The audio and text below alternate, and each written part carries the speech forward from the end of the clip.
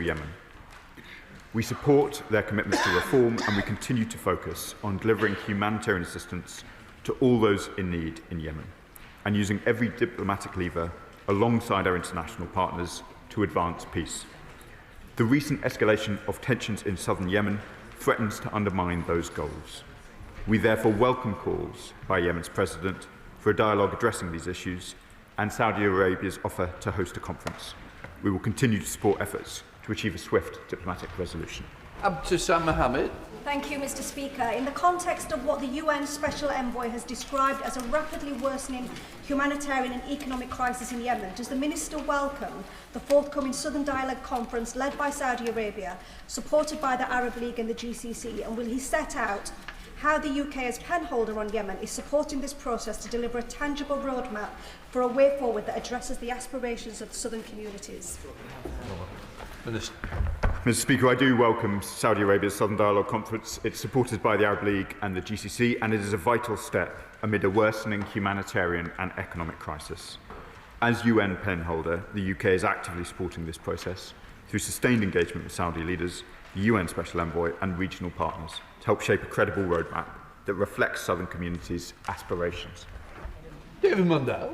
Thank you, Mr. Speaker. In his statement on the 5th of January, the Minister referenced the United Arab Emirates' then call for a ceasefire. What discussions has there been since then with the United Arab Emirates, and is that still their position? We have been in regular dialogue with our allies in the United Arab Emirates. As I understand, their position remains in support of a ceasefire. I know there are extensive dialogue, not just with us, but with some of their other Gulf partners on these questions as well. Anna Dixon. Number 2, Mr. Speaker. Secretary of State. With permission, Mr. Speaker, I'll answer questions 2, 14, 20 and 24 together. The humanitarian crisis in Gaza is still in dire situation because of the winter conditions and a lack of urgently needed aid. Last month, we were pleased that UK-funded tents had entered Gaza to provide critical shelter for 12,000 people, and the government is matching £3 million of donations to the DEC Middle East humanitarian appeal, but far more still needs to be done. We still need much greater access through crossings and barriers to aid lifted in order to deal with this humanitarian crisis. Anna Dixon. And the Secretary of State for her response. We've all witnessed the unfolding catastrophic humanitarian disaster in Gaza, exacerbated by the collapse of the Gazan health system and the suspension of aid delivery. I'm therefore shocked that the Israeli government plans to prohibit some 37 international NGOs from operating in Gaza and the West Bank, including Médecins Sans Frontières, Action Aid and the Norwegian Refugee Council. So could the Secretary of State outline what steps the government has taken to prevent this and what more it intends to do? So State. Well, I agree with my honourable friend about how incredibly damaging it is to have the deregistration of vital international NGOs who do incredible humanitarian work, including providing life-saving services through thousands of staff worth hundreds of millions of pounds in Gaza. They simply cannot be removed or replaced. It's incredibly destructive to prevent them operating. That's why I led a joint statement on behalf of 10 countries urging the Israeli government to allow these essential international NGOs to operate in a sustained and predictable way. We will pursue this as part of phase 2 of the peace process. Dr. Peter Prinsley. Thank you, Mr. Speaker. I thank the Secretary of State for her answer. My surgical colleague, Mr. Rabour of West Suffolk Hospital, spent a month last year in Gaza at the Nasser Hospital. I met him last week and he gave a graphic description of the situation in and around the hospital. He's one of the brave NHS workers of whom we can all be intensely proud. Now, access to humanitarian aid, as we have said, is very difficult, and many international recognised agencies are lately banned, as indeed I am myself banned. What further representation can we actually make to resolve this? For surely it is in the interests of all people in Israel and in Palestine for this fragile peace to be preserved. Secretary of State. Well, I agree with my honourable friend. We need to maintain this fragile ceasefire, but also make progress for peace and also ultimately for the two-state solution that is in the interests of the people of Israel and the people of Palestine. I have also heard horrendous stories about some of the medical conditions and also from some of the brave doctors who were operating there before the ceasefire in the most difficult and dangerous of conditions as well. We are very clear that the humanitarian support that needs still to be surged must include medical supplies, must include healthcare support, and not only is this an issue we are raising continually with the Israeli government, we are also raising this as part of phase 2 of the peace process. Andy MacDonald. Thank you, Mr. Speaker. I thank the Foreign Secretary for his statement. But the Prime Minister yesterday made a welcome statement on the importance of sovereignty and the international rules-based order. Yet within the state of Palestine, 37 international NGOs will no longer be allowed to deliver humanitarian aid on the say-so of Israel. So can the Foreign Secretary confirm that the UK government understands and accepts continued humanitarian access into Palestine must be determined by the Palestinians, that this cannot be undermined by either Israel or the Board of Peace, and can the Minister say what concrete actions the government intends to take to counter Israeli obstructions and give proper effect to the sovereignty of the State of Palestine? State. Well, I agree with him about the destructive impact of deregistering these NGOs. Part of the 20-point plan that Israel signed up to, that all countries signed up to, that President Trump set out, was about substantially increasing humanitarian aid and support in Gaza. Instead, this takes us going backwards. I do think it's significant that the Palestinian Committee, the Palestinian Administration Committee for Gaza, has now been set up. I have continually pressed in all of the international discussions that that committee should be able to take responsibility for significantly increasing humanitarian aid. Jasmine Qureshi. Thank you, Mr. Speaker. Even during the ceasefire, Israel is blocking humanitarian aid into Gaza, whilst at the same time pushing ahead on illegal settlements in Area E. And these alleged settlements, which has been described by the UK government as flagrant breach of international law. So does the Foreign Secretary accept that by these actions, Israel is saying, essentially, trying to bury the idea of a state of Palestine? And can I ask, apart from good words, what concrete action are we going to be taking to allow this to happen? State. Well, as my honourable friend knows, the UK took the historic decision to recognise the state of Palestine in the autumn, and we are clear that ensuring there is a two-state solution does also mean tackling illegal settlement expansion and settler violence. Alongside 26 international partners, we have condemned the E1 settlement plan and condemned the recent steps to further that plan, and I would urge Israel to listen to the weight of international opinion on this, because this needs to be part of delivering the 20-point plan and a just and lasting peace. Bob Blatton. Thank you, Mr. Speaker. The Secretary of State will well know that the terrorist group Hamas refused to disarm, and in fact they enforced their brutal rule on the Palestinian people. Equally, aid trucks that are desperately needed in Gaza are looted by the Hamas terrorists. What steps is the Secretary of State taking to make sure that the international aid that we all want to see given to the Palestinians is not looted and diverted to Hamas?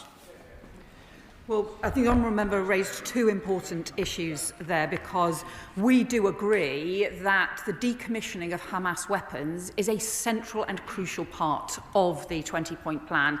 That is why the three issues we have continually prioritised have been the establishment of the Palestinian Committee, the increase in humanitarian aid, and the establishment of the process for the decommissioning of Hamas weapons. We put forward proposals based on our experience in Northern Ireland and expertise as well, but I do believe that this urgently needs to make progress as part of phase 2. Monica Harding.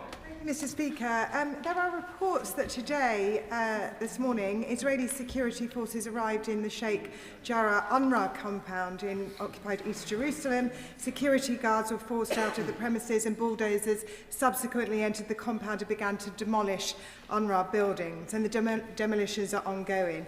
If this is true, this is an unprecedented attack. not only against UNRWA and its premises, but constitutes a serious violation of international law and the privileges and immunities of the United Nations. What consequential action will the Foreign Secretary take if these reports are true? So stay.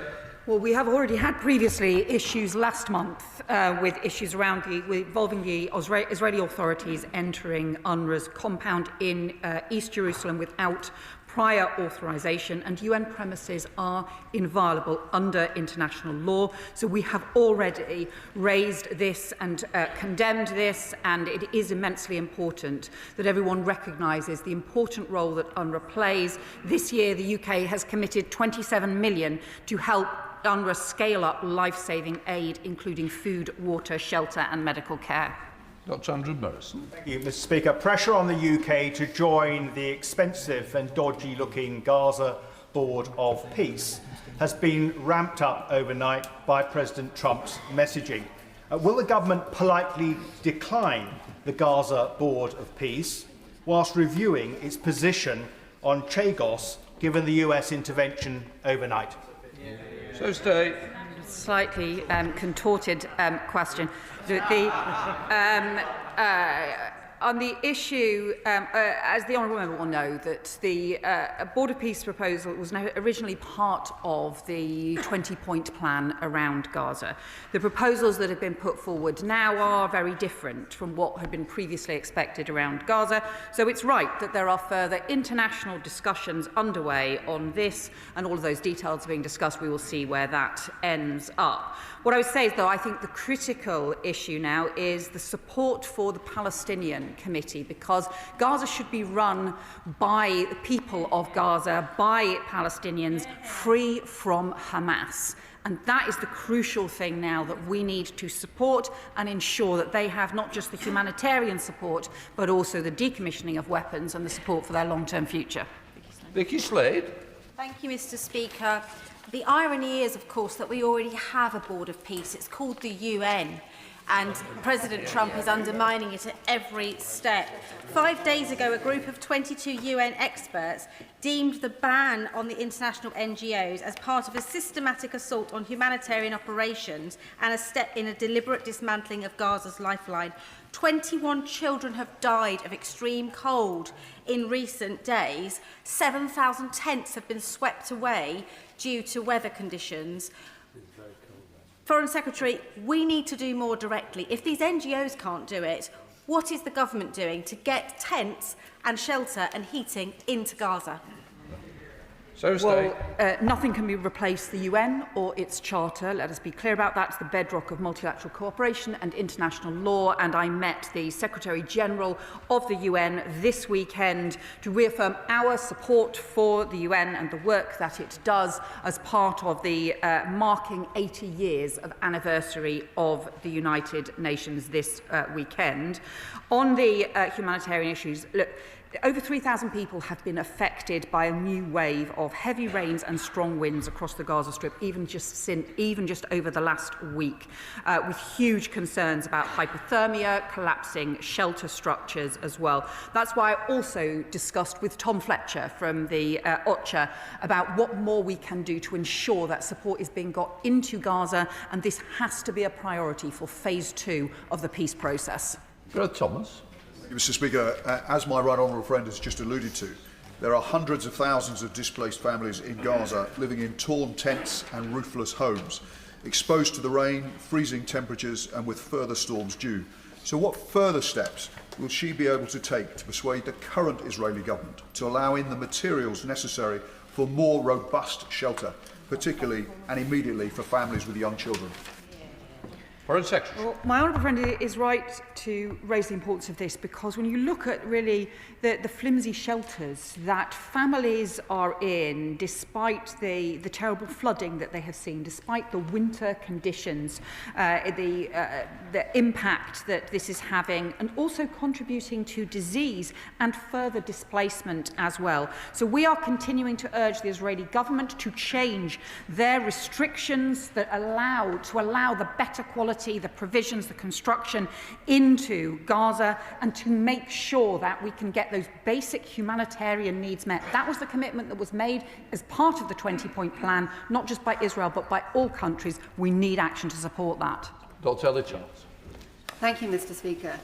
Given the, frankly, utterly extraordinary news yesterday that Donald Trump has invited Putin and Netanyahu to sit on the Board of Peace, does the Foreign Secretary recognise that it is clear that the Board of Peace is utterly unfit to contribute to the task of peace building?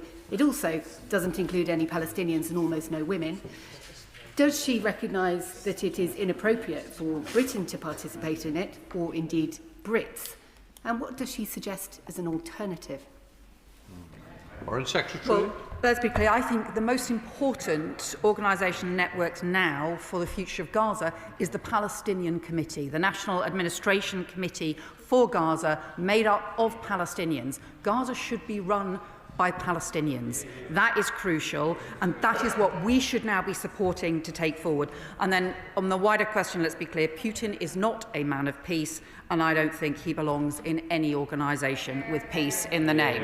Shadow Minister Wendy Moore. Thank you, Mr. Speaker. This House needs the full facts regarding aid entering Gaza and why the government is not more engaged with the CMCC. So I'd like to ask the Foreign Secretary, what steps is she taking to support the disarming of Hamas and secure the immediate release of the remaining hostage?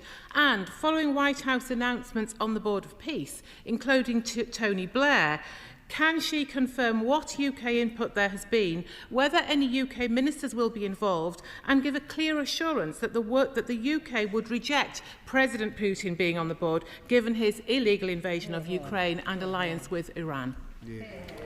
Foreign Secretary. I think I have actually answered every single one of the points that she made already.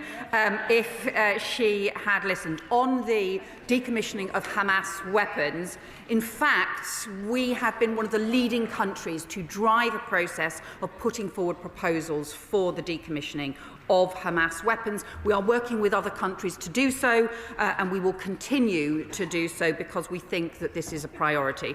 On the humanitarian work, there has been work done by the CMCC, but it goes nowhere near far enough, and we are seeing deteriorating conditions in many areas because of the winter conditions, and frankly, the removal of NGOs simply goes backwards. On the Board of Peace, it is different from what was proposed, and that is why international discussions are underway. We will see where they end up. But let's be clear, it is the Palestinian Committee and the Palestinian people who now to be leading the running of Gaza going forward. Helen Miller, Liberal Democrat spokesperson. Thank you, Mr. Speaker. The composition of Donald Trump's Board of Peace now looks increasingly like a rogues gallery, as we've heard, with President Putin being invited to join. Meanwhile, as the Foreign Secretary has said, the Palestinians have been left out of that board entirely, and it's increasingly clear that this is not about peace at all.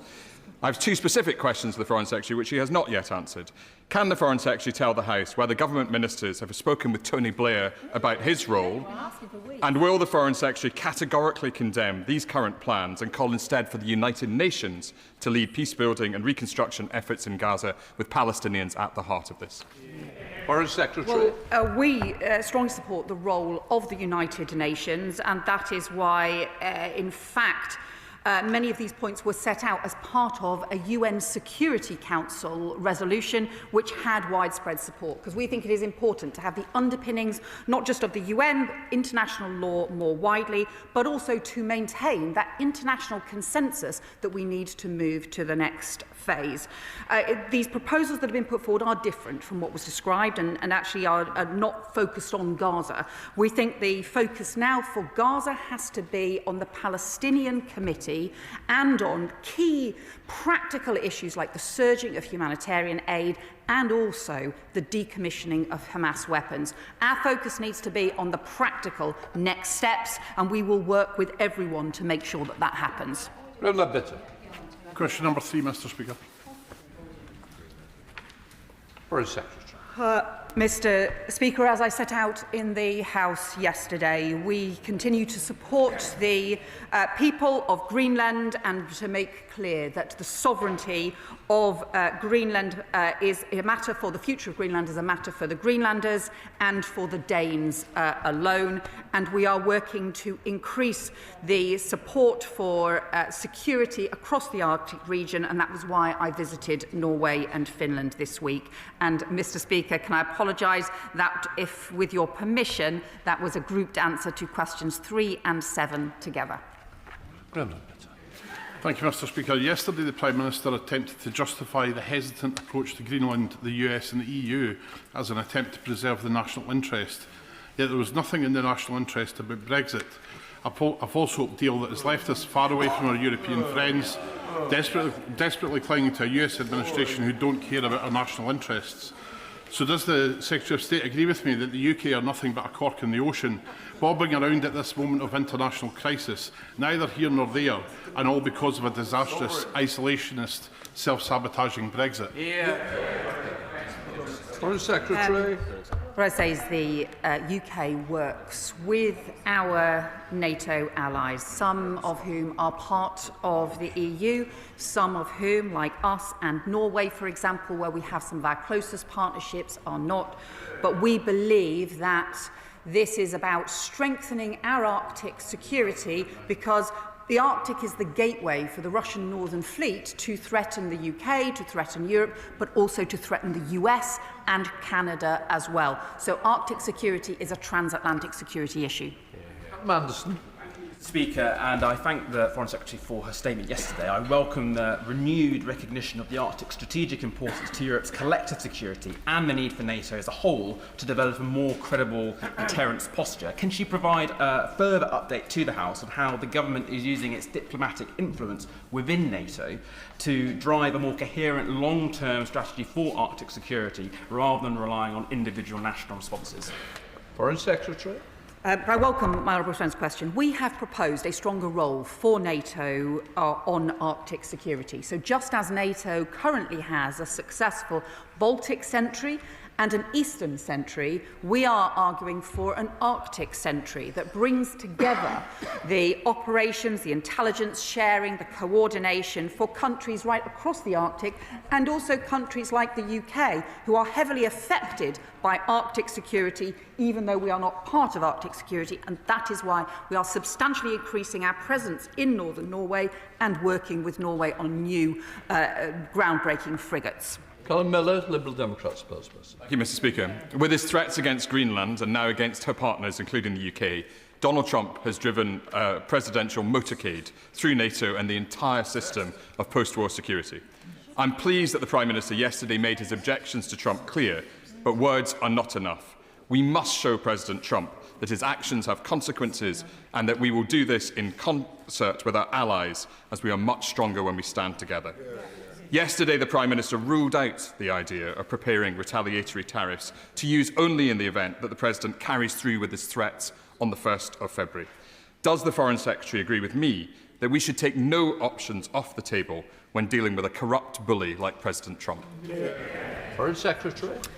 The UK Prime Minister will always act in our national interests. That means pursuing Britain's security, pursuing Britain's prosperity and pursuing Britain's values. That is what he has done at every stage, and it's exactly why he was so firm with the President about our support for the sovereignty of Greenland. It is why we are working continually with our international allies and cooperating closely with other partners right across Europe to make sure that we are responding in a strong and firm way to prevent a trade war that will cause damage to UK industry, but also to US industry as well, and to build instead the collective partnership on security, which is what's in all our interests. Too quickly.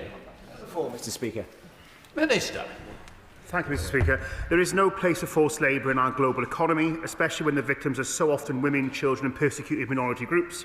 We are working through a range of multilateral bodies, including the G7, the UN and the OSCE, to eradicate forced labour from supply chains. And we are currently reviewing the effectiveness of our rules around the responsible business conduct to ensure the UK continues to set the global standard in the elimination of forced labour. Richard Quidley. I thank the Minister for his response. However, the UK's Joint Committee on Human Rights has warned that without stronger action, we risk falling behind the EU and the US and even becoming a dumping ground for goods produced with forced labour. Will the government commit to introducing legislation that sends a clear and unequivocal message that the UK stands firmly against Uyghur forced labour and will not allow such products into our market? Minister. Can I thank my honourable friend for his question? We are clear that no company in the UK should have forced labour in its supply chain. We are committed to promoting and protecting human rights, including in Xinjiang, and we continue to work with international partners to hold China to account for their human rights violations.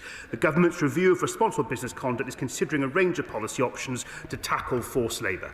Sir Alex Shelbrooke. Thank you, Mr. Speaker. But Mr. Speaker, as his right honourable friend, the Energy Minister, insists that we must move as quickly as possible to renewables, I ask the Minister what steps does he have in place to ensure that the 90% of processed materials for renewables do not include slave labour and human rights abuses? Minister. Can I thank him for his question? We of course support voluntary human rights due diligence in businesses as recommended by the UN in its guiding principles on human rights. And as I've already mentioned in answer to my honourable friend, as part of the government's review on responsible business conduct, these will be part of the options we take forward as His Majesty's government. Number 5, Mr. Speaker. Minister.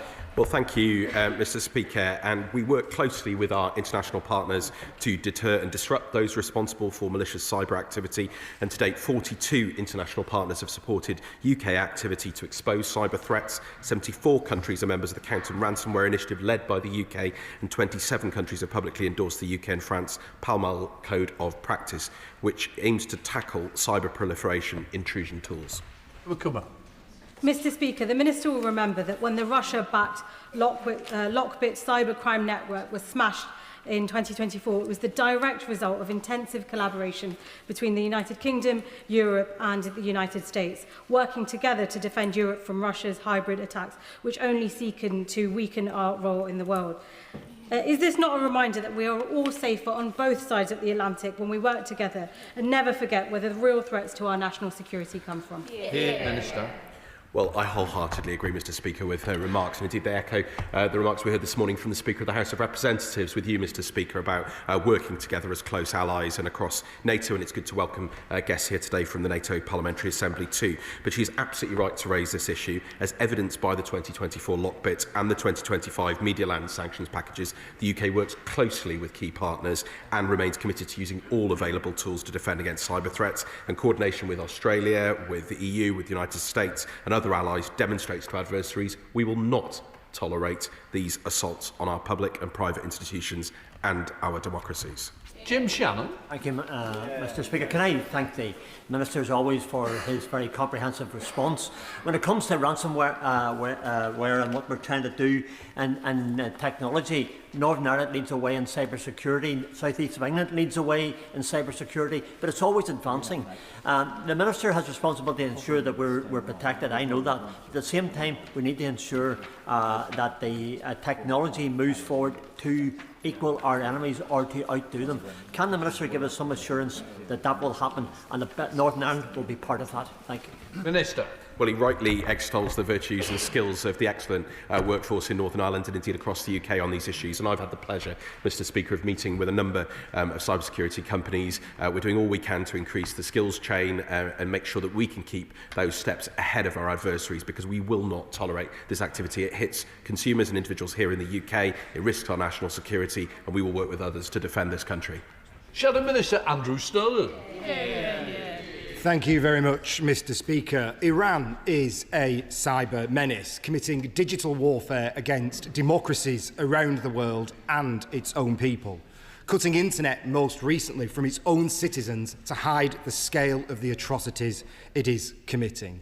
So can the government outline whether it has any plans to use its own cyber capabilities to take on Tehran in its moment of weakness, and how it will prevent Tehran from evading tariffs by using cryptocurrency?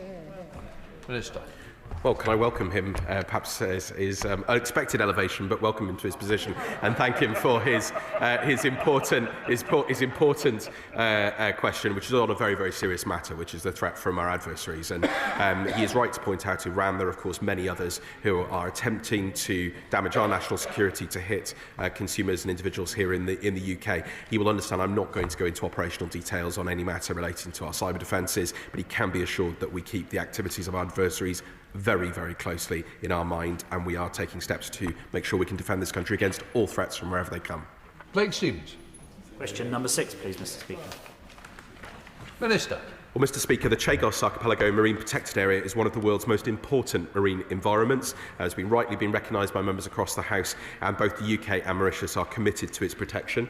I can confirm to him that no commercial fishing will be allowed, but low levels of artisanal fishing will be permitted for the sustenance of the Chagosian communities, which is compatible with nature conservation, and we're working closely with Mauritius to ensure that adequate patrolling capabilities will be maintained after the Marine Protected Area enters into force. Blake Stevens. Thank the Minister for his response. A recent report from Yale University ranks Mauritius last out of 131 states for stringency in its marine protected areas, and a woeful 173 out of 180 for protection for biodiversity. Mauritius has even admitted it doesn't have capacity to patrol the area and is open to commercial fishing, and I recognise the response that the Minister just gave, but Britain has kept the Chagos marine environment pristine for 50 years. Why doesn't the government want to secure this legacy in law? Minister. Well, with the greatest respect, because I know he raises these issues with sincerity, I was just very, very clear, and it was on the 3rd of November that Mauritius announced the creation of the Chagos Archipelago Marine Protected Area, and they've confirmed that no commercial fishing will be allowed in any part of the MPA. We're working very closely with them on the issues around patrolling, working very, very closely to protect the environment. These are important issues, and I can assure him that we are absolutely seized of them. Foreign Secretary Dame Fitzpatel. The Prime Minister previously said that Five Eyes partners and the United States backed the Chagos surrender bill, but today the American president has publicly opposed it, rightly citing the very concerns that these benches have raised around the malign influence of China and Russia benefiting directly as a result of surrendering the Chagos Islands. Is President Trump right? And given Labour's Chagos surrender bill will cost £35 billion, compromise our national security and betray the rights of the Chagosian community, when will the government finally see sense and scrap this shameful treaty? Minister. Well, Mr. Speaker, she again makes some wild claims about costs, which are simply not the case. We have been absolutely clear that the UK will never compromise on our national security. As we have made repeatedly clear, the agreement we have struck is vital for protecting our national security and that of our allies, and guaranteeing the long-term future of a base that is crucially important for the UK and the United States. Our deal secures the operations of the joint US-UK base on Diego Garcia for generations. It's got that backing across Five Eyes, as well as other international partners. I would remind her very, very clearly that in May, the US Secretary of State said the Trump administration is determined that this agreement secures the long-term, stable and effective operation of the joint US-UK military facility on Diego Garcia. We will, of course, have discussions with the administration in the coming days to remind them of the strength of this deal and how it secures the base.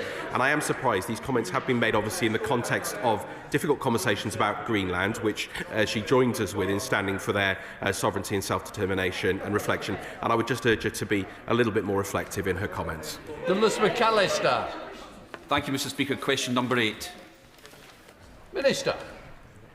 Mr. Speaker, one of the Foreign Office's most serious and important duties is standing up for British nationals who have been wrongly detained overseas and supporting the families here at home working desperately for their release. We're committed to strengthening those efforts, including through the appointment of a dedicated envoy for complex detention cases, and we expect to confirm that appointment in the near future. Mr. McAllister. Mr. Speaker, exactly 3,000 days ago, my constituent Jagtar Singh Johal was imprisoned in India. 3,000 days later, he remains arbitrarily detained, facing the death penalty on trumped-up charges, having been brutally tortured to make a confession. While in opposition, our Prime Minister rightly recognised my constituent's detention as arbitrary. We need to do more than just raise his case with Indian counterparts. My constituent was acquitted in March last year of all charges, but now faces essentially 8 duplicate cases based on the same evidence. So does the Foreign Secretary or the Minister agree with me this is clearly double jeopardy as recognised under Indian, international and UK law? And will the government make that clear to Indian counterparts? Mr. Speaker, I thank my honourable friend for the persistence and the force of his advocacy for his constituents. Despite progress in Mr. Johal's legal proceedings, as he says, 8 of the cases against him remain outstanding. We continue to raise concerns about Mr. Johal's prolonged detention with the Government of India at every appropriate opportunity, emphasising the need for a prompt, full and just resolution of Mr. Johal's cases within India's independent legal system. Christian Jolly. Thank you very much, Mr. Speaker. Sadly, Chagos Singh Johal is not the only case of human rights violations against British citizens across the world at the moment. And one of our biggest allies has just said that peace is no longer a priority for them. So with the world such a dangerous place and such a threat to the human rights of British citizens abroad, would the Minister agree with me that the time has come to make assistance, consular assistance, a legal right of British citizens across the globe? Minister. Mr. Speaker, we're committed to introducing a right for consular assistance. We'll return to this House with more detail about what form that may take. Ian Lavery. Minister. Mr. Speaker, we have consistently called on all parties to comply with their international humanitarian law obligations in Palestine, and where this government has had concerns about Israel's commitment to those obligations, we have taken decisive action. That has included stopping exports to the IDF that might be used in Gaza, suspending negotiations on a new free trade agreement, and last month voting in favour of a UN resolution which welcomed the ICJ's advisory opinion on Israel's obligations to allow life-saving humanitarian assistance to reach Palestinian civilians. Thank you, Mr. Speaker. In July 2024, the ICJ ruled that the Israeli occupation and settlements were illegal and must be ended and dismantled. Then in September 2024, the UN General Assembly gave Israel 12 months to bring to an end its unlawful presence in the occupied Palestinian territories. A deadline, Mr. Speaker, which is now lapsed by more than 4 months. Minister, why, after a year and a half, has the government still not published its response to the ICJ advisory opinion? Is there something we don't know, but perhaps we should? Mr. Speaker, I thank my honourable friend for the question. In that period, the UK has made a range of very significant determinations in relation to our policy in the Middle East. Of course, we continue to consider the court's advisory opinion on Israel's occupation carefully. There was lots in that advisory opinion with which we agree, and is indeed already government policy. We agree settlements are illegal. We have already taken strong action against them. Since this government came into office, we've introduced 3 packages of sanctions related to violence against communities in the West Bank, and we continue to keep these questions under review. Imran Mohammed. Thank you, Mr. Speaker. Since the recent ceasefire came into effect, over 450 Palestinians have been killed by Israel. The UNICEF reports that over 100 Palestinian children have been killed in Gaza since October the 10th. Israeli airstrikes continue, and the mental and physical torture and violence continues unabated. Can the Minister tell the children that are still alive in Gaza what action the UK government will take to force Israel to comply with international law and to allow essential humanitarian aid into Gaza, but also to make this ceasefire a real ceasefire and stop the killing? Minister. Mr. Speaker, I know how deeply so many of our constituents, indeed so many members in this House, consider these issues, raise these issues. We are continuing to take action in the way that the Foreign Secretary has already set out this morning, and those actions will continue. It is vital that the ceasefire holds, that we make progress in the 3 areas set out by the Foreign Secretary already, and that is the priority of these ministers. Ollie Glover. Thank you, Mr. Speaker. Question number 10, please. Minister. Thank you, Mr. Speaker. We are committed to international development, but we must modernise our approach to reflect the world we live in and the threats our country faces while maintaining economic stability at home. We are committed to meeting the ODA budgets that have been set out, but with less money we must focus on greater impact. Every pound must deliver for the UK taxpayer and the people we support, while we will sharpen our focus on humanitarian, health, climate and nature, underpinned by economic development. Glover. Thank you, Mr. Speaker. I thank the Minister for his answer. The United States government has cut funding for research and development into life-saving health solutions that help the world's poorest people. In this context, the UK has the opportunity to embrace world-leading scientists who are no longer welcome elsewhere. So will the government seize this opportunity to both continue progress on life expectancy in the global south and boost the UK's economy by increasing its spending on global health research and development? Thank you, Mr. Speaker. I can't comment on the US decision. It's a matter for the administration. In terms of our own support in the ODA context, as I've mentioned, one of those focuses now moving forward will be on health. And of course, we've announced previously to the House additional funding to tackling life-limiting conditions, particularly in the continent of Africa. So the work around health and life-saving work carries on. The conflict in Sudan is affecting millions of people, including thousands of women affected by horrific sexual violence. I've been hearing from aid workers on the ground who are working with those women. Can the Minister assure the House that despite aid budget cuts, support for the women victims of sexual violence in the conflict of Sudan will not be cut? Minister. Can I thank my honourable friend for her question, Mr. Speaker? I know what a huge issue and important it is to all members across the House. I can confirm that additional funding has been allocated in relation to the Sudan conflict. We are, of course, calling for the violence to end, and particularly for the violence that is targeted at women and girls. And I can assure her that part of this continuing funding is in supporting and trying to tackle the very extreme levels of sexual violence that women are experiencing in Sudan. Sir Andrew Mitchell. Of course, Mr. Speaker, as the Minister will know, part of the ODA budget goes to invest in businesses, creating employment in the poorest parts of the world. For example, through BII, British Investment International, undoubtedly now the best DFI in the world. Will the Minister continue to ensure that BII receives injections of capital so that they can go on doing this brilliant work and earning a decent return for the British taxpayer? Minister. Can I thank the right honourable gentleman for his question? I'm pleased to say that the International Development Minister, Baroness Chapman, in the other place, is due to meet imminently with the group, and we will continue to work, indeed in my conversations with nations in the ODA context, about how we can do more support for business as one of the changes of how we'll see ODA working moving forward. David Tell. Thank you, Mr. Speaker. I hate to disagree with my colleague opposite, who I respect greatly, but I do wonder, in the era where we have less money, whether we do need to focus on reaching the poorest people the most. And there are other models, including the International Finance Facility for Education, the International Finance Facility for Immunisation, that offer ways in which we can leverage in much more money. By putting in a small amount, we can leverage up to 4 times more money out. So would ministers meet with me and a Treasury Minister to discuss proposals like this, so that we can look at innovative forms for development finance in an era of less ODA?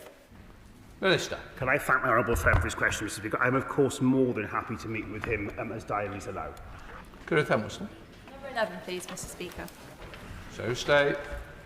Mr. Speaker, the UK continues to support the Ukrainian people in the face of unrelenting Russian aggression, including the targeting of Ukraine's energy, infrastructure and civilians. On Friday, we were proud to mark the anniversary of the 100-year partnership that we agreed with Ukraine last year, and we will continue to provide support, both military and economic, and for their energy security as well. Good, Thank you, Mr. Speaker. The Association of Ukrainians in Great Britain, Bolton branch, is situated in my constituency of Bolton North East, helping families settle and keeping those community ties strong. As the Foreign Secretary mentioned, as the UK marked the first anniversary of the UK-Ukraine 100-year partnership, what more is the Foreign Secretary doing, working across government, to ensure Ukrainians in the UK are provided with the support they need to rebuild their lives? Foreign Secretary. Can I thank the honourable member for her question? This is exactly this 100-year partnership is about our people-to-people links, our long-term connections between the UK and Ukraine. And if I can just take a personal moment on this, Mr. Speaker, I can report that one of the teenagers who came to stay with us in Castleford at the very beginning of the Ukraine war and has since returned to Kyiv has continued with her training to be an international standard ballroom dancer, is back in the UK with her partner this week in the run-up to an international competition, and I wish them both the very best. Sir Julian Lewis. I'm sure the entire House endorses what the Foreign Secretary has just said. In a week when the government is sadly letting down Hong Kongers in London, Chagosians in exile, and Northern Ireland veterans in retirement, can we absolutely rely upon continued support for Ukraine's gallant resistance to atrocious Russian imperialism? Foreign Secretary. Well, I think really the honourable member should know better than to ask a question like that, as he knows. The UK has been continually strong in our support for Ukraine, for the people of Ukraine, and also for Ukraine's continued military resistance. I think for too long Russia has underestimated the people of Ukraine, but also Ukraine's friends, and that is why the UK, through the coalition of the willing, has been leading support for Ukraine. Shadow Minister Winniborn. Thank you, Mr. Speaker. The Foreign Secretary will have heard President Zelensky's warnings last week about the supply of air defence missiles. We must heed them. Can she confirm whether the government is now going to make more weapons available, immediately scale up production, or broker new military aid packages with our allies to make sure there is a constant supply of missiles? Well, the UK is working very closely with our partners, including through NATO, but also more broadly, to ensure that Ukraine has the military support they need, including the weapons and the equipment, but also support for their energy infrastructure, support for their intelligence gathering as well, where the UK plays an important role. And what we have done is, in fact, set forward commitments alongside the French government as well, and that forward lean on the ability to support Ukraine if a peace agreement is reached, backed by security guarantees. So I think the UK is really very much leading the military and wider support for Ukraine. Dan Carden, starting topicals. Topical number 1, Mr. Speaker. Secretary. Mr. Speaker, in a few weeks' time, we will reach the 4th anniversary of the Ukraine war, and extreme efforts have been made over recent months to pursue a just and lasting peace, but still we have seen no sign that Russia is willing to make peace. And in the early hours of today, Russia attacked Ukraine with 34 missiles and 339 drones. This follows 4 previous nights in which Russia fired 537 drones at Ukrainian cities, largely targeting energy infrastructure. Ukraine's energy system is experiencing its most acute crisis of the war, and Kyiv residents are currently receiving 3 hours of power, followed by 10-hour outages. So on the 16th of January, as we marked the first anniversary of the 100-year partnership, I announced a further £20 million of UK support for vital energy repairs. Our commitment to supporting Ukraine is unwavering. Duncan. Thank you, Mr. Speaker. I'm grateful for that update. The brutal Iranian regime is dying and a new Iran is being born, and we can assist that process in their interests and ours by banning the IRGC. If the Foreign Secretary requires a new legislative instrument for a prescription mechanism for state and state-linked bodies, will she bring that to the House? And will the Foreign Office prepare for the day after, convening opposition parties to cohere them and mobilise expertise to decide on a future democratic... Come on, you've got to help me to get others in. Well, my honourable friend will know that as Home Secretary, I commissioned the review of the legislation which recommended changes because the existing legislation is drawn up around terrorism and we need to be able to deal with state-backed threats. I can also assure him that both I and the new Home Secretary take extremely seriously the threats from Iran.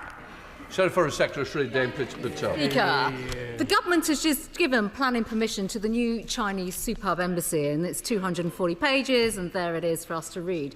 All the time while Jimmy Lai, a British national, continues to be imprisoned in appalling conditions on bogus political charges under the disgraceful Hong Kong national security law. So does the Foreign Secretary agree that it is unacceptable for China to be rewarded with this spy hub in the heart of London while Jimmy languishes in prison? Foreign Secretary.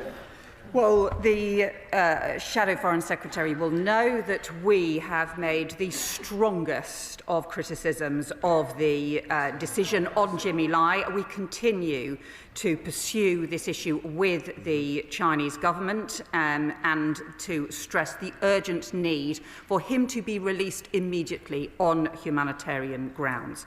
She has raised the issue of the independent planning decision, and she will know the independent planning processes that need to be gone through, and I understand the Security Minister will be making a statement to the House on this topic shortly following this session.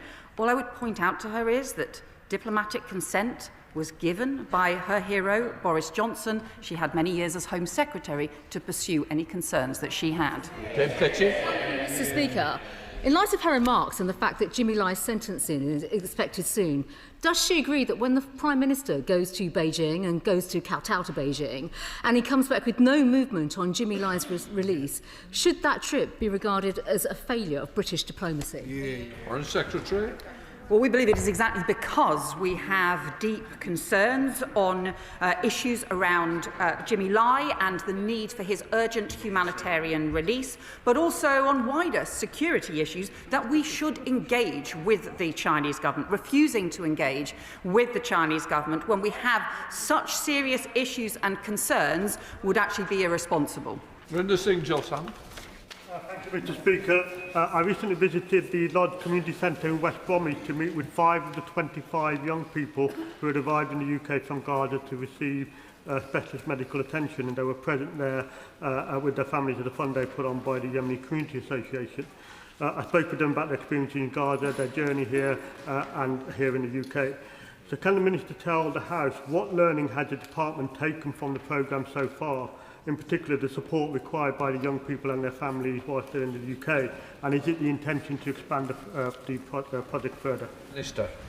Mr. Speaker, as the House will be aware, we've supported a number of sick and injured children to leave Gaza. I'm very proud of our work in this area. We work closely across government, including with our colleagues in DHSC, MHCLG and indeed with local authorities to ensure that children and families arriving in the UK receive the help and support they need. In relation to future plans, I'm sure I'll return to the House in due course. Joe Roberts. Thank you, Mr. Speaker. President Trump's new version Board of Peace will apparently cost $1 billion to join. Trump will chair it for life, and Putin will be invited to join and offer his views on peacemaking. Now, I understand the Foreign Secretary is still having conversations about it, but has she managed to identify a single good reason for the UK to join? Minister. As the Foreign Secretary set out earlier, the Board of Peace was part of the 20-point plan, which we welcomed. There was a UN Security Council resolution, which also enshrines the progress made in the talks. Of course, we want to see the ceasefire hold in Gaza. We are fully engaged with our American and other counterparts on these questions. But as the Foreign Secretary has set out already, we are discussing with our allies the way ahead. Lorraine Beavers. Settler violence and expansion in the occupied West Bank is a daily threat to Palestinian communities. In the face of persistent violence, entire villages have been forcibly displaced. This is ethnic cleansing, enabled by the Israeli state. Does the Foreign Secretary agree with me that a ban on trade with Israeli settlements would show Israel that we are serious in opposing this disgraceful activity? Honourable Secretary. What I would say to the Honourable Member is we are deeply concerned about the escalating settler attacks and the fact that they have reached new heights, with more attacks last year than in any year since the United Nations began recording such incidents. We need the Government of Israel to abide by its obligations around settlements and also around settler violence, but we also need to ensure that we pursue this as part of the broader peace plan process, the 20-point plan process, to build the greatest possible coordination around delivering not just peace for Gaza, but a two-state solution. Both Allied and Russian, I wonder if the Foreign Secretary could articulate the risk she thinks that the UK is taking when it has such a small military and is committing several thousand troops, maybe even tens of thousands of troops, to Ukraine through the coalition of the willing. Well, the UK government, this government, is responsible now for the biggest increase in defence investment since the Cold War, because we recognise the importance of defending our national security. And I would also say to him that Ukraine's security is our security. The threat from Russia affects us all. Jeff Smith. Speaker, it's going to be impossible to get the necessary aid into Gaza until the Rafah crossing is fully open. Can the Minister update us on progress in trying to persuade the Netanyahu government to do the right thing and open the Rafah crossing? Minister. I thank my honourable friend for his question and his continued advocacy on these questions. The Rafah crossing, and indeed other crossings, was clearly outlined in the 20-point plan as needing to open. There have been discussions between various partners, but we continue to press the Israelis to open all the crossings now. Stephen Gathins. Mr. Speaker, an opinion poll at the weekend in the Sunday Herald shows that 3/4 of Scots would vote to join the European Union. They get that leaving the EU was a disaster a decade ago, and it's even more of a disaster given the international situation now. So why does this government continue to pursue yesterday's policies backed up by yesterday's men and women? Minister. Well, Mr. Speaker, with the greatest respect, he knows that this government has strengthened our relationships with the EU, has got a security and defence partnership, is securing an SPS deal, is rejoining Erasmus+. These are all things that are going to make a tangible difference, both for people in Scotland and across the United Kingdom, and we're very proud of them. Right, Leader. In her Sunday Times interview 2 weeks ago, the Foreign Secretary warned that the only person who benefits when NATO is divided is Vladimir Putin. That warning looks even more relevant today, so can I ask her once again to remind her colleagues across the Atlantic that this is the time we come together as an alliance and remember who our true enemies are? Well, I gather that their sentiment was expressed by the Speaker of the House of Representatives, the US Speaker of the House of Representatives, Mike Johnson, who has been with us in Parliament over the last few days. I think there are many people on both sides of the Atlantic, across Europe and across North America, who recognise the importance, the vital importance of our NATO alliance, of keeping all of us safe. Seamus Logan. Thank you, Mr. Speaker. My constituent, Peelin Omar, has asked me about a ceasefire which was announced on Sunday between the Syrian government and the SDF, which has already unravelled, with fighting resuming in less than 24 hours. What is the Foreign Secretary doing to promote humanitarian access, international monitoring and a long-term reconciliation between the Kurdish people in Aleppo and northern Syria and the Syrian government? And does it support a more devolved government solution to bring about a lasting peace for the Kurdish people? Minister. Mr. Speaker, many across the House will be aware of the fast-moving situation in north-east Syria. It is of concern to the British government. We are calling for de-escalation and we want a halt to the advance into the north-east. We continue to focus on the humanitarian situation in Syria.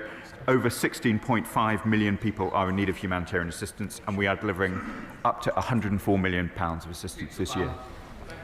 Could I ask the Minister what action the UK Government is taking to support Tamils in seeking justice for past and current injustices? Mr. Speaker, the UK is active in seeking justice and accountability for Sri Lanka's Tamil community, and indeed we lead in the UN's Human Rights Council on the resolution on Sri Lanka. Last year, we sanctioned Sri Lankans for human rights violations in the civil war, and we've made clear to the Sri Lankan government the importance the importance of improved human rights for all in Sri Lanka, as well as reconciliation. And let me take the opportunity to wish the Tamil community a happy Thai Pongal. Shocker Adam. Despite the Minister's assertion that the government is holding the Israeli government to account, I just would like to remind them that a tender by the Israeli government has just been passed for a further illegal construction of more than 3,000 homes in the E1 project in the West Bank. This will now completely cut the West Bank into half. So will the government now comply with the ICJ's opinion that third states have a duty, like ours, to bring Israelis' illegal occupation to an end by imposing sanctions on Israeli ministers in their professional capacity and prohibit UK companies from illegal settlements? Minister. Mr. Speaker, the Foreign Secretary and I have set out the position in relation to settlements over the course of this session, but I want to be clear, we have been the strongest that we can in condemnation of the increase both in violence with settlers and settlements themselves. I have, from this dispatch box, announced sanctions indeed on Israeli ministers, including Mr. Smotrich and Mr. Ben-Gvir. Marcy Watts. Thank you, Mr. Speaker. I proudly declare that I'll be visiting the Falkland Islands as a guest of their government next month. What can the UK government do to alleviate EU tariffs of between 6 and 18% on their fishing exports so that the Falklands government have more money to spend on health, education and their treasured environment?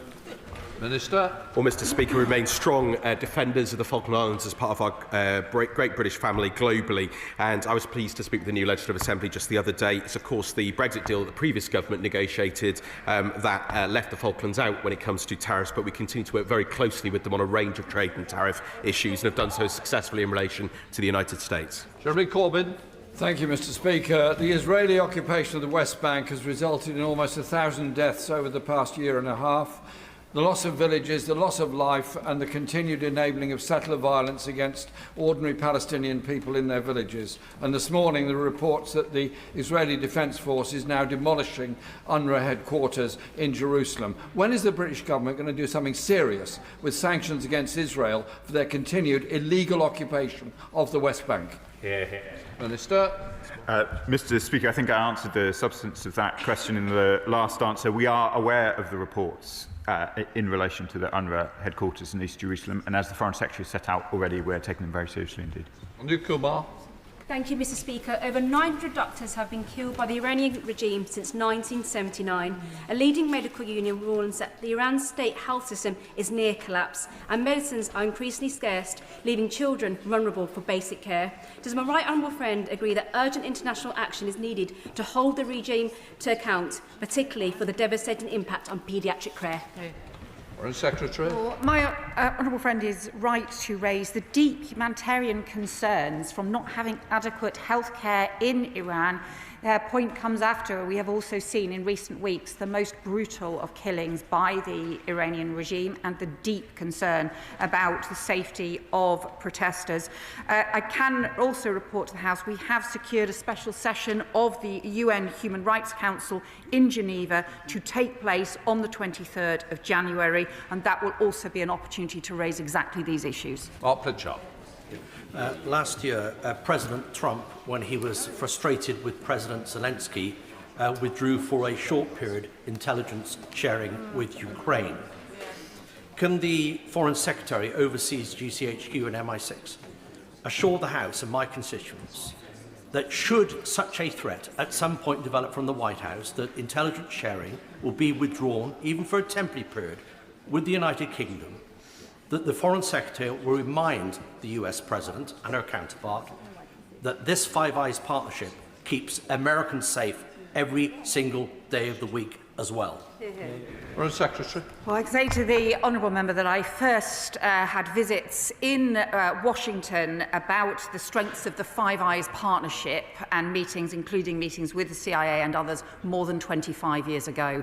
Our Five Eyes partnership runs back many generations now and is deep and important, and also continues to take incredibly seriously the threats from Russia in Ukraine. Marshal de Cordova.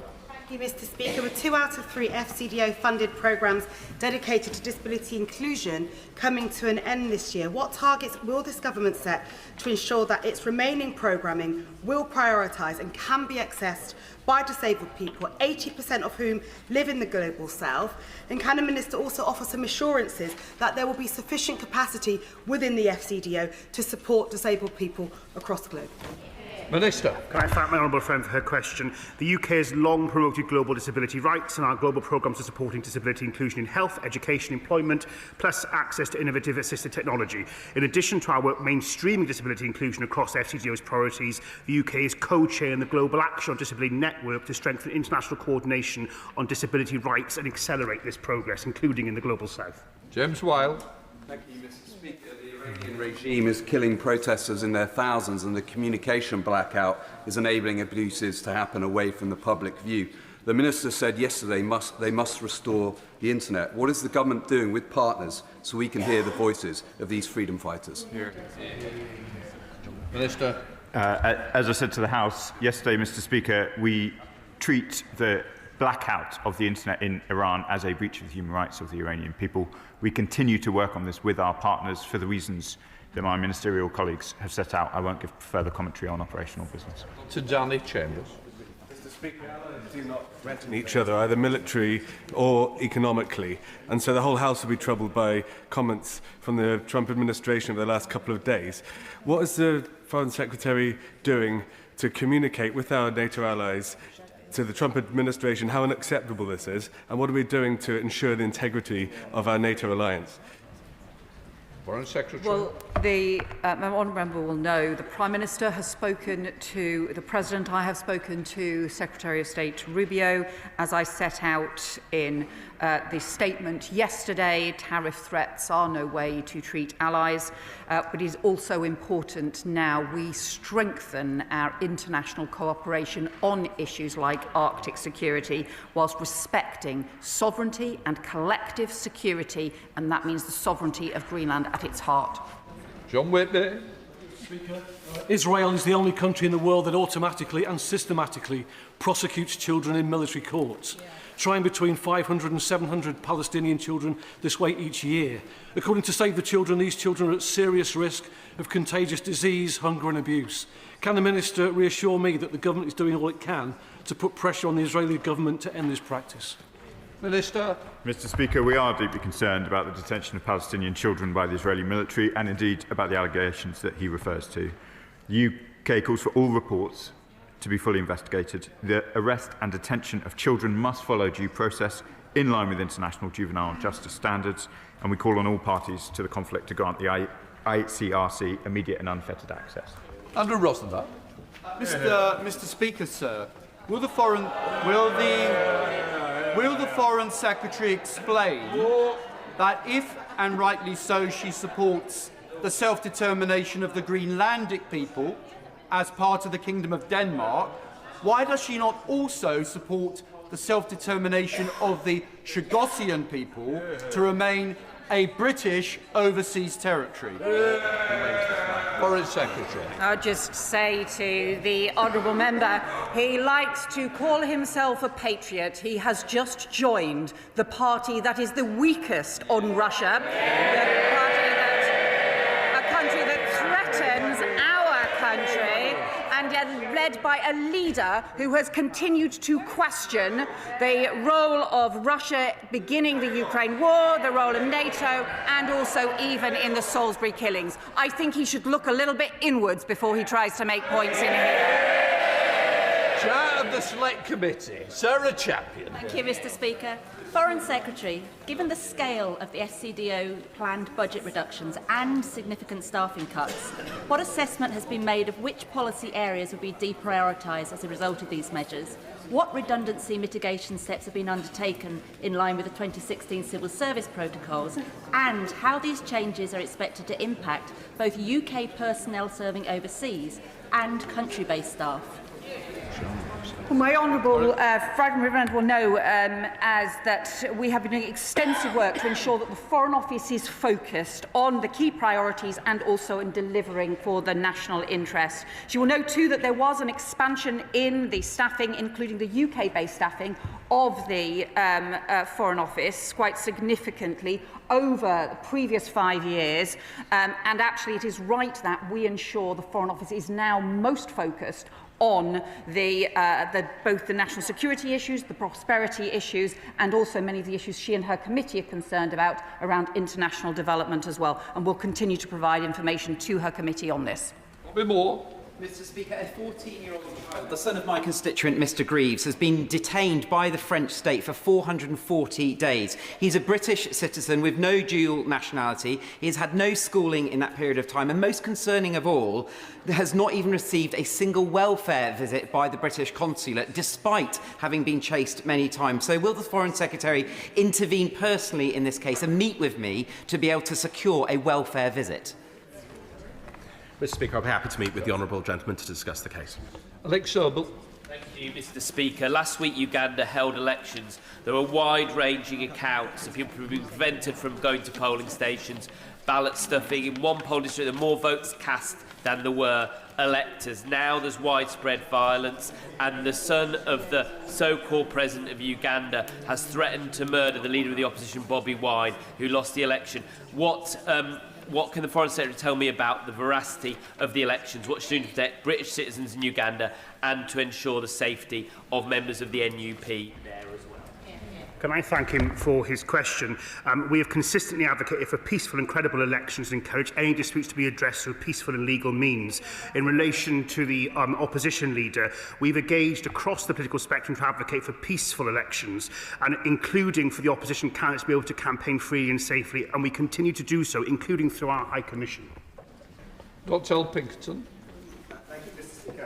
In answer to an earlier question, the Foreign Secretary said that the future of Greenland should be determined by Greenlanders and Danes. And yet members across this House are just finding out that any opportunity to give Chagosians a referendum have been stripped from this afternoon's discussions on the Chagos bill. So can I ask the Foreign Secretary, why does she think that Chagosians don't deserve the same rights that she considers to be so fundamental to Greenlanders?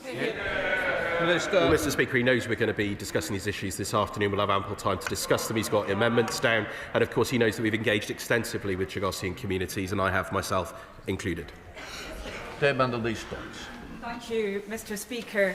Yesterday, the ICC's Deputy Chief Prosecutor said atrocities would be repeated in Sudan from town to town unless impunity for belligerents ended. So can I ask, what measures the UK government has been taking to make it clear to the SPLM-N, as well as to the RSF and SAF, that they must protect civilians and let aid through? Foreign Secretary. Can I thank my right honourable friend for raising this, because the continuing humanitarian crisis and horrendous violence in Sudan is deeply troubling, and I worry this is not getting sufficient international attention. I have discussed this extensively with the UN Secretary-General this weekend about what further action can be taken and what concerted pressure can be put on any country that has any influence on the warring parties. We urgently need a ceasefire, but we also need an end to the horrendous and brutal violence, particularly the sexual violence towards women. Mr. Speaker, through his new folly over Greenland, President Trump is increasingly bringing the UK closer to Europe. Would the UK allow European forces, at Denmark's request, use UK's command infrastructure for operations in and around Greenland? Minister. Well, the Honourable Lady knows that we already work very closely with Denmark, of course, in NATO, and indeed the Foreign Secretary made clear our desire for an Arctic Sentry programme, and of course we work with other partners in the High North, in the GEF, so we already work very closely together. Sarah Coombs. Speaker, last week I met a mother from my constituency who told me a terrible story. In October, her daughters were taken supposedly for a day out at the fair by their father, but they never came home. It seems he has abducted them and taken them out of the country, either to Afghanistan or Pakistan. Can the Minister set out what the government can do about these kind of abductions, and will they meet with me to discuss how we get these little girls home? Minister. Of course I will, Mr. Speaker. Final question, Colin Lockhart. Mr. Speaker, Yemen is now the third most dangerous country in the world to be a Christian, according to Open Doors World Watch List, which was released last week. Since January, over 50 Yemenis Christians have been arrested and imprisoned, facing intimidation, interrogation and risk of torture. Will the Minister explain why freedom of religion and belief is not made a clear prerequisite for continued aid, UK aid, with robust monitoring on the ground? Mr. Speaker, I'm grateful for an opportunity to comment on aid into Yemen. As I'm sure the honourable member will know, there are significant restrictions on aid into the north of Yemen, where the Houthis are in control. It is rather easier in the south of Yemen to get aid in, but given the events referred to earlier in the session, this remains complex. We continue to prioritise the freedom of religious belief, including through our excellent envoy, a member in this House, and I'm very happy to meet with the honourable member to discuss these issues further. That completes questions. We'll let the front bench change over.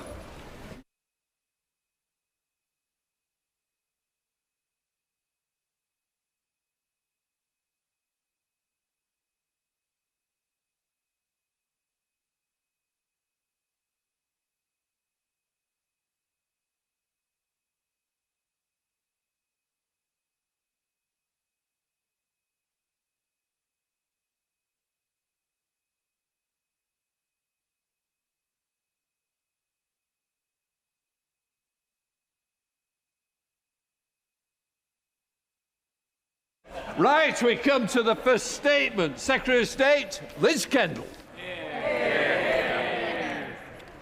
Thank you. With permission, Mr. Speaker, I'd like to make a statement on the next steps this government will take to keep children safe online and give them the childhood they deserve.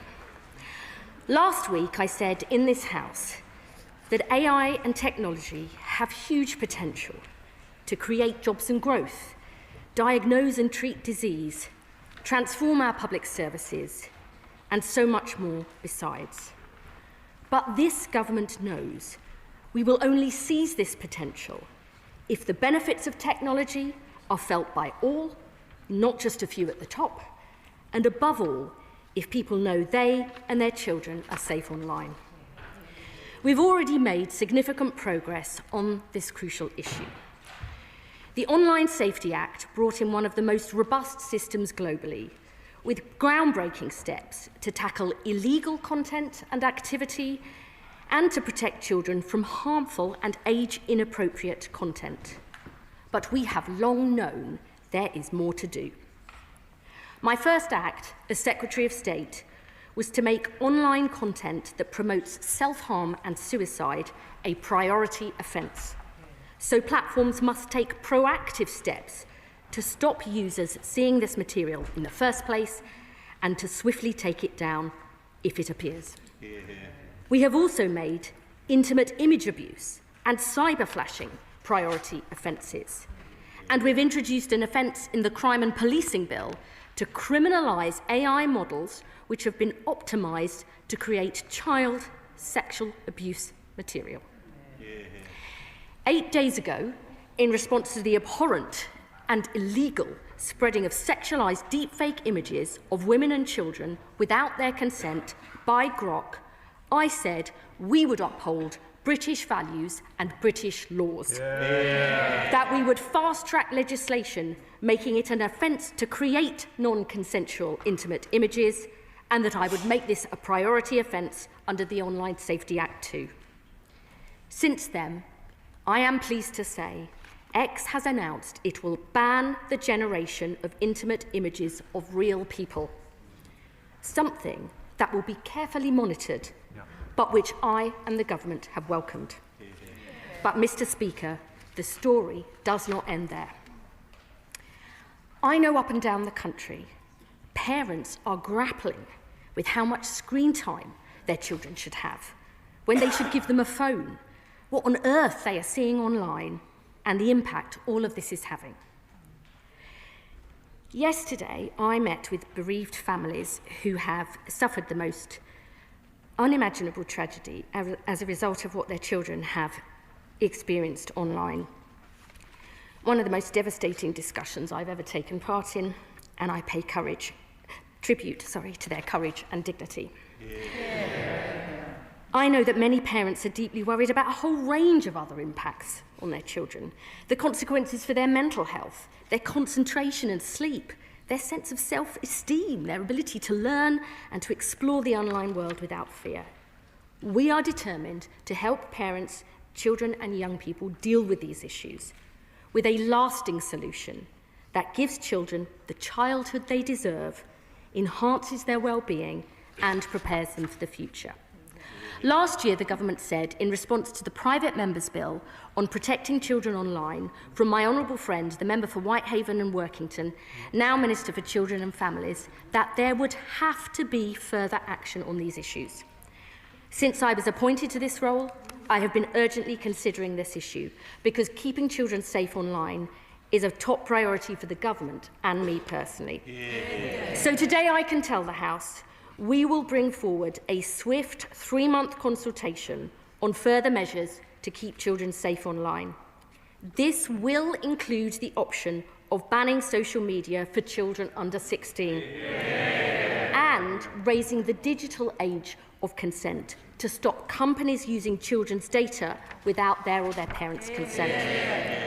The consultation will include a range of other options too, such as whether there should be curfews overnight, breaks to stop excessive use or doom scrolling, how we ensure more rigorous enforcement of existing laws around age verification, and action to address concerns about the use of VPNs to get around important protections. We will consult with parents, the organisations representing children and bereaved families, technology companies, and, crucially, with children and young people themselves, because their views and voices must be heard. We will look closely at the experience in Australia, which, as many people know, has just introduced a ban on social media for the under-16s. And we will make sure that the consultation is evidence-led, with input from independent experts. Mr. Speaker, we are prepared to act to deal with the serious concerns parents, teachers, doctors and others have about children's screen time use in schools, but also at home. Last week, my honourable friend, the Education Secretary, announced that for the first time ever, we are developing screen time guidance for children under 5, which will be available from April of this year. Today, I can confirm that we will also be developing evidence-based screen time guidance for parents of children aged 5 to 16. And while we have already been clear that mobile phones have no place in our schools, the government will take further action as part of our determination to safeguard children and support their well-being. Today, we have published updated guidance on the use of mobile phones in schools, and we've asked Ofsted to include this in its inspections because we want there to be no doubt in the minds of school staff, parents and young people that phones should not be used in schools. Mr. Speaker, I know these issues are really important for members of Parliament, teachers in the medical profession, many children's organisations, young people themselves, and above all, parents across the country. Many people, including in this House, are strongly in favour of a ban on social media for the under-16s as the best and clearest way forward for protecting children and stopping both acute and chronic online harms. They want action now. But others take a different view, saying they worry about letting online platforms off the hook, that a ban would simply push harms further underground, and above all, that it could stop children from using the positives of social media, like connecting with like-minded people, finding those who love in the same way and love the same things, and getting peer support and trusted advice. There are clearly risks in all these different approaches, which is why I believe a proper consultation and promoting a national conversation, especially with the public, is the right and responsible way forward. But I want to make one thing crystal clear. The question is not whether the government will take further action. We will act robustly, as we did with Grok. The question now is about next steps, doing this effectively and doing it together with children and families. That is what our consultation will deliver, because we are determined to ensure technology enriches children's lives, not harms them, to give children the childhood they deserve and to prepare them for the future. And I commend this statement to the House. Shadow Secretary of State Julia Lopez. Thank you, Mr. Speaker, and thank you to the Secretary of State for advance notice of her statement. What does an ailing Prime Minister do to demonstrate firm and decisive leadership, Mr. Speaker? He launches a consultation with a variety of options. And what does he do when the Conservative Party, the House of Lords, trade unions and more than 60 of his own Labour MPs line up against him on a tricky issue? Rather than take a clear position on a social media ban for children and getting phones out of schools, like the Conservative leader's done, this Prime Minister finds an unkempt meadow with some lengthy grass in it, and he boots the tricky issue right in. And we don't just need to take my word for it, Mr. Speaker. One senior Labour MP has said this consultation will take too long. Another said the immediate reaction is that this is just a way of kicking a social media ban into the long grass. Exactly. So there's a very straightforward question ministers must answer today. Is the government's apparent change of heart on a social media ban for real? Is this consultation a way of elegantly managing yet another U-turn, or is it simply a device to get the Prime Minister through the parliamentary week while the position remains unchanged? Exactly. Because if it is progress, Mr. Speaker, if it is progress, it can be celebrated. But let's not forget that until very recently, the Prime Minister said that he is personally opposed to a social media ban for children. In December, the Culture Secretary confirmed she's against one. The Business Secretary is opposed. The Chief Secretary to the Prime Minister said on the media this very morning that the government doesn't take a view. Exactly. In fact, the only senior Labour figure that we know who's clearly in favour of a ban is Andy Burnham. Yep. That's some leadership. What is the Secretary of State's personal view, and what is her message to Labour MPs who would like to vote for a ban this week? Because each of those rebel MPs is going to be asking themselves, after the Prime Minister has grand old Duke of Yorked me up and down so many hills, can I really trust him to see this through?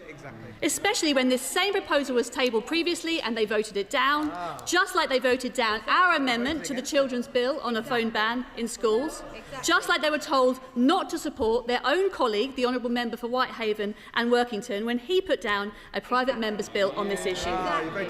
So knowing where the Secretary of State personally stands on a ban, not where she stands on a consultation, not what she thinks about having a variety of options, may help ease their minds. And what are the timeline? Does a 3-month consultation mean that legislation to introduce a social media ban will be ready for the King's speech? Because if not, if MPs do not vote for a ban this week, they will not have the chance again for 18 months. Exactly. The opportunity to change things is now. How many of the government benches will take that chance? The government must have a lot of the evidence it needs. The Secretary of State's predecessor commissioned a University of Cambridge review on children's well-being in relation to smartphone use, messaging and social media. It was due to report in December. Can she tell us what the report said? The urgency is obvious. Everyone, especially parents, can see what social media is doing to children. It's not just exposure to extreme or explicit content, although of course that matters. The Online Safety Act that we brought in is already addressing illegal material and age gating, and that work is ongoing. But the harm goes wider. Social media has created an anxious generation hooked by products designed to be addictive, displacing real-world activity and undermining attention, emotional regulation and mental health. Schools and families deal daily with the consequences: cyberbullying, social anxiety and fractured concentration. China's version of TikTok, Douyin, limits children to an hour a day and promotes educational content. But Western platforms do the opposite: engagement loops optimised for emotional arousal. We welcome scrutiny of those algorithms and steps to stop children's data being exploited. But there is a simpler option, which is to keep children off these platforms altogether while allowing adults the freedom that follows. Exactly. Conservatives believe in parental responsibility. We believe in freedom for adults. But we believe too in protecting children, policing age, not policing speech. It is not to strip parents of their roles and responsibilities to recognise that the online world can be a discombobulating nightmare to supervise. It is not to be a modern-day Mary Whitehouse to worry deeply about children being exposed to images and topics they are simply not equipped to deal with. Hear, hear. This consultation also includes a rethink on phones in schools, and I see the Education Secretary is in her place, after months of her telling us that it was a gimmick and unnecessary, despite most secondary school pupils saying that phones are still used extensively. By when will phones be banned in schools, and how quickly will Ofsted enforce this? And are they enforcing against guidance, or are they enforcing against the law? Because guidance is simply not enough. We must be upfront that the challenges of implementing any social media ban are real. We support the government as it navigates them because we want this to work. But can the Secretary of State make clear that digital ID will not be a requirement to pass age verification on social media sites? The truth is, Mr. Speaker, that the internet grew as a pioneer society with consequences we're all reckoning with. It now needs to be retrofitted with very clear rules for children. They need to be protected.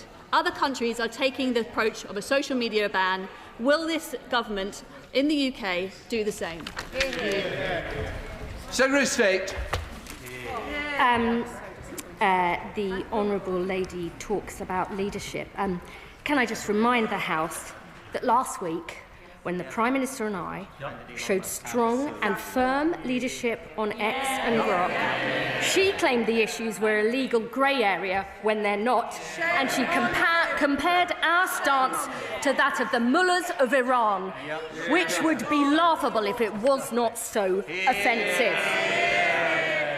She asked whether we have published the research by Professor Orban. Yes, we have. We have published that today, and we are going further with some... I want to hear the Secretary of State. The two front benches having this private conversation isn't helpful. Liz Kendall.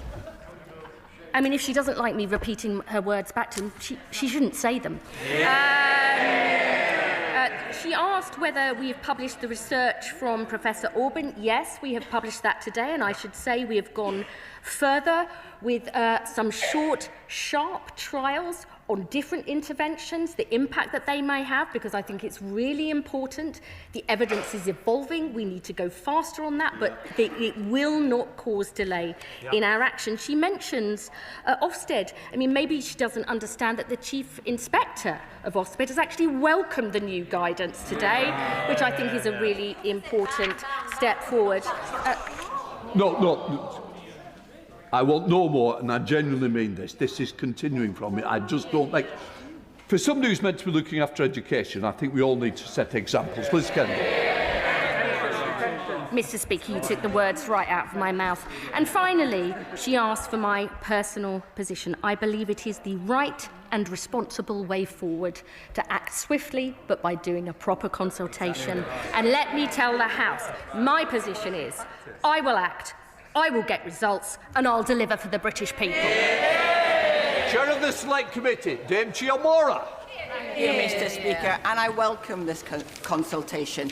We know that technology has changed childhood. We believe it has changed child socialisation. We think it may have changed brain development, perhaps even motor neuron skills, but there is little concrete evidence beyond the individual terrible stories and, of course, the profits of the big tech platforms. And that is why my committee will soon be launching its digital childhood inquiry to examine these issues, hopefully in time to respond to the consultation. But can I urge the Secretary of State not to assume that a ban will be the answer to the challenges that technology poses. We need to make tech work for all of us now. And so can I ask her to review her department's refusal to accept the recommendations of my committee's inquiry into social media and algorithms, particularly with regard to platform responsibility, user control, digital advertising and social media business models. I want to thank my honourable friend for that powerful and sensible question. I really welcome the review that her committee is doing. I think that's a hugely important issue, and that we see this not only about social media but the use of phones and the issues for children of the world that we now live. I think that's very important. She will know when I gave evidence to her committee that I am constantly reviewing our position on all the very important points she raised and her committee raised during their last report, and in particular that my honourable friend, the Minister who's joint with DCIT and DCMS, is actually taking forward the question of advertising, social media, digital platforms, to look at the impact that that can have, and that is a firm commitment from the government. Victoria Collins, Liberal Democrat spokesperson. Thank you, Mr. Speaker. Last year, I carried out a Safer Screens tour in Harpenden and Berkhamsted, hearing directly from young people, because for us, it is those children, those young people at the heart of this. Teenagers shared concerns about extreme content pushed by algorithms, but also about being glued to their screens alongside their younger siblings. One said, "It's as addictive as a drug, and I feel the negative impacts every day." Another pleaded, "Help, I just can't stop." Last week, over 1,700 parents emailed me calling for the social media ban. One mother said that social media for her 2 boys fills me with dread. Another highlighted how anxiety, reduced attention, online bullying and exposure to harmful content are becoming common topics among families. Parents, teachers, experts and young people themselves are crying out for action. That's why the Liberal Democrats have long raised this as a public health issue. We pushed to raise the digital age of data consent to 16, tackling addictive algorithms. We voted to ban phones in schools and called for health warnings. Now, the Liberal Democrats have tabled an amendment in the other place to ban harmful social media for under 16s based on a film cell age rating extending to 18. We also reset the default age of social media now to 16 with strong age assurance, because enough is enough. This world-pioneering approach brings age-appropriate standards to online safety, learning from Australia and preparing for today's reality. Supported by over 40 charities and experts, including the NSPCC, Molly Rose and the Internet Watch Foundation, this risk-based approach stops new platforms slipping through the net, whilst addressing harmful games and AI chatbots, protecting educational sites like Wikipedia and safe family connections. Crucially, this does not let social media companies off the hook. We've had age-appropriate safety standards offline for toys and films for decades. After 20 years of social media platforms clearly prioritising profit over children, building addictive algorithms keeping children and adults hooked, it's time to take action. We don't need consultation, we need that action now. But at least in this consultation, we must look at how we implement a ban on harmful social media for under 16s, not if. I urge the government to consider a ban on harmful social media with swift timelines, addressing this growing public health crisis and action on our proposals now. Our children's future is something not to be played with. I thank the honourable lady for her question. I think she explains very well the views of children, young people, but also parents grappling with these issues. I disagree. I think we do need a short, sharp consultation on this, because there are different views, but we definitely want to act. And I am very interested in the idea of that sort of age classification. I think I'd be more than happy to talk with her more about that, because I think that we all see in our own children the different things. If we can help them cope at different ages, I think that's, and I'm sure many honourable members will raise different options, and I am, of course, more than happy to discuss that with them. Helen Hayes. Thank you, Mr. Speaker. I welcome the launch of the consultation today and the government's commitment to an evidence-based approach. One area on which the evidence is clear is that mobile phones have no place in schools. Many schools have managed to implement a ban, but those which have not, or which have only implemented a less successful version of a ban, often speak about the challenging nature of the dialogue with parents and with children as they seek to implement a ban. And they say that having a statutory ban, requiring them to ban phones by law, would help. So can I ask the Secretary of State why a statutory ban is not being announced today, and can she confirm that it is not off the table? I thank the honourable lady for her question. My schools, they're not my schools, but I feel they say very similar things. The Education Secretary, I know, has heard the honourable lady's question. There are different models set out in the guidance. The outcome for us is absolutely clear, that there's no place for phones in schools, and I'm sure that we will hear more views about that, but I think this is an important next step. Damien Hines. Thank you very much, Mr. Speaker. The evidence is not perfect. The evidence will never be perfect on this subject, and that is because this is an effect that is happening right around the world at the same time. There is no control group, but countries are now acting. It's not only Australia. Other countries are moving in this direction as well, and I welcome this announcement today. There will be definitional decisions that she will need to make. So, yes, fair enough, have a consultation to get to the definition of what are social media, what counts as an addictive, compulsive design feature, although I'm not sure that was in her statement today. 12-week consultation, fine. What I'm really troubled about, though, is the possibility that then the period after the consultation stretches, as it sometimes does, in an open-ended way, and we do not get this action that we need. Will she commit to a deadline after the close of the consultation? I've said before that patience isn't my greatest virtue. I do not intend the period before we publish the consultation or afterwards to be long in any way, shape and form. I want to have a clear position before the summer. James Frith. Madam Deputy Speaker, I welcome the leadership the Secretary of State is showing on this issue. In Bury North, parental appetite for a ban on mobile phones is real, but so are the practical considerations when parents rightly want to track their location of their child, emergency contact and the ability to reach the children safely.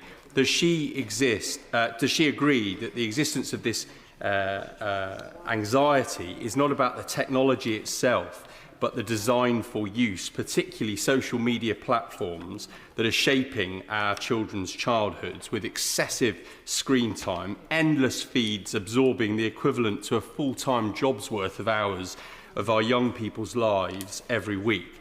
So will the government's approach focus on shaping healthier digital environments, rewarding first-mover tech companies that lead on safer design rather than simply leaving the burden on families? We absolutely want to focus on children's health and well-being online, and I think it's really important that we see more competition in this sector with different options being available for children and young people, and I hope by having this consultation we get that debate going, we get that action going, because it is extremely difficult for parents to manage this situation.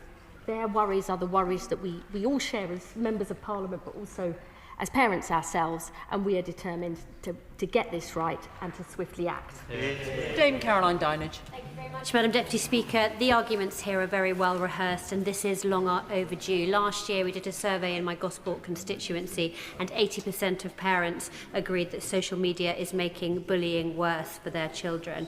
But last week the Culture, Media and Sports Select Committee took evidence from child psychologists about children's TV and video content, and among many of the things that they told us, they explained the learnings from Australia, that it is critical to plan for whatever gap is created if we reduce screen time for young people. There must be safe places for them to go and activities for them to use their time. So what is the Secretary of State doing to work on a cross-government basis to make sure that these issues are tackled as well? I'll read that evidence. I'm sorry I haven't, but I absolutely will. And she's right. If children are going to spend less time online, what are they doing in the real world? And that is why our new youth strategy involved the biggest ever consultation of young people. They said they wanted something to do, somewhere to go, and someone to care. And that is why we are backing a new generation of youth clubs and youth workers to make sure young people have got the chance for dance, drama, music, sport, in school and out of school, to find their spark. We see this as about a better future for our children, and we can only do that across government, and that's the action we're taking. Now, I think last time I was in the chair for a statement on this issue, we ran out of time. It would be really helpful to colleagues if they could make sure their questions were very short. Alison Gardner. Thank you, Madam Deputy Speaker. Organisations such as the Molly Rose Foundation highlight that evidence for social media bans remains very uncertain and warn that blanket restrictions could unintentionally cause harm by pushing young people towards unregulated platforms, remove trusted online spaces, undermine digital literacy and indeed create a cliff edge at the age of 16. Does the Secretary of State agree with me we must take a calm, evidence-based approach to this complex issue and to make sure that the children's voices are central to that consultation? 100%. Jess Brown-Fuller. Thank you, Madam Deputy Speaker. I say this not just as a constituency MP in Chichester with hundreds of parents in my inbox, but also as a mum. A review, however short, does kick the can down the road when we have the legislative vehicle for change in the other place right now. So will the Secretary of State please talk to the Lord's counterparts and ask them to support the Liberal Democrat amendment that takes a harms-based approach? I've got no intention of kicking any can down the road, but I do think it is the right and responsible approach to listen to different views. That is maybe old-fashioned in politics these days, to try and find common ground, to listen respectfully to what people have said. That does not mean to say we won't lead and act, but I do think it's vital those views are heard. I've got no intention of dragging this out. I want swift action and next steps. We will have to disagree on the consultation, but I'm more than happy to discuss with the Honourable Lady and her colleagues any views they have about the next way forward. Adam Thompson. Thank you, Madam Deputy Speaker, and can I thank the Secretary of State for her statement this morning. When I trained as a physics teacher, I saw both the enrichment that tech can provide with easy access to calculators, apps to enhance learning, and the disruption with endless notifications, distractions and cyberbullying incidents. Can the Secretary of State comment then on how she will ensure that this consultation will harness the opportunities that tech provides while protecting kids at risk? Partly it's about having that consultation, but it is also in conjunction with the wider action we are taking. And next week it will be the anniversary of the AI Opportunities Action Plan, and we will be setting forward how much we've already achieved, but the next steps to seize the benefits of those technologies. I think particularly AI and science, this country is and should continue to be a world leader, and honourable members, perhaps not in this House, will hear more from me about this next week. Afra Brandreth. Thank you, Madam Deputy Speaker. Families in my constituency are deeply concerned about the impact of social media on their children's well-being. And just last week, a head teacher told me schools need the government to act. And young people themselves are describing the real damage social media is doing to their mental health. The Conservative Party has shown leadership by calling for clear age limits, because we recognise that protecting childhood is about setting responsible boundaries. Parents are asking for action now. Yes. So why is the government not making a clear commitment today? We have given clear support now by all the steps we've taken on making self-harm and suicide a priority offence, cyber flashing, our action on nudification apps, updating the guidance for schools, making sure Ofsted will inspect her out that. I understand she has her strong opinions that we should act now. I believe a short, sharp consultation is the right way forward, because families and children do really need that support. I would just say over 40 organisations this weekend signed a letter saying why they think a ban is the wrong approach. I think it's right to listen to them, because you have to lead, but you also have to listen and try and bring people with you. Sam Rushforth. Thank you, Madam Deputy Speaker.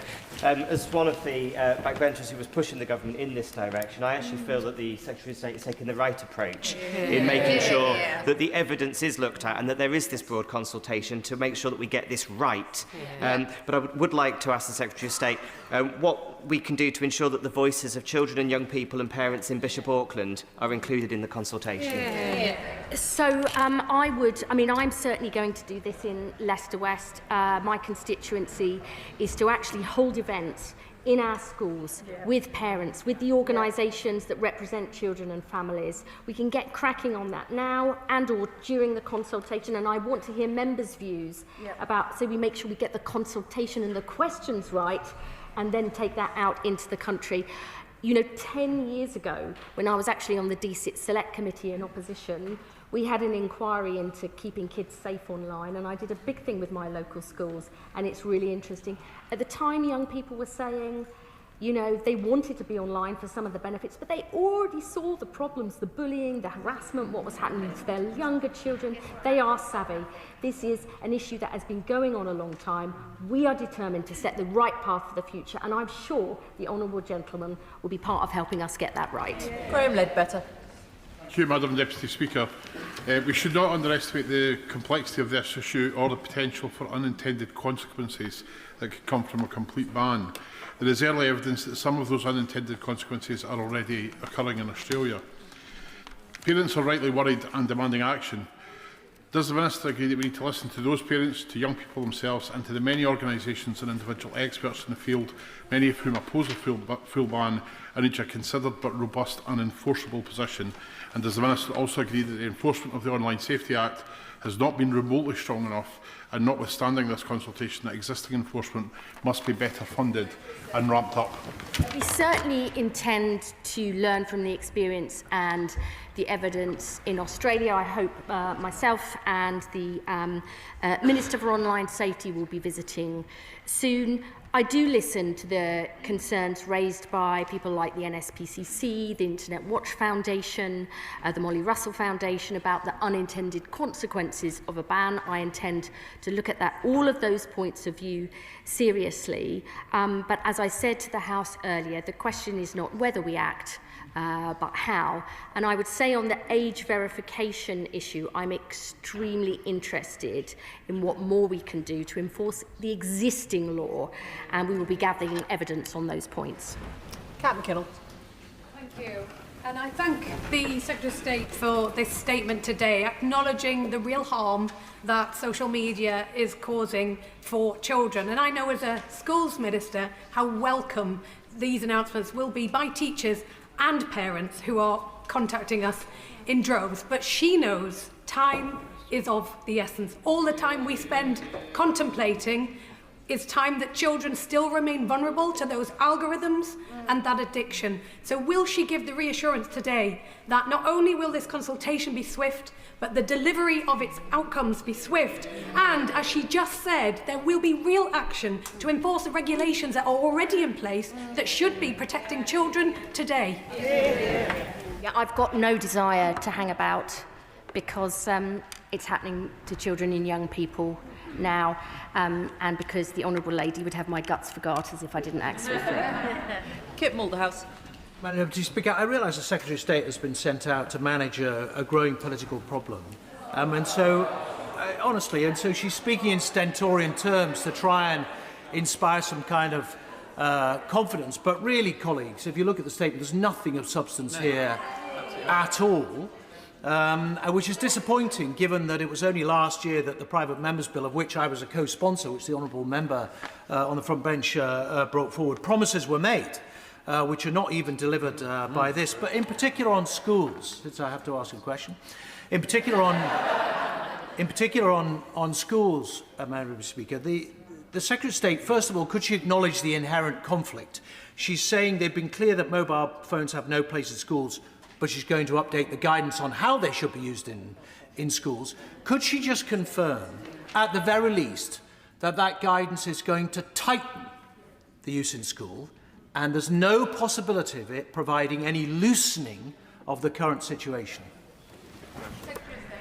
If you'd read the guidance which has been published, it's about how people can effectively introduce that ban. And I would say the statement today goes further than the private members' bill that the honourable gentleman recommends. And last but by no means least, I have been focused on this, as I just said, in 2016. I've been working on this issue. So if he doesn't mind, I will diplomatically reject that comment. Laura Kirk-Smith. Thank you, Madam Deputy Speaker. I really welcome the leadership and commitment of the Secretary of State today. I run a work experience programme, Your Voice, Your Future, which encourages young people to get involved in politics and in government. Some of the participants produced a very powerful campaign called Rise Above the Rumours. It was all about how the rapid spread of misinformation online is harming young people's mental health and fuelling division. Can the Secretary of State say how young people in my constituency and across the country can get involved? Rise above the rumour is quite a good tagline. I would suggest. I know that she will probably hold events with her schools, primaries and secondaries, get them to have the full debate, put forward their views, maybe even vote on what they want, and I would definitely look at the results. Monica Harding. Thank you, Madam Deputy Speaker. I have had almost 1,800 emails from my constituents in Esher and Walton urging for something to be done about this, and I declare an interest as a mother of 4 young adults and teenagers, and local head teachers and campaigners tell us repeatedly about the mental health issues about harmful algorithms, but the tech companies must be held to account. So if the Minister is serious about the urgency and prioritisation, then speed is of the essence, and today the online safety network, supported by 42 civil society groups, have asked for urgent amendments to the Online Safety Act. Has she looked at this? Yes, I have, and I'm determined to act swiftly.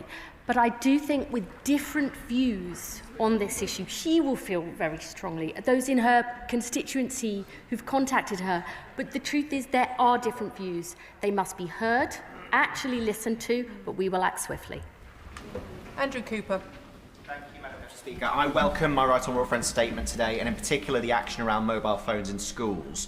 Harmful interactions can take place in online games and instant messaging platforms, and we need to be alive to the risk that we drive use to less well-regulated spaces and into VPNs. I'm also concerned that an opaque feed algorithm that reinforces our worst prejudices, recommending harmful content, and the mental health impacts this can have on adults as well as children. So can my Right Honourable Friend assure me that her review will look at the broader issue, as well as ensuring that young people's voices are at the heart of any consultation?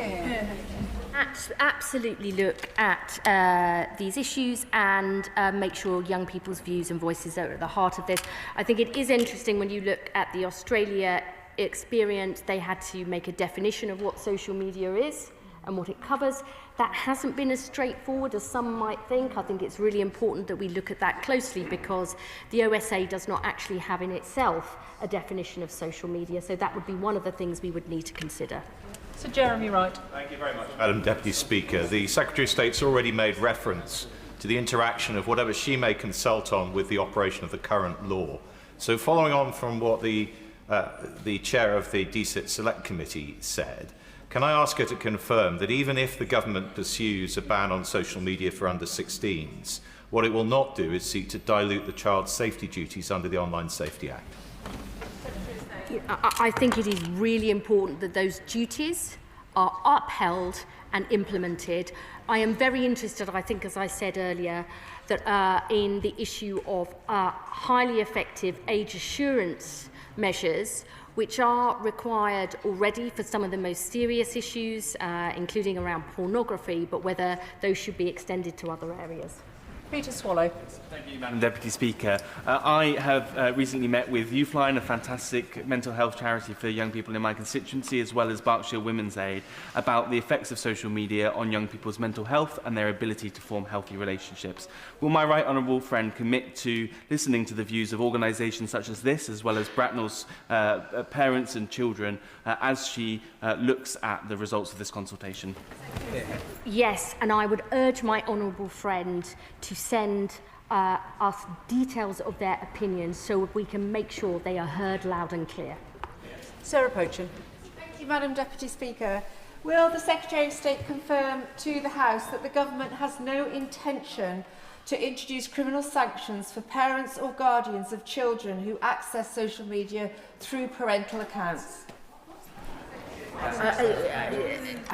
The Honourable Lady has got this wrong, but what I would say is her party wants to scrap the Online Safety Act. That says everything about reform. Sarah Russell. Thank you, Madam Deputy Speaker. Madam Deputy Speaker, the Children's Commissioner found in 2024 that when she spoke to a group of 15 and 16-year-olds, 3/4 of them had been sent a beheading video. It is very possible that there are a great number of us whose children are protecting us from what they see online and not us protecting them. Please can I emphasise very strongly the importance of speaking to a large range of children from different backgrounds about this, because sadly I don't think they always feel able to make us aware of everything that they're exposed to online. The Honourable Lady raises a really important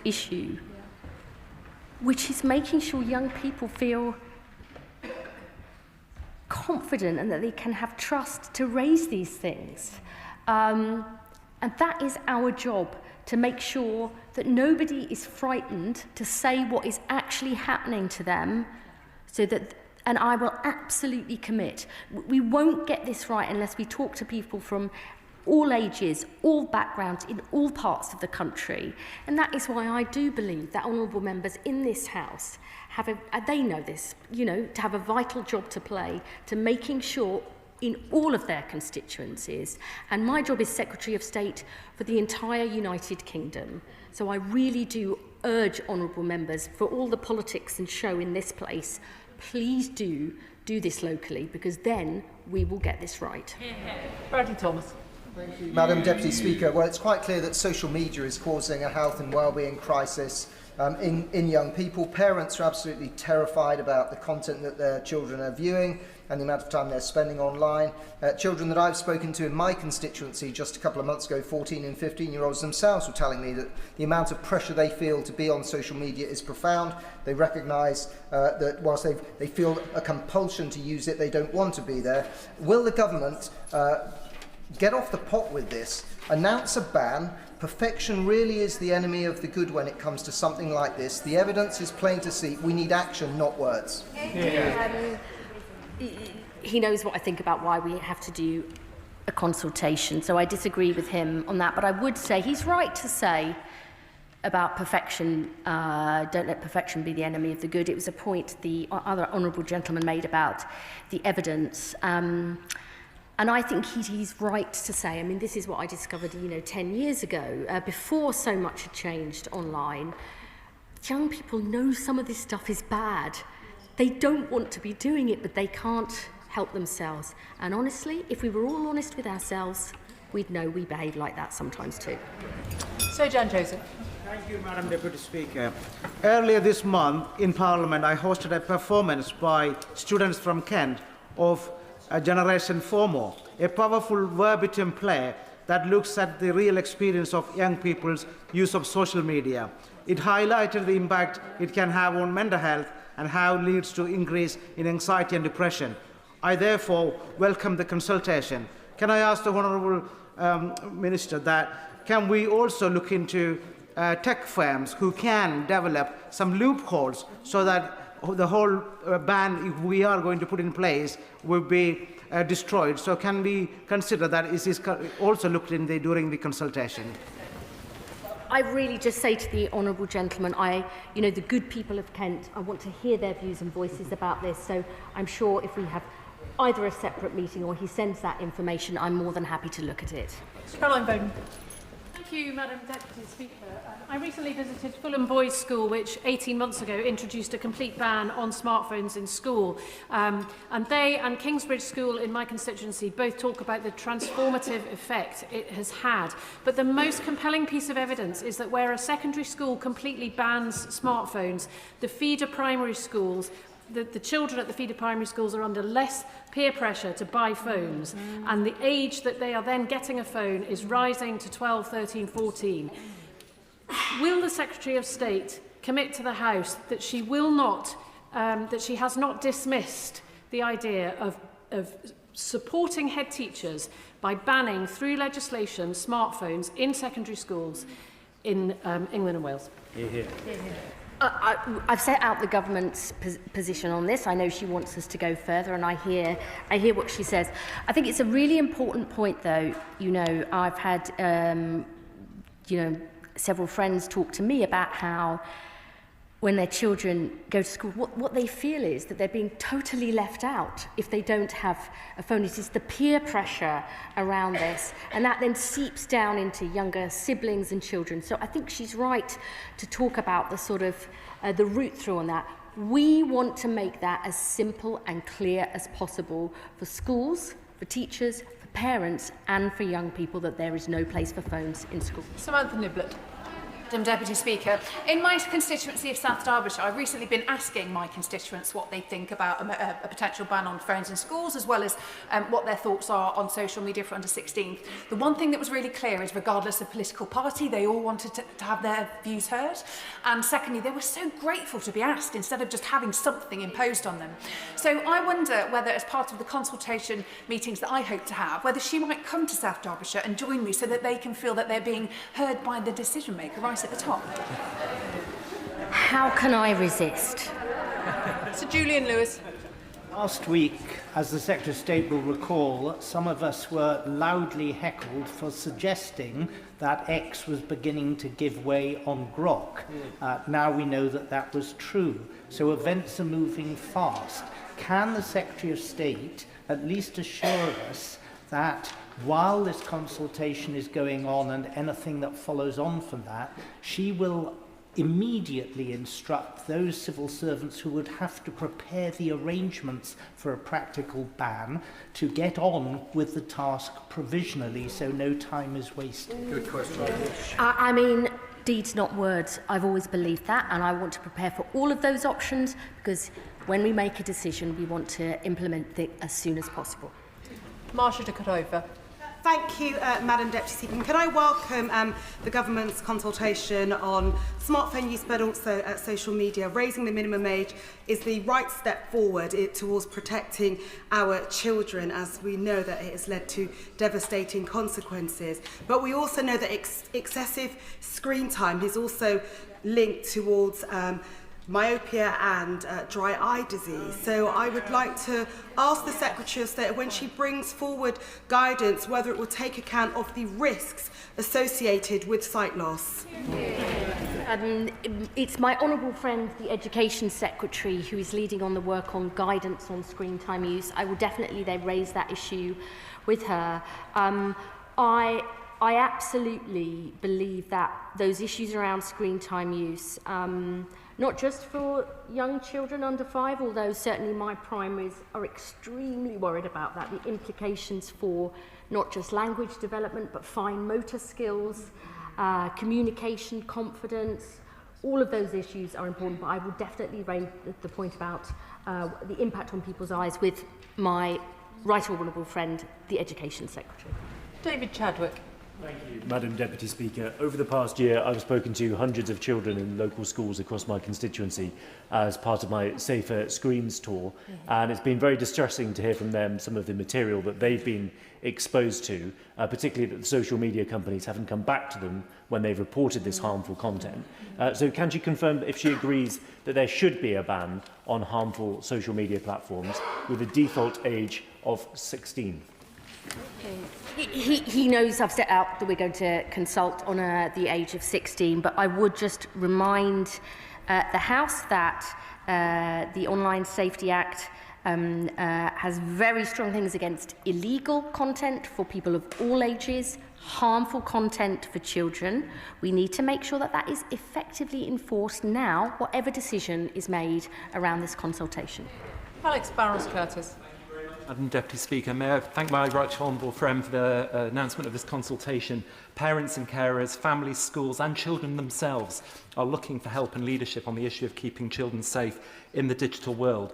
With respect to the consultation, will she assure me that it will cover two particular facts? One, the concept of misinformation that is levelled throughout social media, and the other, that it will consider all options that deal with the addictive nature of social media, including algorithmically personalised feeds.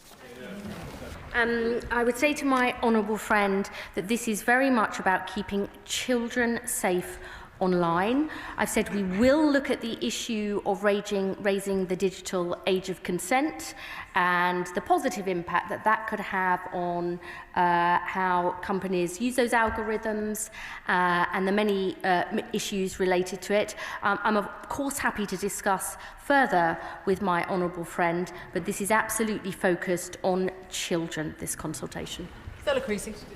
Thank you, Madam Deputy Speaker. I think many young people watching us in this chamber would think that questions of addiction and perhaps online harms are not simply age-related. But this debate does reflect, I fear, for many parents and carers, a lack of confidence in the Online Safety Act and Ofcom in particular to deal with the rapid nature of technological change. Can the Secretary of State tell us what conversations she's had with Ofcom about what more powers, more action they could take now, particularly in relation to this question of AI chatbots, please? She will know that I have already said that I've looked seriously at the issue of AI chatbots, that those that use live search are covered by the Online Safety Act, those that share user-to-user content are covered by the Online Safety Act, but there are some, if it's just an interaction with the individual without live search or user-to-user, are not, and that I am absolutely considering how we fill those gaps. I've said if further action is taken, we will take it, and I also know that Ofcom will understand, not just from members of this House, but from the public, that the expectation of swift and effective enforcement is paramount. Gavin Robinson. Deputy Speaker, and can I thank the Secretary of State for the statement that she has made, and can I place on record my thanks and gratitude to Rosalind McLean and Charlotte Carson from a local campaign group around smartphone-free childhoods. Can I say she is right to bring forward a consultation and engage with young people, but indicate that my parliamentary colleagues in the other place will tomorrow, if the proceedings allow, support an amendment that would lead to a ban for under-16s. Can I ask specifically, in the consultation, is she proposing a social media ban for under-16s? Is she simply asking for views as to what age a ban should be set, or is she giving options?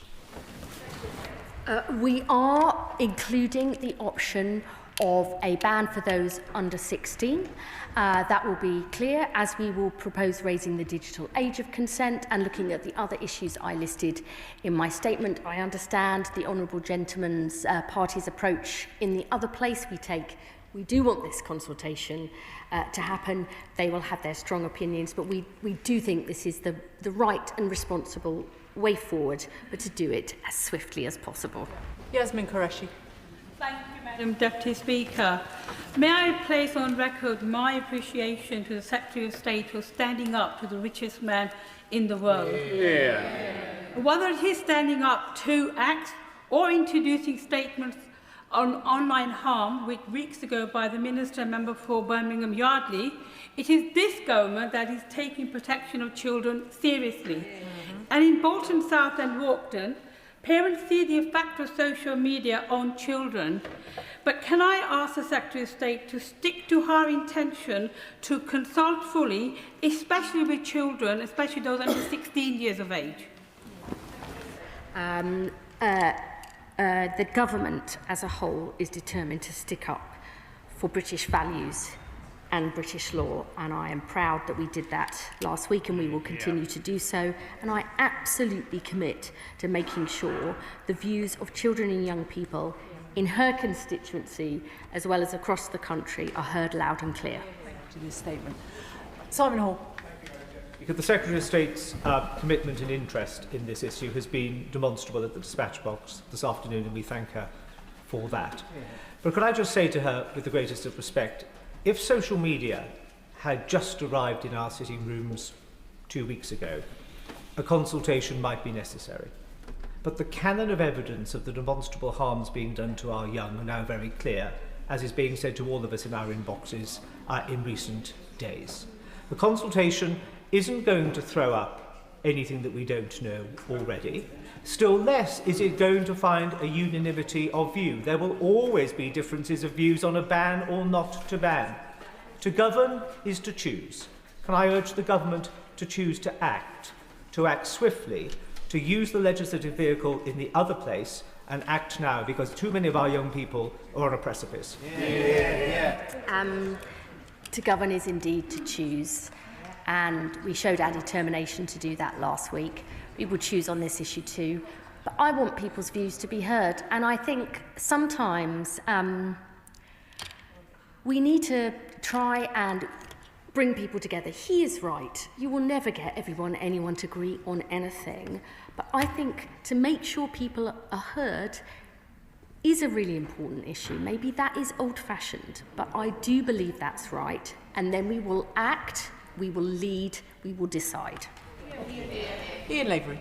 Thank you, Madam Deputy Speaker. I welcome the steps to protect our children on these social media platforms. It's very difficult to see how this can be achieved effectively without further detailed checks and balances on users and essentially on the tech companies themselves. You know, social media governance is like the Wild West. It's like cyber anarchy at this moment in time, with bots, with fake accounts and goodness knows whatever undermining our fantastic society. So what will my right honourable friend do to tackle the absolute problem of digital lawlessness? I thank my honourable friend for his question. I think we have taken steps. I think the Online Safety Act is a really important step forward. Even since that has become law, we have taken further action on cyber flashing, on nudification apps, on sites that promote self-harm and suicide. But what I would say is I am very interested in looking at highly effective age assurance measures. They are already in use for most of the serious harms for children, whether that's pornography, suicide or self-harm. That will be part of the consultation to see what more we can do, because we want to make sure the laws of this land are upheld. Just to help members, I will be calling this statement to an end at 2 o'clock because we have a lot of business afterwards. Alison Bennett. Thank you, Madam Deputy Speaker. Anna is a child development doctor in my constituency. Every day she sees children who have been harmed by excessive screen time. The Secretary of State says that she wishes to come to a clear position before the summer. When we come to that clear position, how urgently will change happen? How long will Anna keep on seeing children damaged by too much screen time? As swiftly as possible, and I would say I am extremely keen to hear from medical professionals. I received a letter from the Academy of Medical Royal Colleges about this issue.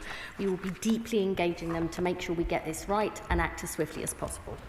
Rosie Wrighting. Thank you, Madam Deputy Speaker. I am one of few members here today and potentially the only woman who had social media as a part of my childhood and under the age of 16. And that is why I'm so shocked that the Conservative Party can come here today and act with such urgency when they left my generation to view harmful content online for a decade. Social media has defined my life, and being literate in it has shaped my career for the good at times. But it also meant that there was a language barrier between me and trusted adults, a language barrier that I fear will only worsen and widen under a blanket ban. I urge colleagues across this House, when talking about an entire generation, to bring them with us, not send a message that it's simply easier to remove young people from social media than it is to remove the harmful content on it. Yeah. So can the Secretary of State assure me that my generation, the generation that followed, will be at the heart of this consultation? Yeah. Once again, my honourable friend shows the courage of her convictions and the experience that she brings to this House. I know her life in fashion has been crucially shaped by the online world, and that does provide opportunities for young people. So maybe I will ask her whether she can make sure the government hears from people like her in her generation to make sure we take those views deeply into account. We want to prevent harms, we will take action to do that, but we need to hear about from young people for whom social media has given them a chance and a future. John Lamont. Very much. I've heard from literally hundreds of parents and teachers in the Scottish borders who want to see social media banned for under 16s. We all know that these apps are addictive and are causing serious mental health challenges for our young people. I'm now getting messages from parents who have heard what the Minister has said and fear that you're simply kicking this into the long grass. Why won't the government take action now? I thank the honourable gentleman for his statement. Meg Hillier. Thank you, Madam Deputy Speaker. I think my right honourable friend is taking exactly the right approach. This place is littered with legislation that turns out not to have been as good as it should have been and then doesn't get amended. And late amendments are not a good thing either. So my honourable friend, the member for Battersea, highlighted some of the important health impacts of this. Will the Secretary of State be proactively seeking information from health specialists, including psychologists like Sarah Jane Blakemore, who's a very expert in the teenage brain? Yes, we absolutely want independent experts to feed their views in. I do think there are lots of, my career started out in the world of public health at the King's Fund, and thinking about this in a public health framework I think is extremely important. I want to hear the views of all parents and families, as actually the last speaker just said. I have said really loudly and clearly, I know people want action. I will listen to that. But I also want to take the evidence, including from the honourable gentleman, chunters, that I don't care. I don't think my action over the last 10 years has ever shown that is the case. I think I didn't hear what the honourable gentleman's actual question was. I want to hear from all those involved, including from there's many people chuntering. I have already said I want every single MP in this House to feed through the views of their constituents. I want to hear from those in the medical and other professionals, because it's important we do this properly and that we get it right. Ben Lake. Madam Deputy Speaker, I know that the parents, grandparents and indeed young people across Ceredigion and Preseli will welcome action to tackle the harms of social media and mobile phone use. Will she confirm that given education, which is so important to implement some of these measures, is a devolved responsibility in Wales, that she will seek early discussions with the Welsh Government to ensure that any outcomes of this consultation will be equally implemented across the United Kingdom? I absolutely recognise those points, and I want to work closely with the Welsh Government on all these issues. Jonathan Brash. Thank you, Madam Deputy Speaker. It is clear that social media harms our children, and I am firmly of the belief that when a child is being harmed, it's the government's duty to act. I support a ban. But even the most cursory engagement with Hartlepool parents shows me very clearly there is a range of views amongst parents on this issue. Can the Secretary of State fathom what possibly could be the objection to listening to parents? Not really. Sir Alex Shelbrooke. Madam Deputy Speaker, and Madam Deputy Speaker, we do have censorship on films, and those films are censored not necessarily for violent content or sexual content, but sometimes psychological content, and policing that may be difficult. So I think that when the report comes through, the consultation the Right Honourable Lady has described, it will take time to put that report together. And I think what's concerning us is that when and how could action be taken, because we'll be past the King's speech. So if the Right Honourable Lady concludes that there has to be a social media ban for under 16s, what mechanism is that going to come into place in a short space of time? The mechanism depends on, he knows this, the mechanism depends on the policy that we put forward. I want to do this properly and thoroughly so that we have, when we take a decision, that it works, it doesn't have unintended consequences, we've thought all of that through, and we have a policy that lasts. It is really important that we get this right. There are strong, different views across the House. Many honourable members have their own strong opinions. Good. That's what this place is all about. I am trying to take the country forward to try and build consensus, but you will never get everybody to agree. Leadership is required, and that is what we'll deliver. Natasha Irons. Mr. Speaker, can I welcome this government's national conversation about the impact of screens and tech on our children?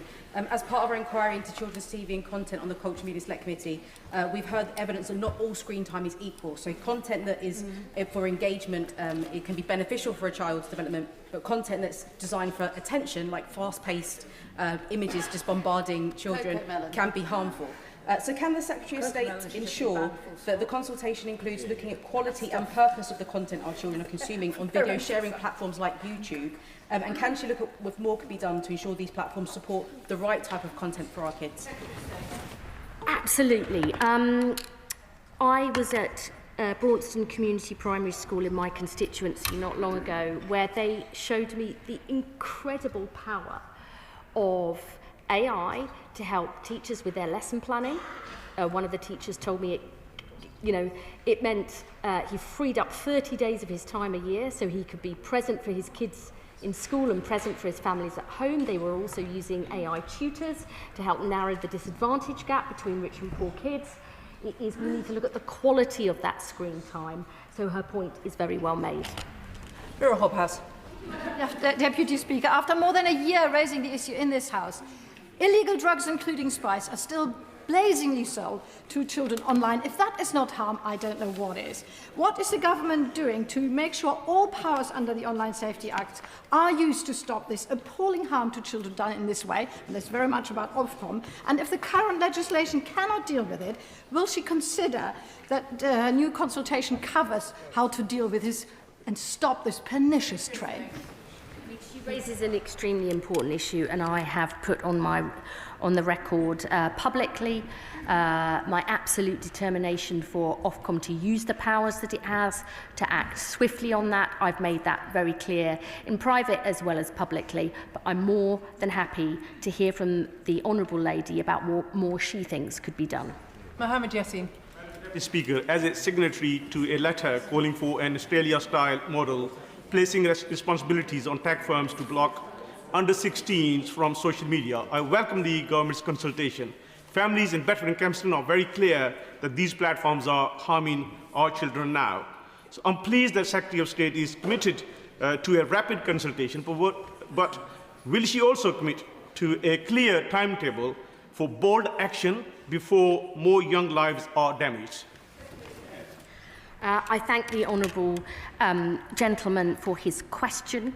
I think I have said repeatedly in this House that we need to do the right and responsible thing, which is to consult, but I don't want to hang around. But what I want to do is have the very best effective way forward and proposals that will hold and last. Graham Stewart. Thank you, Madam Deputy Speaker. Meaningful consultations, the government sets out what it's minded to do. It sets out a model. This consultation doesn't define social media. It doesn't set out an enforcement model. It doesn't even say anything about how age verification should be done. If you don't set out your model and what you intend to do, how, at the end of the consultation, are you going to have a practical guide and a practical model to implement? You don't. And if we are to follow up with another consultation, I fear parents and grandparents in Beverley and Holderness will be deeply disappointed with the dithering and delay displayed by the Secretary of State today. The honourable gentleman knows this was a statement. It's not publishing the consultation. I very much look forward to his views when we do.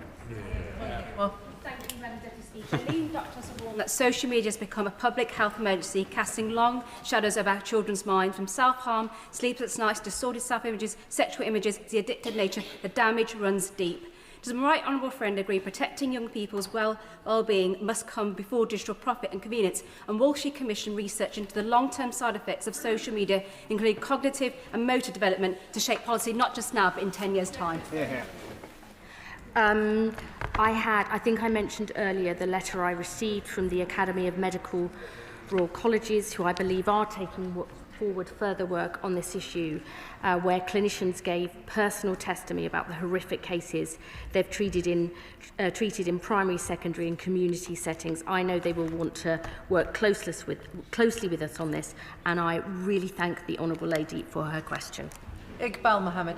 Thank you, Madam Deputy Speaker. I welcome the statement from the Secretary of State. It coincides with the EDM that has been published today in my name, calling for children under 16s to be banned from social media, which is deliberately designed to be addictive and driven by profit. We've heard of the harms from across the House, which I will not repeat. What steps will the Secretary of State take to ensure any future consultation and then legislation is based on the foundations of health and safety by design?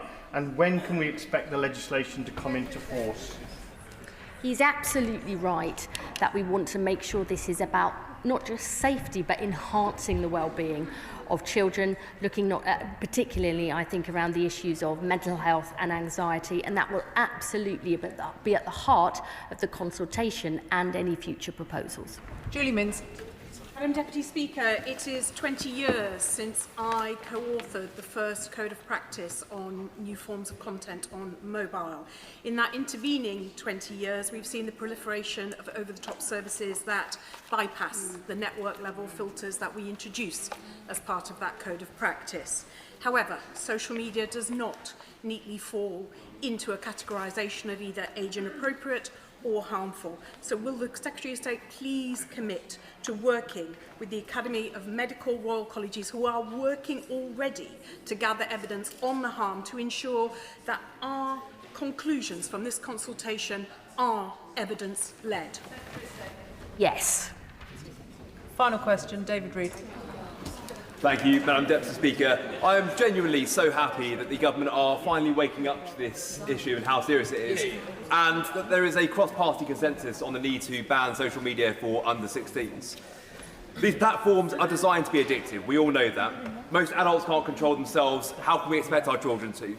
Enforcement will be the key issue, so can the Secretary of State please give some views on what she thinks enforcement could look like and what she has already learnt from our Australian friends who are leading the charge on this legislation?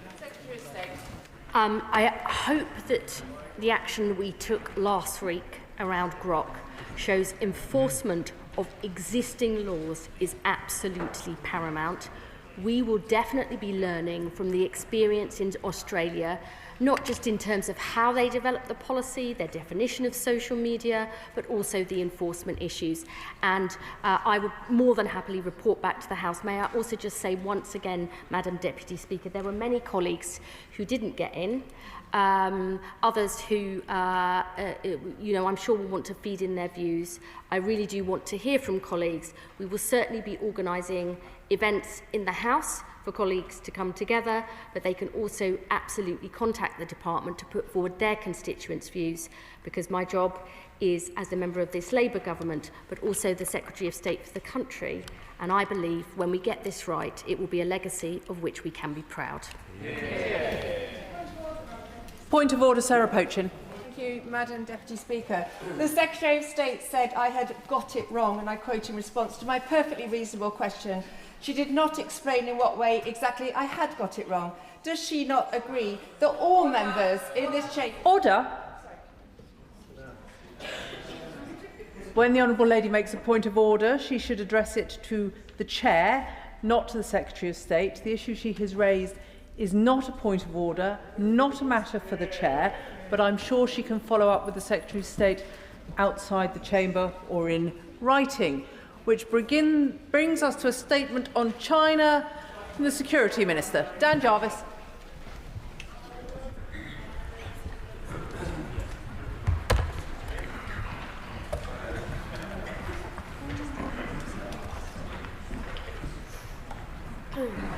Statement. Security Minister Dan Jarvis. With your permission, Madam Deputy Speaker, I'd like to make a statement on the national security considerations of China's proposal to build a new embassy at the Royal Mint Court in Tower Hamlets.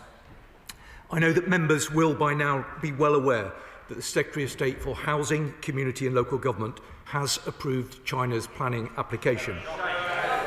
Some right honourable members have been briefed by my security officials, and some members will have seen the statement from the Intelligence and Security Committee, as well as the letter from the Director General of MI5 and the Director General of GCHQ.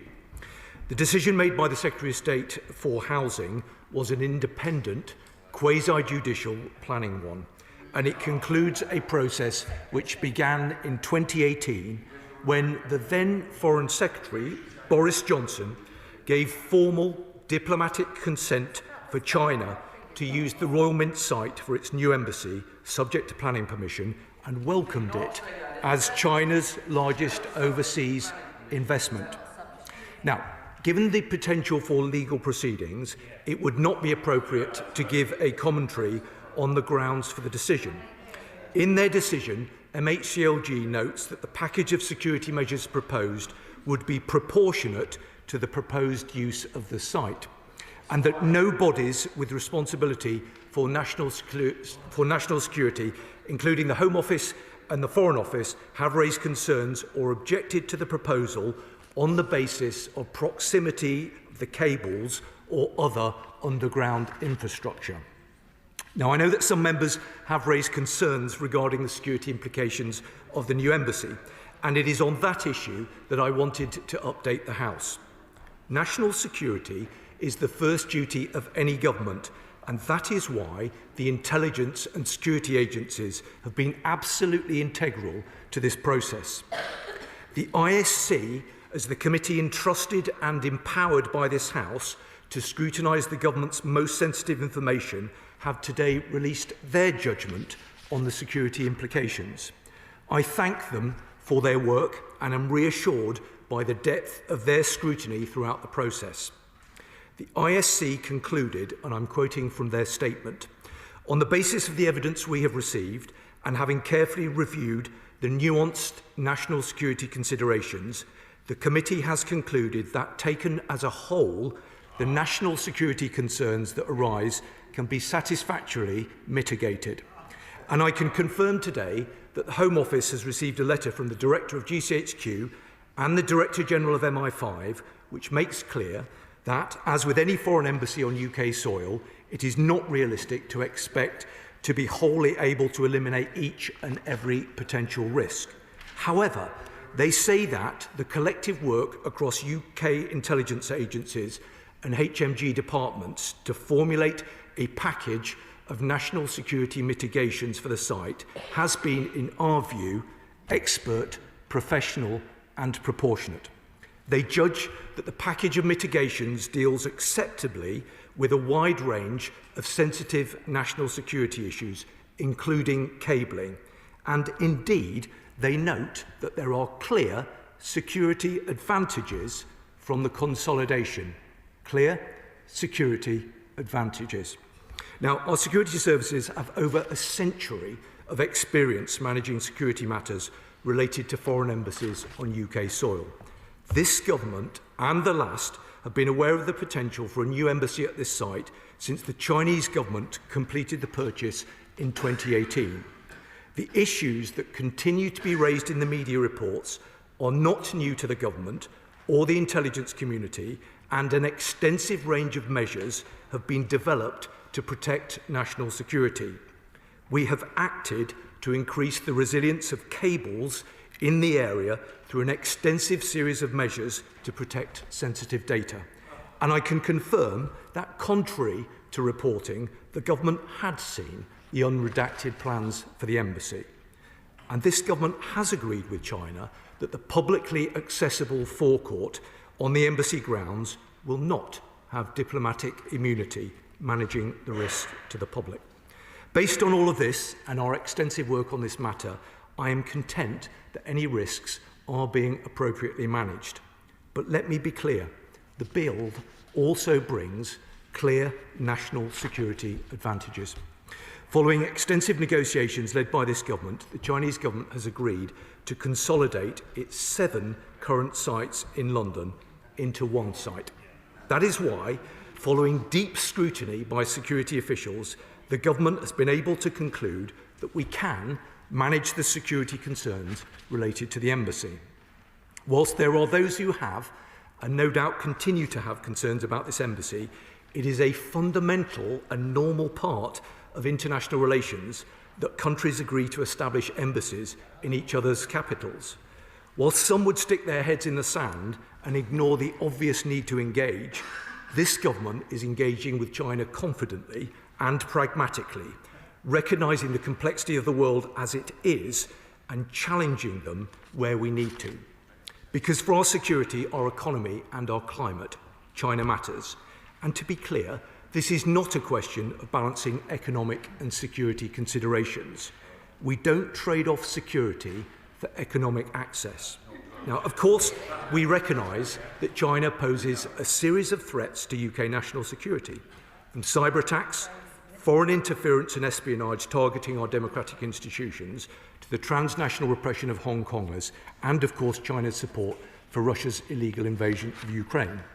That's why I announced a package in November to protect our national security, which set out the range of the work the government is taking forward to strengthen the security of our democracy against the threat from foreign interference and espionage, It's also why, for example, in December 2025, the UK sanctioned 2 China-based companies that have carried out cyber attacks against the UK and its allies. And it's why we have completed work to remove Chinese-made surveillance equipment from sensitive sites. It is why the UK has sanctioned 50 Chinese companies under the Russia sanctions regulations as part of our efforts to take action against entities operating in third countries over economic and military support for Russia. And it's why I will be hosting a closed event in February with Vice-Chancellors to discuss the risks posed by foreign interference from a range of states and to signpost our plans to further increase the sector's resilience. But taking a robust approach to our national security does also include engaging with China. Under the previous government, engagement with China had ground to a halt. This made us no safer. Indeed, it is only through engagement that we can directly challenge China on its malicious activity. And by taking tough steps to keep us secure, we enable ourselves to cooperate in other areas, including in pursuit of safe economic opportunities which are in the UK's interest, but also in areas like organised immigration crime, narcotics trafficking, and serious organised crime. This is what our allies do, and this is what we're doing. Delivering for the public, putting more money in their pockets, and keeping them safe through hard-headed, risk-based engagement with the world's most consequential powers. Now, Madam Deputy Speaker, I am grateful to Right Honourable and Honourable Members for their ongoing attention that they give to protecting the UK's security. China has and will continue to pose threats to our national security. But following detailed consideration of all possible risks around this new embassy by expert officials across government, I am assured that the UK's national security is protected. Let me assure this House and the country upholding national security is the first duty of government, and we will continue to take all measures necessary to defeat these threats. I commend this statement to the House. Shadow Home Secretary Chris Philp. Thank you, Madam Deputy Speaker. Let us be in no doubt about the threat China poses. MI5 has warned that Chinese intelligence is actively trying to disrupt our democracy. Bounties have been placed on the heads of Hong Kong campaigners. Members of this House have been directly spied on by China. China actively supports Russia's illegal invasion of Ukraine, and China is infiltrating universities and businesses to acquire sensitive technology, as well as stealing it directly. Yet this government has failed again and again to take the action needed. This government failed to place China in the enhanced tier of the Foreign Influence Registration Scheme. This government failed to properly support the case against 2 men accused of spying for China on MPs in this House. And now they have shamefully approved plans for a Chinese super embassy. Despite everything China has done on our soil, China has been rewarded with exactly what they want, a super embassy that will be a base for espionage, not just in the UK, but likely across Europe as well. The government has capitulated to Chinese demands. The Prime Minister himself said to President Xi at the G20 in November 2024, and I quote, "You raised the Chinese embassy building in London when we spoke on the telephone. We have since taken action by calling in that application." In other words, the Prime Minister did precisely what President Xi told him to do, and then he faithfully reported back afterwards. This decision has serious implications. Last week, The Telegraph published plans showing 208 secret rooms and a hidden chamber just 1 metre from critical data cables. Our economy depends on those cables, so what assurance can the Minister give that those cables will be secure from Chinese interference? Now, in paragraph 97 of his decision notice, the Secretary of State who made the decision admits that he had not himself even seen unredacted plans before making his decision. So how can he possibly have assessed the risk himself as the decision maker without having seen those plans?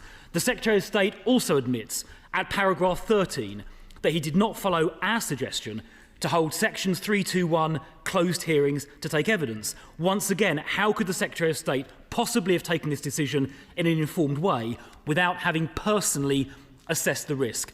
And, Madam Deputy Speaker, it gets worse because paragraph 8.63 onwards of the inspector's report admits that China can legally refuse to allow UK authorities to inspect the building during or after construction. So we're going to have no idea what they're actually building in there in any event. Now, the Minister references the ISC. He says that someone in government has seen unredacted plans, although we know that was not the decision maker, the Secretary of State. So can I ask, have the ISC seen those unredacted plans? Because it has been suggested to me that they have not seen those unredacted plans. The ISC say the risks can be mitigated, but mere mitigation is not enough. Mitigation entails only a partial exclusion of risk, and nothing is said about how to manage future developments in China's capabilities, developments we cannot anticipate today. The ISC also says, and the Minister for some reason forgot to quote this, but they also say the government process was not robust enough. They say it lacked clarity on national security. The ISC say the key reports lack the necessary detail. And the ISC said the government does not have the dexterity required to handle China. Does the Minister accept those elements of the ISC report? And others share those concerns. A US government source was recently quoted saying the UK had, quote, downplayed the risks. The White House last week was reported to be, quote, deeply concerned. And the US House China Committee Chair says that he opposes these plans on the grounds Americans' data may be at risk. Does the Minister agree with our American allies? Madam Deputy Speaker, it is clear this decision is timed shortly before a planned trip by the Prime Minister to China. He apparently intends to seek some kind of economic deal with China in order to fix the mess he and the Chancellor have created here, with jobs down and unemployment up since the election. From its timing and from President Xi's clear demands, this planning consent appears linked to the Prime Minister's imminent visit and linked to the economic deal. It seems clear to me that they are trading national security for economic links, and this is a shameless capitulation to China's demands. China is spying on us, it is subverting our democracy, it is repressing people on our soil, and it is stealing our technology. Isn't the truth this? In those circumstances, giving them what they want is simply the wrong thing to do. Before I call the Minister, can I gently remind shadow ministers and spokesmen that there is a time limit which the honourable gentleman exceeded somewhat. Minister. Thank you, Madam Deputy Speaker. I listened very carefully to what the Shadow Home Secretary had to say.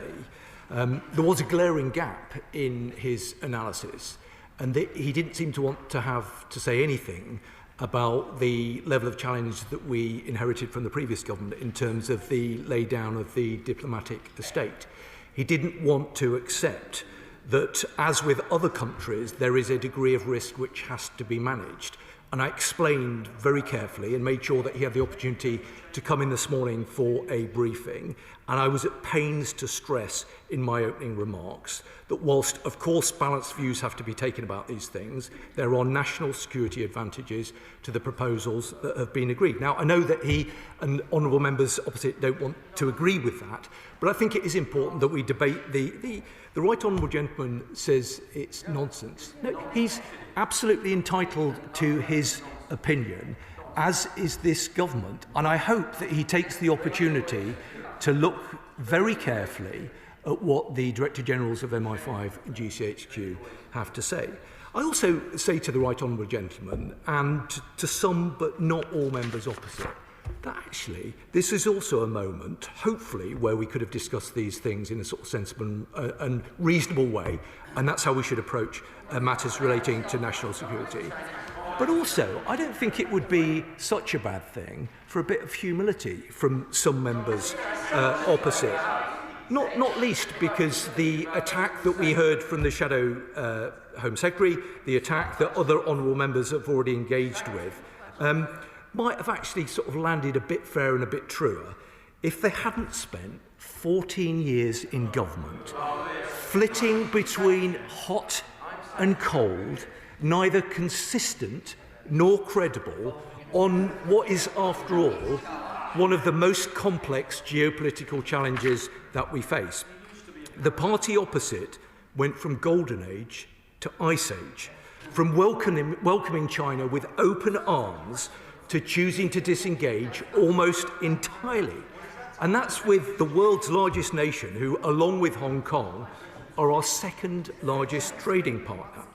Now, it's convenient for some members opposite to forget that it was, of course, Boris Johnson, as Conservative Foreign Secretary in 2018, who granted consent for the Royal Mint site to be used as diplomatic premises. He was proud, and I quote, to welcome the fact that this is China's largest overseas diplomatic investment, the Conservative Foreign Secretary.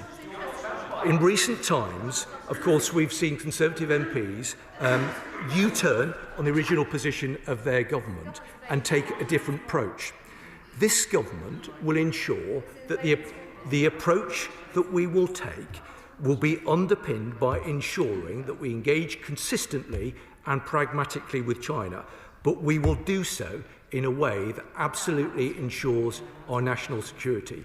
The House will have heard the important contributions that have been made by the ISC and the conclusion that they have drawn.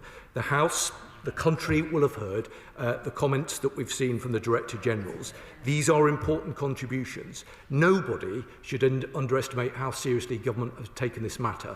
We've engaged with it incredibly closely. The intelligence and security agencies have been involved with this process from the outset. I can give an assurance to those who have doubts that we will, of course, continue to monitor this process very carefully, but we believe that this is the right judgment. Can I respectfully say to the Minister, that was an incredibly long answer, indeed longer even than the question, and perhaps questions and responses need to be briefer. Rushnara Ali. Thank you, Madam Deputy Speaker. Many of my constituents will continue to have serious concerns about the proposed new embassy in my constituency. These include China's human rights record, espionage and local disruption in particular. A development of this scale would cause significant disruption for local residents, especially in Royal Mint Court, who are now facing considerable uncertainty, including privacy concerns and fear of losing their homes. What assurances can the government provide my constituents, that, and particularly those residents, regarding their concerns? And can the Minister say more about the national security concerns and how they will be satisfactorily mitigated? Well, my honourable friend is an assiduous member of this House, and she represents her constituents incredibly seriously. She will understand that, for obvious reasons, there are limits to what I can say with regard to the specific measures and the specific mitigations that will be put in place. But I am grateful to her for, entirely understandably, raising the concerns that some of her constituents will have expressed. What I can assure her is that we will want to work very closely with her to minimise any disruption to local residents, and of course I'd be happy to discuss these matters with her further. Liberal Democrat spokesperson Lisa Smart. Thank you very much, Madam Deputy Speaker, and I'm grateful to the Minister for advance sight of his statement and for the time his officials took to brief me earlier today. The government's decision to approve plans for the Chinese mega embassy represent far more than a planning matter. It shows that ministers have learnt very little from evidence exposed in recent months of Chinese spying efforts to infiltrate British politics and this House. Throughout this stunted process, we on these benches have consistently called these plans out for what they are, a mistake. The government knows that this decision that they have made today will further amplify China's surveillance efforts here in the UK, endangering the security of our data. Planning conditions are meaningless without proper enforcement. Given the unprecedented security concerns surrounding this site, how will the government ensure planning conditions are rigorously monitored and enforced, particularly in regards to the underground cables that the current plans come dangerously close to? But no amount of planning conditions can address the fundamental problem.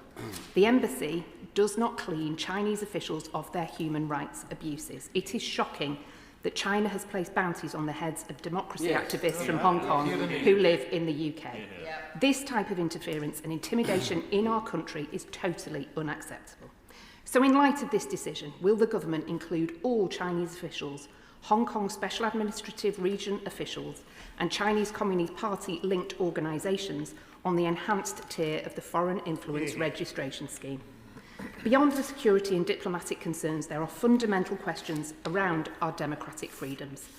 The previous Conservative government attacked our fundamental right to protest, and this Labour government has continued to erode these freedoms.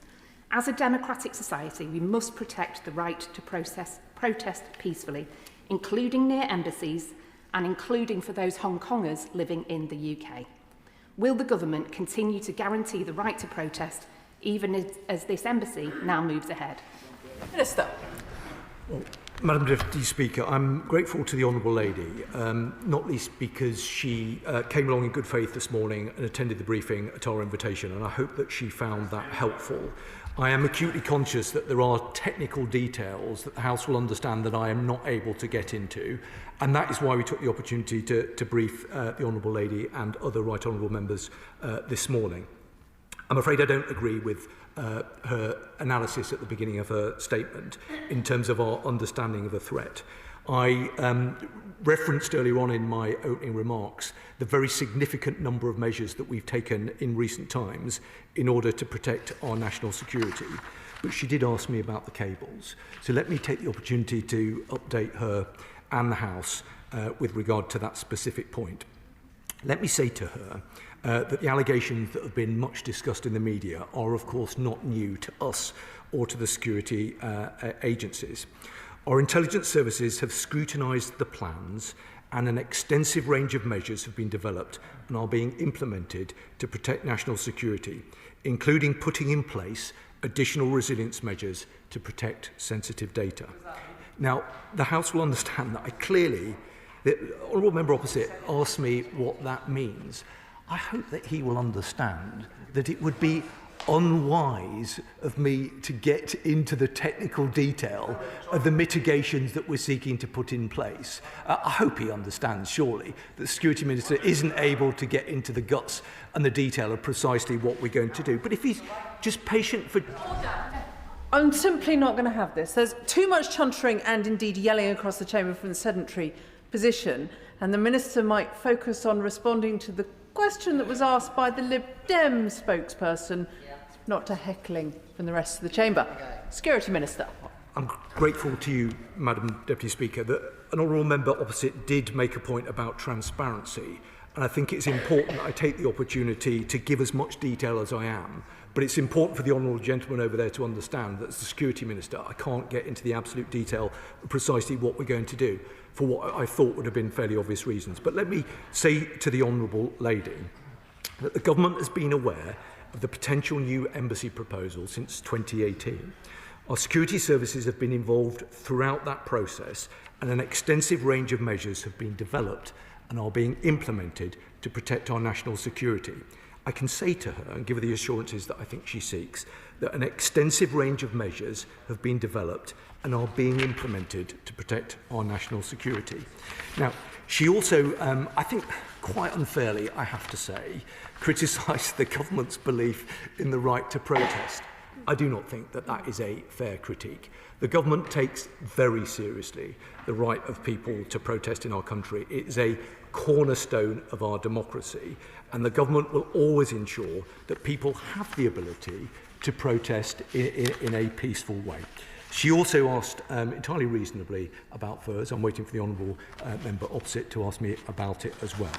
She will know that FIRS is still a new scheme. It only relatively recently came into force, the 1st of July, or more effectively on the 1st of October. She will also understand that any decision with regard to FIRS will be brought forward to Parliament in the usual way.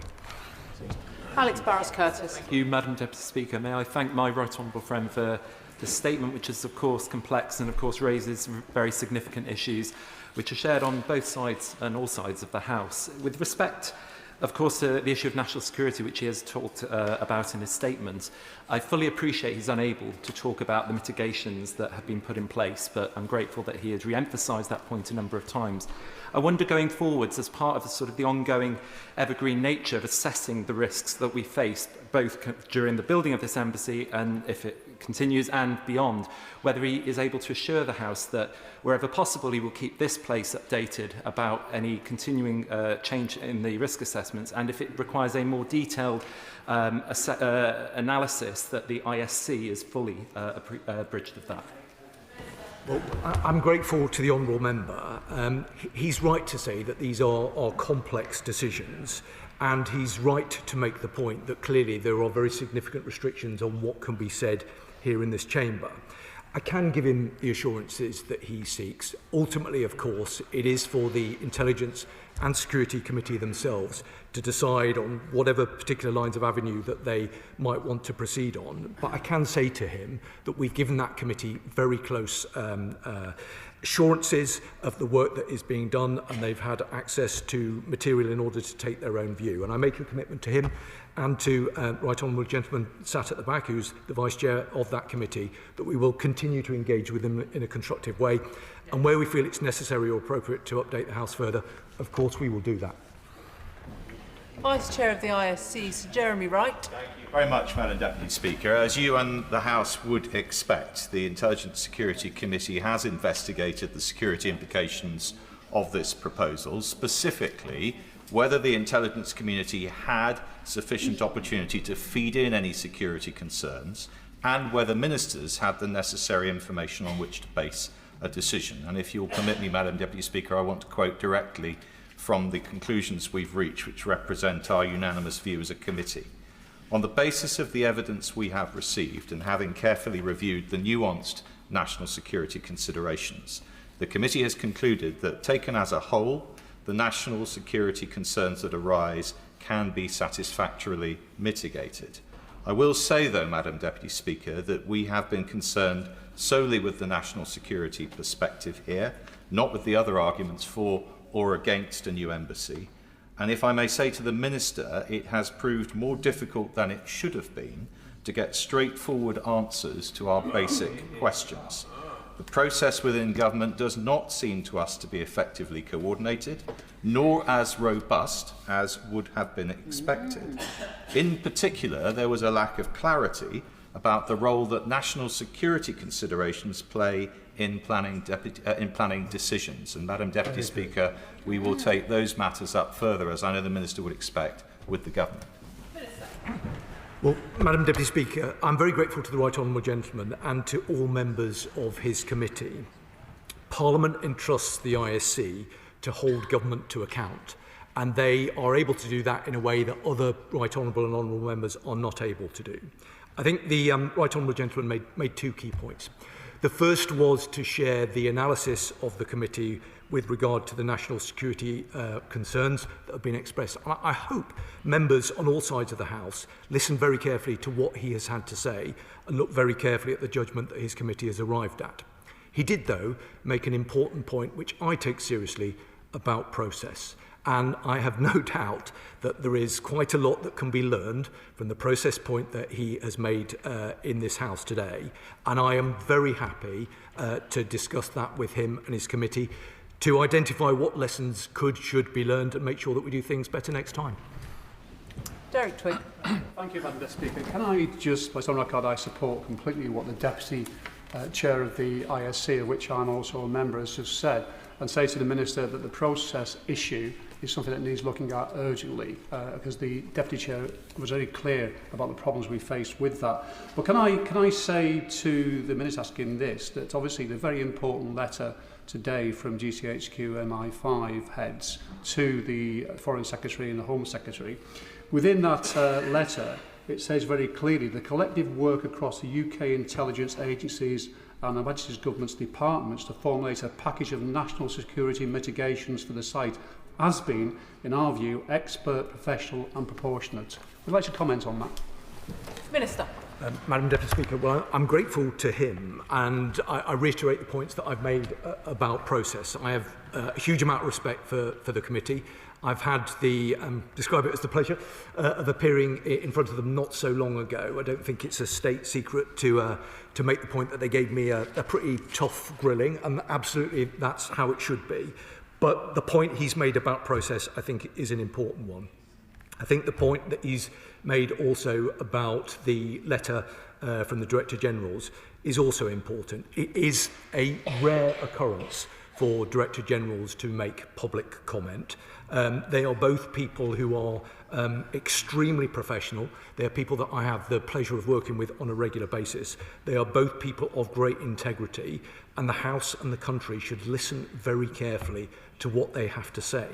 They have made the point that collectively our security services have 100 years of experience in terms of dealing with the challenges from foreign embassies. That is not to be remotely complacent about the nature of the threat that we face now, because clearly it is very different from how it was in the past. But I think we should listen carefully to what they have to say, be respectful of it, whilst at the same time not being complacent.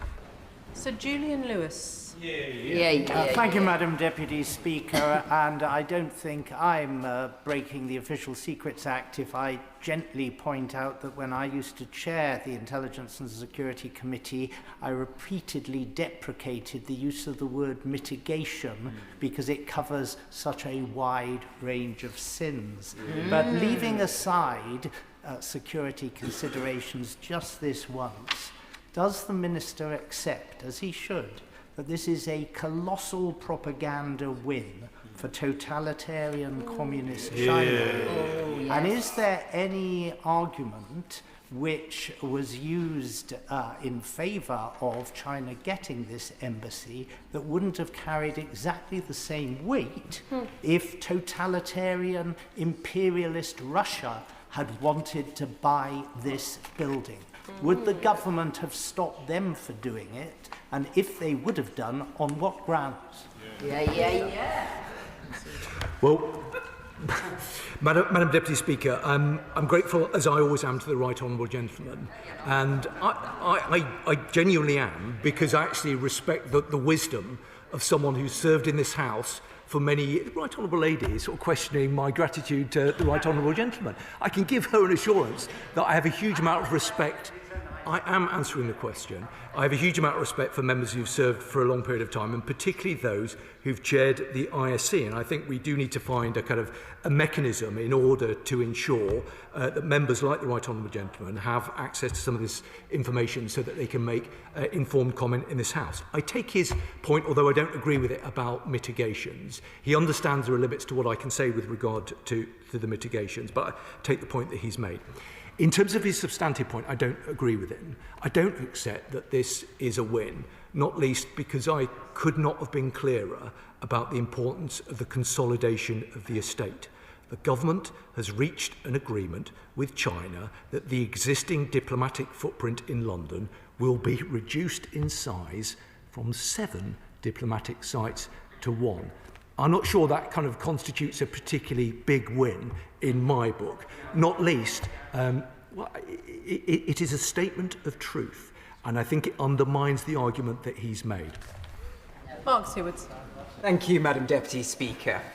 Even if we accept that the national security concerns of this new embassy have been mitigated, as evidenced by the letters from security agencies today, and even if we accept that consolidating these 7 current properties that China own into one is a security advantage, that is still cold comfort to the Hong Kongers that I represent in Leeds southwestern Morley.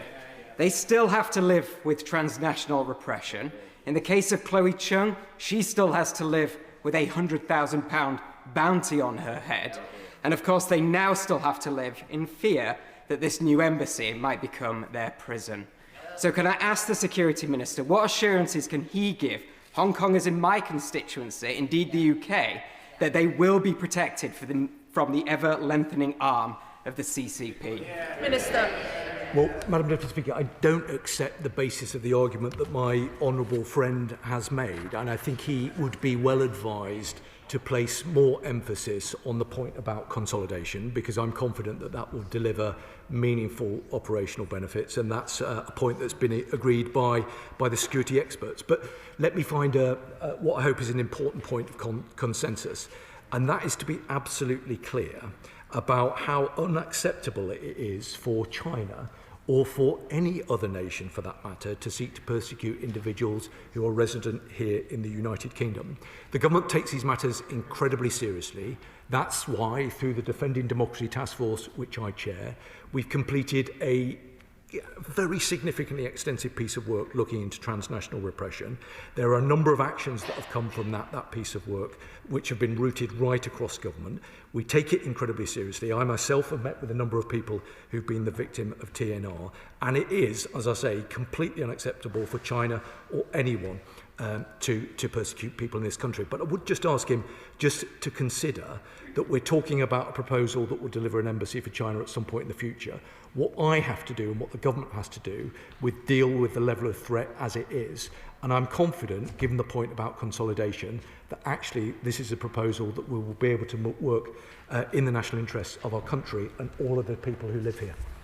Father of the House, Sir Edward Lee. Whilst I associate myself with the wider security concerns, will the Minister forgive me if I raise a narrow point? And he knows what I'm going to ask, because I've asked this twice already and not had an answer. The correspondence between the government and the Chinese reveals that the medieval monastery on the site, an important monastery called Eastminster rather than Westminster, where we are, will remain on inviolable Chinese territory. And any UK citizens visiting it will have to be frisked, and they will be effectively in China. What reassurance can the Minister give to those who have bounties on their head, raised by the Honourable Gentleman opposite, or my right honourable friend, the member for Chingford, who's been sanctioned by the state? What reassurances can the Minister give that UK citizens visiting their own heritage would not be in danger by going on this site? Minister.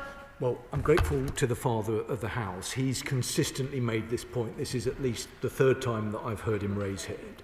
I hope he will have heard the point I made. I looked at him purposefully earlier on when I made a point specifically about the question that he's raised. But let me take the opportunity to say that the issues that he reflected upon, the bounties, this is completely unacceptable behaviour, and the government will not stand for it. The specific point that he raised is one that I've looked very carefully at, and I reflected a response to it earlier in my statement. Peter Swallow. Thank you, Madam Deputy Speaker. I have been sceptical about this new embassy, but I do take the points made by members from the Intelligence and Security Committee here today, as well as the advice, the response from GCHQ and MI5. I also, of course, have to listen to my own constituents, including the Bracknell Forest Hong Kong community, who tell me that they are concerned about the ongoing transnational repression that they are experiencing. My right honourable friend has already talked a lot about the work that the government has already done. Will he commit to continuing to engage with the Hong Kong community so that we can make sure that we continue to adapt our response to the emerging threats that they experience? Well, I'm grateful to him. He's consistently raised points on behalf of his constituents, and I can give him the assurances that he seeks. Let me say to him and the House that we condemn the Hong Kong police's efforts to coerce, intimidate, harass and harm those living in the UK and overseas. These acts of repression will not be tolerated here in our country. Now, I can say to him that along with other ministerial colleagues, I've taken the opportunity to raise these concerns directly with Chinese authorities, reaffirming that the extraterritorial application of Hong Kong's national security law is unacceptable and will not be tolerated here in the UK. I can give him the assurances that he seeks. I'm very happy to discuss this matter with him further. Luke Taylor. Thank you very much, Madam Deputy Speaker. Hong Kongers and other Chinese dissidents in the UK will be rightly concerned by this news today.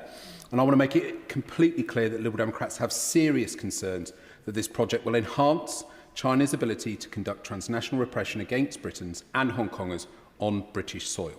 So can I ask the Minister, what is the timeline for closing the 7 existing Chinese consulate buildings when the Royal Mint Court is opened?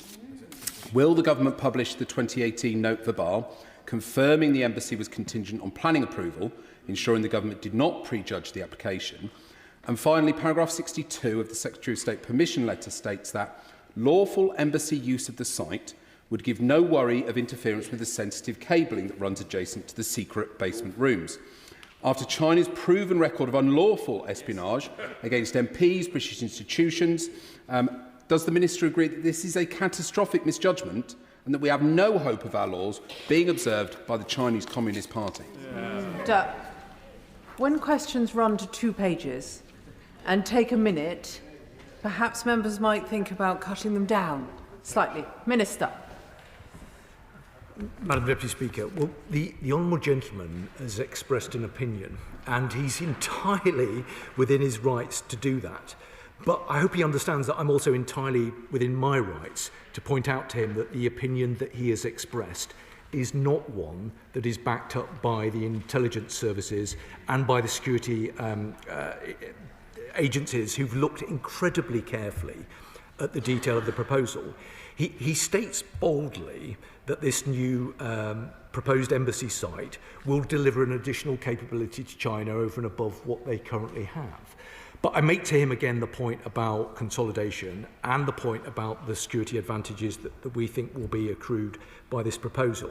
In terms of the points around timeline, I hope he understands that I'm not going to get into that today, not least because I have to be incredibly careful what I say, given the potential likelihood of further legal proceedings. But I'm very happy to discuss these matters with him and his colleagues on his benches further. Alex Sobel. Thank you. I just want to first of all make it clear I don't agree with this decision today. It will send a chilling effect through Tibetans, through Hong Kongers, through Uyghurs and other Chinese who just dissent with the regime in Beijing. But I've got 3 specific questions about the application today. First of all, what guarantees does the government have that the 7 other sites will be closed and disposed of? Will the new site be built by British construction companies hiring workers in the usual way, or by Chinese construction companies bringing in their own labour? And what forms of building inspection control will be present during and after the construction? My honourable friend has got a very long and proud track record in this particular area, and I listened very carefully to what he has to say. He'll forgive me if I disagree with his analysis of the chilling effect of this, not least given the points about consolidation and the security advantage. He's asked about the 7 sites, and let me give him and the House an absolute assurance that that is part of the deal that has been agreed with China. The deal is that the existing diplomatic footprint within London, the 7 diplomatic sites, will be consolidated into this individual site. In terms of the precise details around construction and other activities, I know that he will understand that there are agreed procedures with regard to these kind of activities. I think there was a point earlier on about the relationship with the United States and the concerns that they might have expressed, which I don't recognise. But it is useful to note that China built a new embassy in the United States not so long ago. So this is not a particularly uncommon occurrence. But I give him assurance that we'll keep a very close eye on the points that he makes. Sir Ian Duncan-Smith. Mr. Speaker, I say gently to the right honourable gentleman that I raise these issues as a sanctioned individual. Not only I'm sanctioned, my whole family is sanctioned. I have been trolled by operatives from the security service of China, and I am under constant regard by them all the way through. So I say this in a way on the basis of that. And I simply ask him this. When the Secretary of State issued his letter, he did give this quote, which was given earlier on, that this concern about cable should not present a problem for a lawful embassy use. Nothing about the Chinese is lawful here in the United Kingdom. Is it lawful for them to attack Hong Kongers who have fled here? Is it lawful for the pop-up police stations that go on pulling them in? Is it lawful for them to actually make sure that bounties are placed on their heads? Is it lawful for them to be asking British citizens sitting next door to Hong Kongers to bring them into the embassy so they may collect their bounty? These are all unlawful acts. The truth is, this Chinese embassy, with its 200 extra staff, will increase that. Every single place that China has had more people in its embassy, transnational repression has increased. Doesn't he agree with that? Minister. Madam Deputy Speaker, try though I might, there was never going to be a scenario where I would be able to satisfy the right honourable gentleman today in terms of what I've been able to say.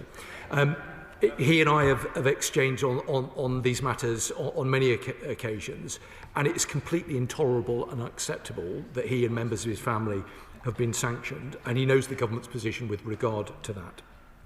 He mentioned the issue of law. UK law is absolutely sacrosanct, and where anyone, whoever they might be, falls short of that, they will be held to account by this government. He made a specific point about the potential, I think, for an increase in staff.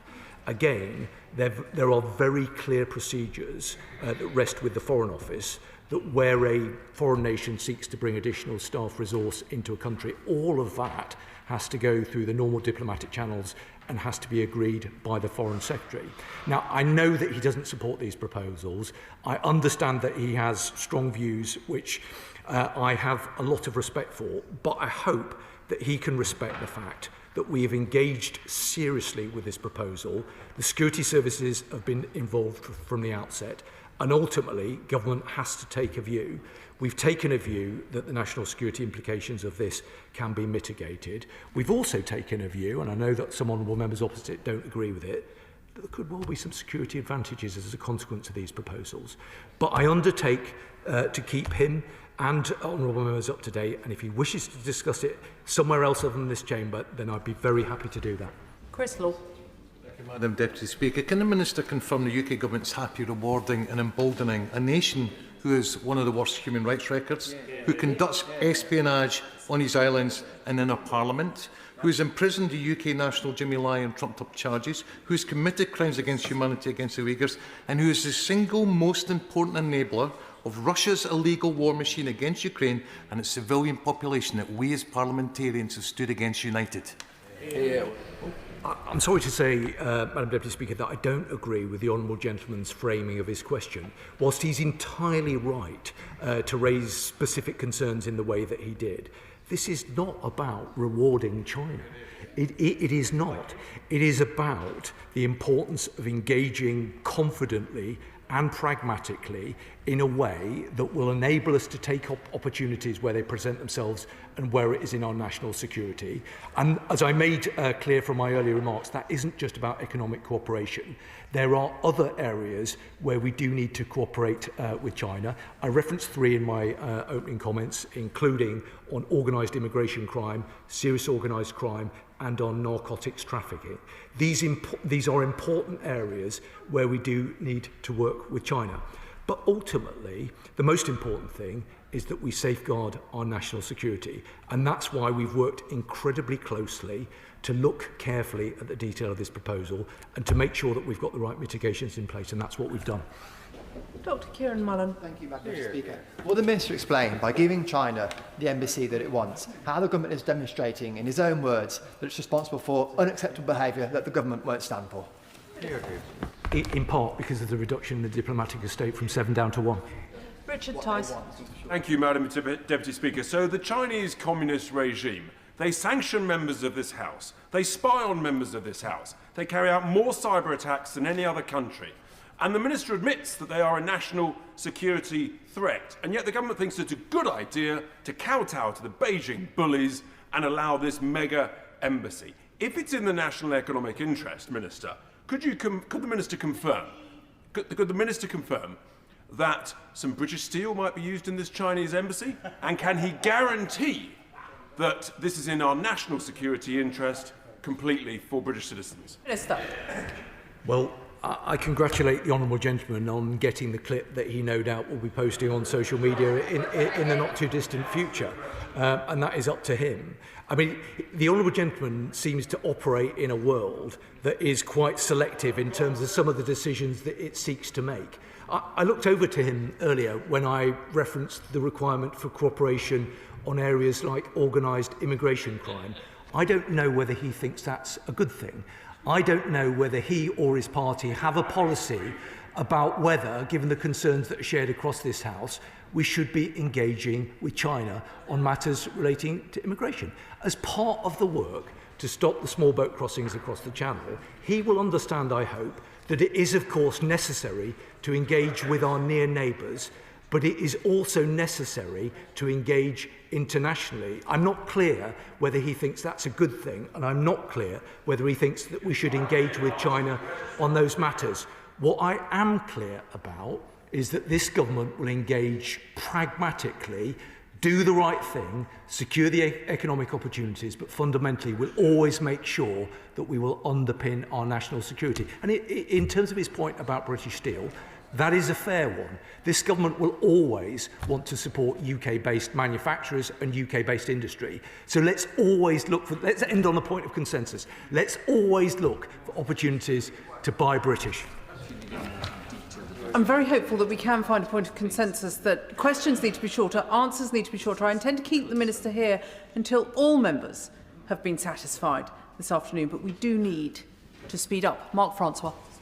There's a pattern of behaviour here. The failure to act meaningfully over Jimmy Lai, the mysterious collapse of the Chinese spy case, and now this abject national humiliation. Let's call this what it is. This is appeasement of communist China. For economic gain. We tried that in the 1930s, and look where that got us. Why is this Labour government kowtowing to China, a communist regime that imprisons 1 million Uyghur Muslims in concentration camps for having the temerity to believe in God? Well, in one sense, I can agree with the Right Honourable Gentleman that there is a pattern of behaviour. He's right about that.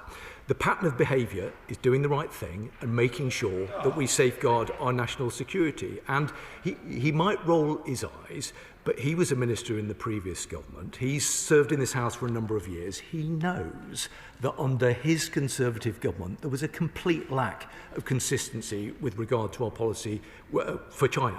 Now, this is a significant geostrategic challenge, and in the end, government has to make decisions. It has to have a clear-eyed policy, but anyone who thinks that we shouldn't be engaging with China, I think is naive. Anyone He uses the language that he does, which I think is inappropriate and unhelpful and inaccurate. I've made the point about consolidation, I've made the point about the national security advantages, and I'll make the point about this government's commitment to securing our national interest. Let me just say one final thing to him. He's right to raise the case of Jimmy Lai. He knows the government's clear commitment that Jimmy Lai should be released immediately. Barclay. Does the Minister believe that the approval of this mega Chinese embassy makes the British people safer? Minister. Well, the Right Honourable Gentleman is very experienced from his own time in government, and he will know that difficult decisions have to be made. But it is my judgment, ultimately, this is the right way to proceed, that we do have to engage with China for the reasons that I've explained, but ultimately, nothing will prevent this government from ensuring our national security. And that's why we've progressed this proposal incredibly carefully, and that's why we've made sure that we've got the right mitigations in place. Colin Lockhart. Deputy Speaker, last week I made it clear that any hostile intelligence service would struggle to find a better location for espionage than the now approved mega Chinese embassy. What assessment has now been made of the risk that this site could be used for surveillance, intimidation or coercion of critics of the oppressive communist regime living in the UK, and how the government justify a decision that is both shameful and reckless in the disregard for national security? Well, I'm grateful to her for the points that she's made, but I would just say to her, of course, we're already dealing with those challenges. There are some honourable members who seem to think that we don't have to mitigate and manage those risks at the moment. We do. There are those, and it's an entirely reasonable position if people want to take it, who think that the situation could get worse with the agreement of this embassy. But as I've tried to explain, because of the mitigations that we have put in place and because of the consolidation of the diplomatic estate, there are clear national security advantages as a consequence of this proposal. She doesn't perhaps agree now, but I hope she understands that the government takes these matters incredibly seriously and will do everything that we can to safeguard our national security. Sir Desmond Swain. China is notoriously transactional in its international relations. So what do we get in return? Well, I always listen very carefully to the Right Honourable Gentleman, not least because I seem to remember that he was the PPS to the then Prime Minister Lord Cameron, when the then government had quite a different relationship with China to the one that we have now. He will remember that very well, as do I. So whilst I'm grateful for his advice, I hope that he will perhaps have borne in mind the points I made about the consistency of the previous government, including the one he served in. Esther McVeigh. Thank you, Madam Deputy Speaker. In light of what you said, I do hope you see this as a short question, and I do hope I get a short answer. Minister, do the security services have any concerns at all about the proposed new super Chinese embassy? Yes or no? Minister. The Right Honourable Lady has seen the letter that's been published today by the Director Generals. I don't know how much time the Right Honourable Lady thinks about matters relating to national security or understands the nature of the threat. Not at all. I'm seeking to explain to her that this government, like the last government, manage a range of national security risks. That will be the case whatever decision was taken around this proposal. Dr. Luke Evans. Thank you, Madam Deputy Speaker. I'm going to ask again. Does this make the British public safer? Yes, or no? Minister. Fundamentally, government is there to make the British people safer. And for the reasons I've explained, I'm confident that from a national security perspective, this is the right decision. Jim Allister. Isn't the plain truth, Minister, that this was a predetermined political decision from the moment the political decision was taken to call it in, when the government was facing, by due process, the council refusing this planning application? And all that's gone on, doesn't it simply bring the whole planning process into disrepute? Yes or no? And when we consider today that the London Labour Group have condemned this matter, isn't one of their members right when he says, wrong embassy, in the wrong place, at the wrong time? Yes or no? Well, I don't agree with his analysis. I've been crystal clear about the fact that people are, of course, entitled to their opinion, and people will have different views. What sensible members of the public will be interested in is what the security professionals have said. The security agencies, the intelligence services, those people who really understand the nature of the risk and the threat. What the public will be interested in is what they think, and I've been clear about what they think. I've been clear about the way in which we've approached this process, which I believe will deliver national security benefits for our country. Sir Bernard Jenkins. Can I just point out that when the previous Conservative government proclaimed a golden era of relations with China, when David Cameron welcomed President Xi for a state visit in 2015, as Theresa May was championing Huawei for our 5G infrastructure, the security services supported the then Prime Minister, or they were brought into line, which is, I expect, what happens under these circumstances. Can we make sure that we're not using the security services for propaganda purposes? And may I predict, in the fullness of history, we will look back at this decision with great regret. Well, the right honourable gentleman, I know, gives a lot of thought and dedication to these matters. He spoke and reflected upon the engagement that had taken place under the previous government, under the then Prime Minister David Cameron. He will understand, because he thinks about these things very carefully, that there is obviously a need to engage with China. President Trump will be visiting China in the next couple of months. President Macron, I think, has been 3 times over the past years. Prime Minister Carney has been there recently. Serious grown-up people understand the need to have engagement and work closely with countries like China. Sensible people will get that. Sensible people will also understand that sometimes that involves tough choices. This government doesn't shy away from making those tough choices in terms of whether it's the right thing to do. I accept the challenge that he offers, which it will be judged over the long term. But I think this is the right thing to do, and I'm pleased that the security services agree with it. Sarah Ball. Deputy Speaker. The Minister says that China continues to pose a risk, and yet the government today welcomed this Trojan horse of an embassy into the heart of our capital. Consolidation helps them, not us, and planning conditions deal with the establishment, but not the actual real use inside in the years to come. So I ask again, it's been asked many a time before, are the British people safer as a result of this embassy? Yes or no? Minister. I don't agree with her analysis with regard to consolidation. This government will always work to make sure that the British public are safer. That is our job. That is our abiding mission. It is the first responsibility of government. And I'm confident that the decision that's been taken, with the mitigations in place, will deliver good national security outcomes for our country. John Lamont. Thank you very much. The government's decision to approve China's spy embassy is utterly wrong and puts national security at risk. But now the embassy has been approved, if, or rather when, we get evidence that China is using this embassy for surveillance, torture or other inappropriate means, will the government guarantee to close that embassy? Yes or no? Well, as with any embassy, both in this country, and of course let's not be naive about the fact that Britain has embassies right around the country. The Vienna Convention, the Vienna Convention lays down the way in which different governments should behave with regard to the conduct of their diplomatic presences. Of course, we take our responsibilities very seriously under the Vienna Convention, and we expect every other country, including China, to do the same. Reynolds ejected.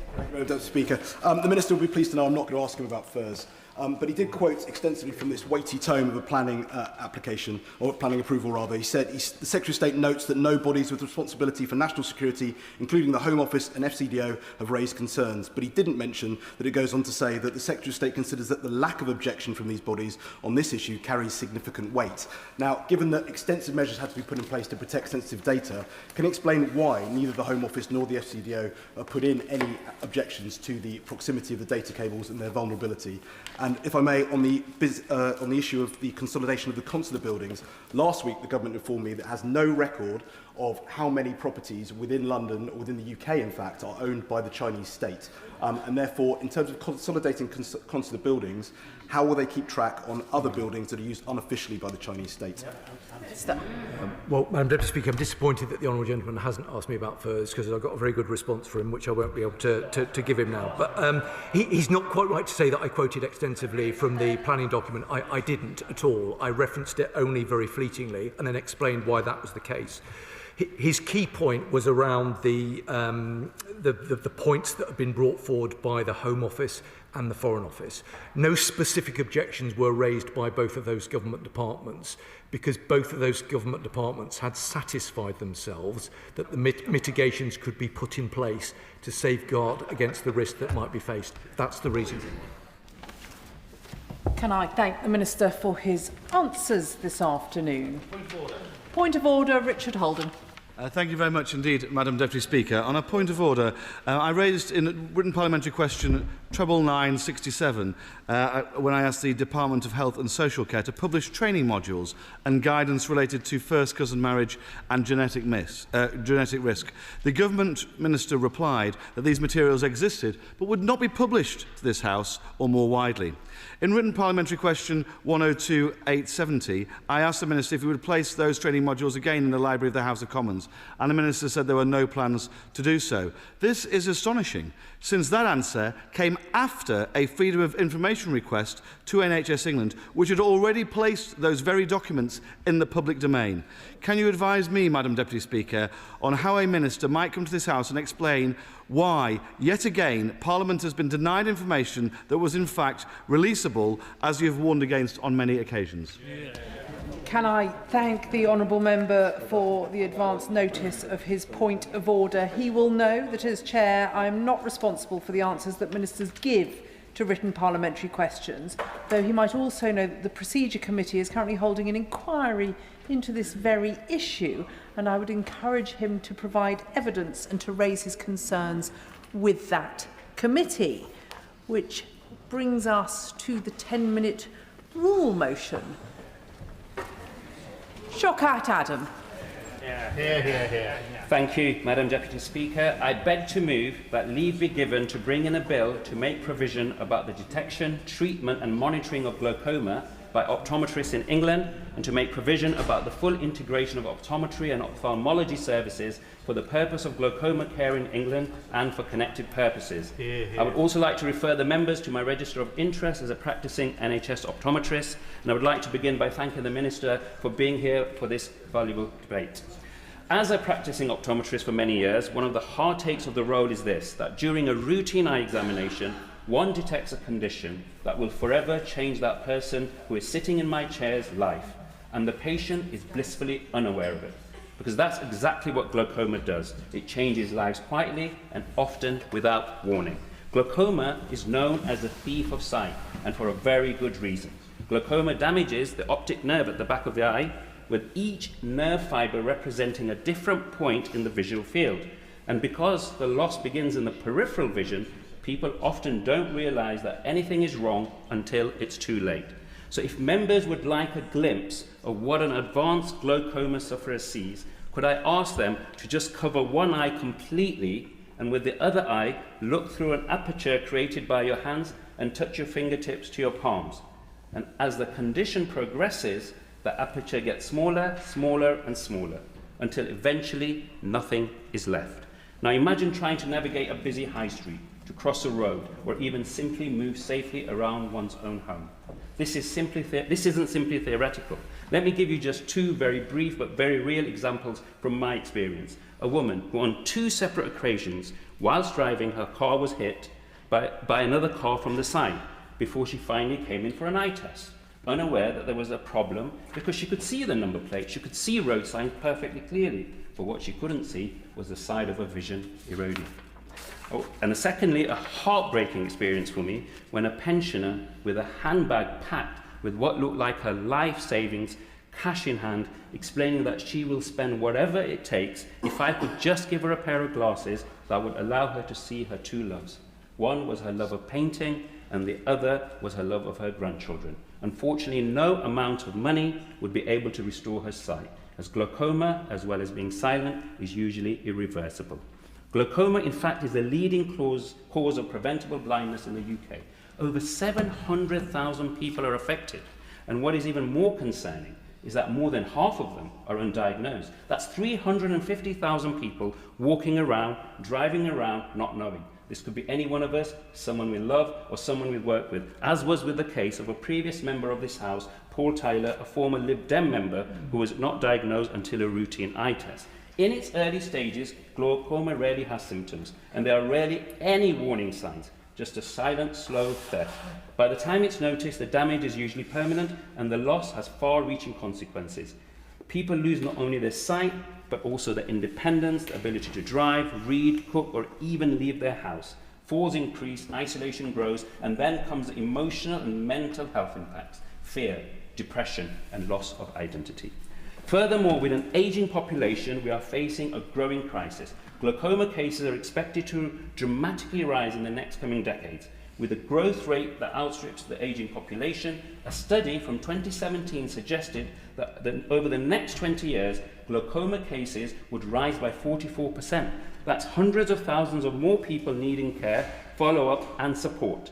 And I fear that data will prove to be an underestimate. So let me be blunt. Patients are losing their sight not because care doesn't exist, but because the pathway is broken and the follow-up is delayed. Just recently, I saw a patient who was referred to the hospital and diagnosed with glaucoma. That bit, absolutely fine. The initial appointment happened, but the follow-up was postponed. Then they missed an appointment. So by the time they came to see me again a year later, they had lost a significant amount of their visual field, to such an extent that even their central vision, their acuity, was affected.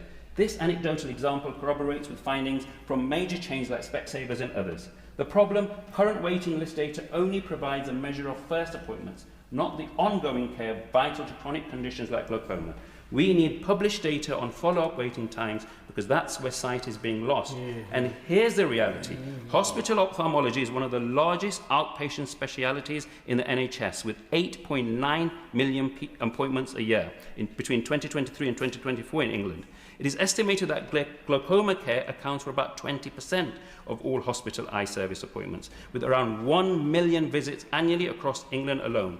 In 2024-25, it was reported that 600,000 people were on a hospital waiting list for an ophthalmology appointment. However, the ongoing care, such as the need for regular planned follow-up glaucoma patients, is often overlooked, with their numbers not hitting the headline like those waiting for an initial assessment or surgery. NHS hospitals cannot carry this load alone. Thankfully, Minister, this is where the government's own NHS 10-year plan, and in particular its ambition to shift care out of hospitals and into community and to focus on prevention, not sickness, closely aligns with the transformation needed in glaucoma care. There are over 14,000 qualified optometrists in England, providing more than 13 million NHS-funded eye tests. They are trained, regulated and ready to help.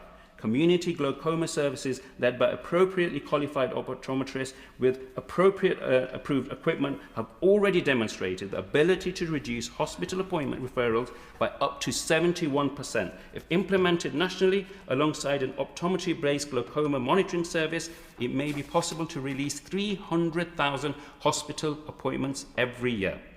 That's not a one-time saving. Glaucoma is a chronic condition. These are recurring appointments for people who are living with, not cured of, the condition.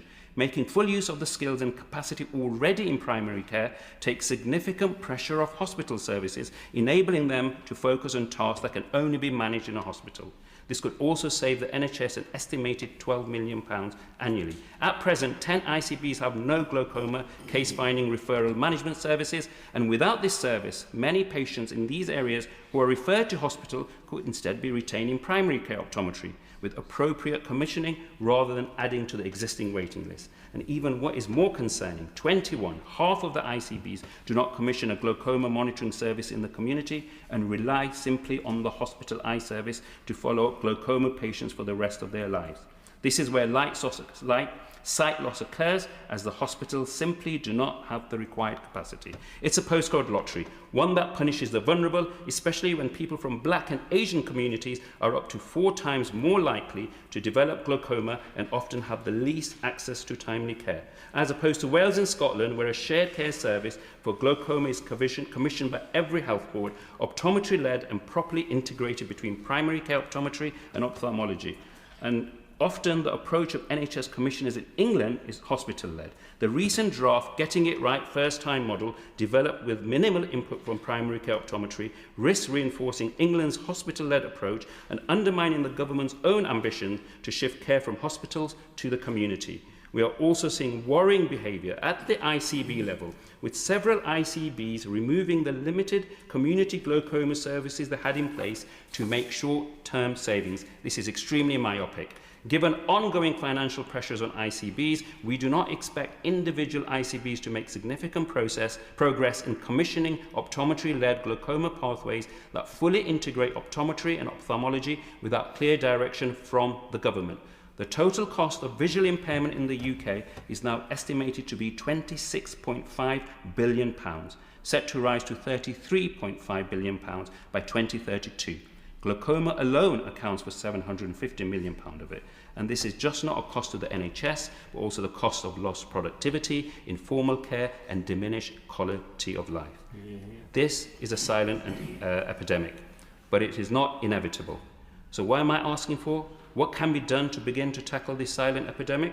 Fundamentally, I am asking for a national direction from the DHSC to ICBs that they should commission a uniformed primary care glaucoma service that utilises qualified high street optician practices, and only by doing so will we end the current postcode lottery in glaucoma care. We already know what works, we already have the workforce, and we already have the technology. We now need clear direction and a political will. Thank you. The question is that the honourable member have leave to bring in the bill. As many as of that opinion say aye. Aye. Of the contrary, no. I think the ayes have it. The ayes have it. Who will prepare and bring in the bill? Marsha de Cordova, Jim Shannon, Brian Lesham, Jeremy Corbyn, Ayub Khan, Iqbal Mohammed, Mr Adnan Hussain, Paulette Hamilton, Mark Pritchard, and Adrian Ramsey, and myself. Shaukat Adam.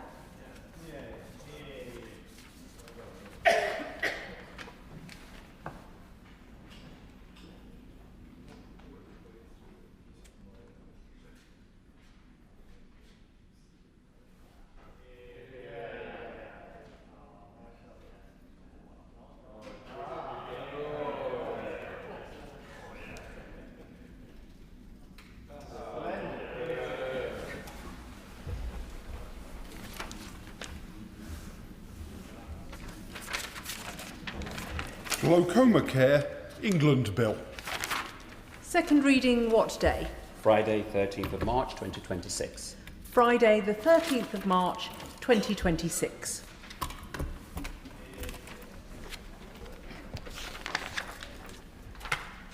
Programme motion to be moved formally. I beg to move. The question is, as on the order paper, as many as are of that opinion say aye. Aye. Of the contrary, no. I think the ayes have it. The ayes have it. The clerk will now proceed to read the orders of the day. Sentencing Bill. Consideration of Lord's amendments. Now. I can inform the House that nothing in the Lord's amendments engages Commons financial privilege. We will begin with the government motion to disagree with Lord's Amendment 7, with which it will be convenient to consider the other Lord's amendments and government amendments and motions as on the selection and grouping paper. I call the Minister to move the motion. Jake Richards. Thank you, Madam Deputy Speaker. And let me begin by putting on record the government's welcoming of the new Shadow Justice Secretary to his job. We look forward to working with him, Madam Deputy Speaker. He is somebody of some intellectual heft, and in any event, he's in the lucky position of having extraordinarily small shoes to fill. Of course, there will be policy disagreements, as there should be, but my hope is that the new Shadow Justice Secretary treads more carefully on issues around the independence of our judiciary and respecting our legal profession, perhaps fewer vitriolic social media videos and more thoughtful analysis. And as for the member for Newark, Madam Deputy Speaker, or as he likes to call himself, the new sheriff in town, we welcome that the inevitable has now happened, confirming the fact that reform is little more than a backwater for failed Tory politicians with an ego. And Madam Deputy Speaker, just briefly, I spent 5 minutes I'll never get back, reading the memo the former Shadow Justice Secretary left lying about. It says, and I quote, "Use humour, one of your best skills. Don't be afraid to be self-effacing or have a laugh." Well, it certainly got us laughing, Madam Deputy Speaker. And his memo also has the memorable line, "Don't think. You know things to be true. Get out of the habit of saying think." I happen to think he should get into the habit of thinking a little more. The honourable member for Newark says he has joined to be part of the team. We are still unclear whether he will remain speaking on justice issues. He's not in his new place today. Over the weekend, it was said that there would be a mini reshuffle at Reform, a rather depressing game of musical chairs. But whether their justice spokesperson remains the member for Runcorn, or if the member for Newark takes over, or if the member for Ashfield has a go, or if the member for East Wiltshire or the member for Romford joins in, the story is the same, Madam Deputy Speaker, failed former Tories who cannot be trusted with our justice system, let alone our country. Now, Madam Deputy Speaker, this bill will make sure that we are never again in the position that this government inherited. Prisons at risk of running out of places entirely, leaving us with nowhere to put dangerous offenders, police without the capacity to make arrests, courts unable to hold trials, and a breakdown of law and order unlike anything we have seen in modern times. That's why this bill is vital. It does not kick the can down the road. It does not shy away from making tough decisions to keep the public safe. Instead, it will end the cycle of crisis once and for all. And it does more than this. Absolutely. Given way. He's given a powerful speech. He will recognise this is a bill that's of huge concern to residents of my constituency of Harlow, because obviously many of those who are waiting for justice to be served, they're victims of crime who are waiting years for their the person that's caused that offence to actually see a trial. So will you agree with me? It's really important this government gets on top of this backlog and gets people in front of courts as quickly as possible. Absolutely, and my humble friend is a fine champion of this agenda, but also, of course, for his constituents in Harlow. And as he knows, this bill does more than just fixing the crisis we inherit. It will confront reoffending, keeping our communities safe. And Madam Deputy Speaker, as my right honourable friend, the Deputy Prime Minister, set out in the very first debate on the bill in this House, it takes us back to the fundamental purpose of sentencing, punishment that works. Punishment that works for victims who deserve to see perpetrators face retribution, punishment that works for society, which wants criminals to return less dangerous, not more, and punishment that works to prevent crime. We want better citizens, not better criminals. That is what will deliver safer streets and protection from crime. This bill will restore the confidence of victims in the criminal justice system. And let me reiterate that nothing is worse for victims than prisons running out of places and crimes going without punishment, which is the situation we inherited when we came into government in the summer of 2024. Yes. Madam Deputy Speaker, can I thank the Minister for giving way, and the Minister has outlined very clearly what the Government and the Minister in particular is trying to achieve. There are some perceptions by the general public that certainly indicated in the press and the media that they feel that maybe the Government's going to be a bit soft on those who carry out crimes. But in the rehabilitative structure, which I am very much in favour of, and which I think maybe the Minister's in favour of as well. Can he outline, please, what will be done to enable those when they leave prison to be rehabilitated and to ensure that they don't reoffend, because the rise in numbers of those who reoffend is incredibly worrying. I welcome the Right Honourable Member's intervention. I'll be setting out in the course of this speech and more generally what this government is doing to ensure that we can increase rehabilitation and crack down on reoffending. But I would just say gently to the Honourable Gentleman, he states that there is a suggestion that this bill is somehow soft on crime. By the end of this Parliament, there will be more offenders in prison than ever before. So I completely reject that assertion. Briefly, Madam Deputy Speaker, I just want to pay tribute to the campaigners that informed large parts of this piece of legislation and the amendments that we're discussing today. We are introducing tough restriction zones that limit the movement of offenders instead of limiting the movement of victims. These new restriction zones, which will be given to the most serious offenders on licence and can be imposed by a court, will pin any offender down to a specific location to ensure that the victims can move freely elsewhere. This was campaigned for by the founders of the Joanna Simpson Foundation, Diana Parks and Hetty Barkworth-Nanton. Once again, I pay tribute to them and to all of those who have campaigned for this crucial change. And Clause 6 of this bill introduces a new judicial finding of domestic abuse in sentencing, which enables probation to identify abusers early, to track patterns of behaviour and to put safeguards in place. On this, I must pay tribute to the Liberal Democrats in particular, and in particular the Honourable Member for Eastbourne, for his tireless campaigning and willingness to work across party to deliver this. I know that all parties opposite support this crucial change. It is worth remembering more generally, Madam Deputy Speaker, that this legislation was carefully drafted as a result of an independent sentencing review led by the former Conservative Justice Secretary David Gork. I again take this opportunity. Great man, they're saying. They're voting against every single one of his proposals, Madam Deputy Speaker, but there we go. I take this opportunity to thank him again for all his work. It was a thorough, comprehensive and excellent piece of work. We are determined to ensure that the bill receives royal assent as soon as possible. There is an urgency to this process. And let me also remind the House that alongside this legislation, this government is building prison places at a faster rate than ever before. In our first year, we opened nearly 2,500 new places, and we are on track to add 14,000 by 2031.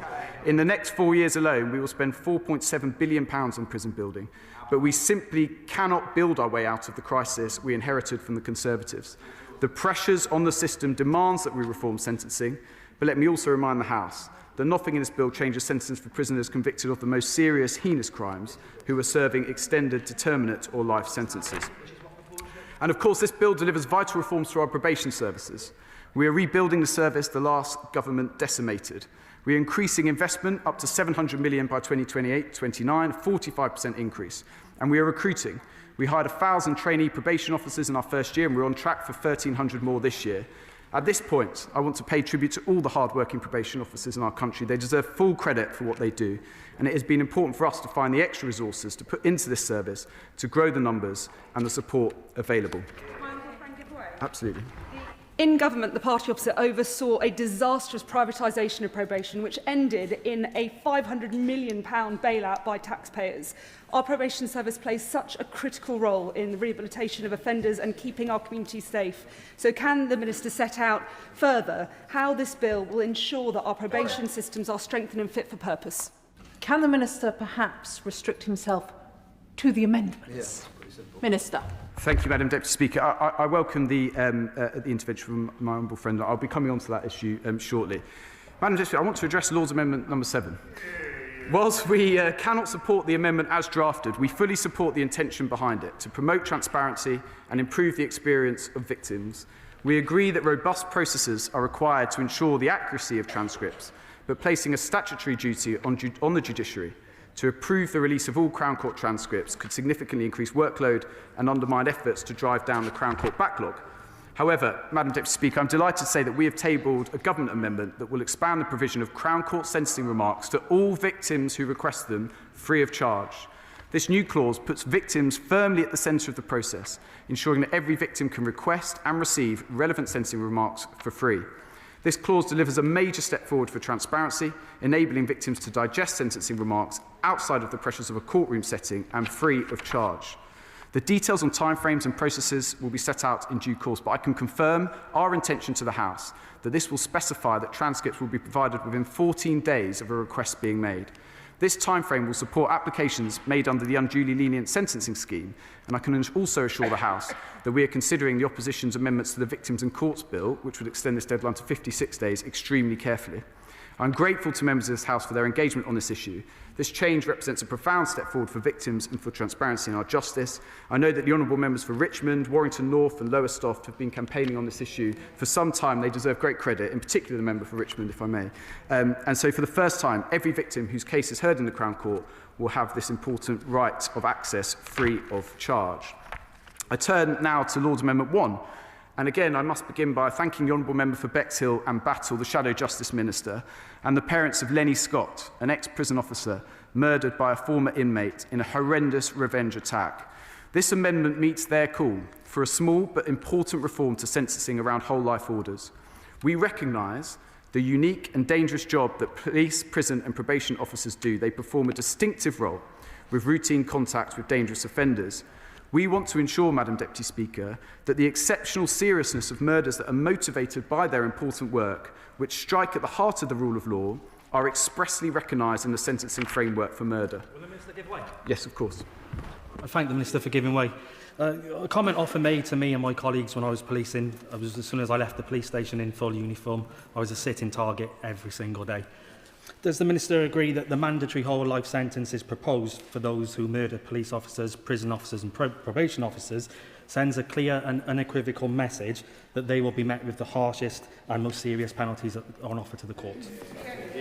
Absolutely, and I thank my humble friend for his service and his contribution and his support for this amendment.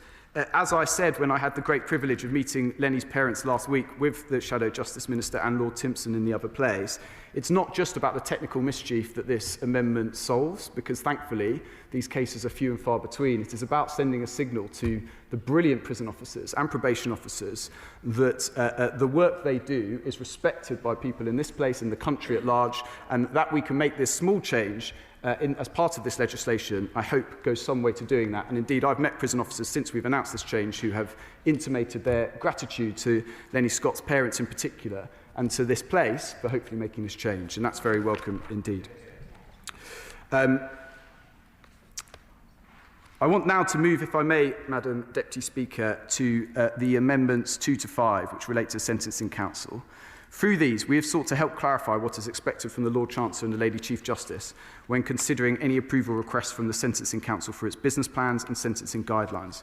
Broadly speaking, these amendments do three things. First, if the Lord Chancellor decided not to approve a business plan, Amendment 2 requires them to notify the Council.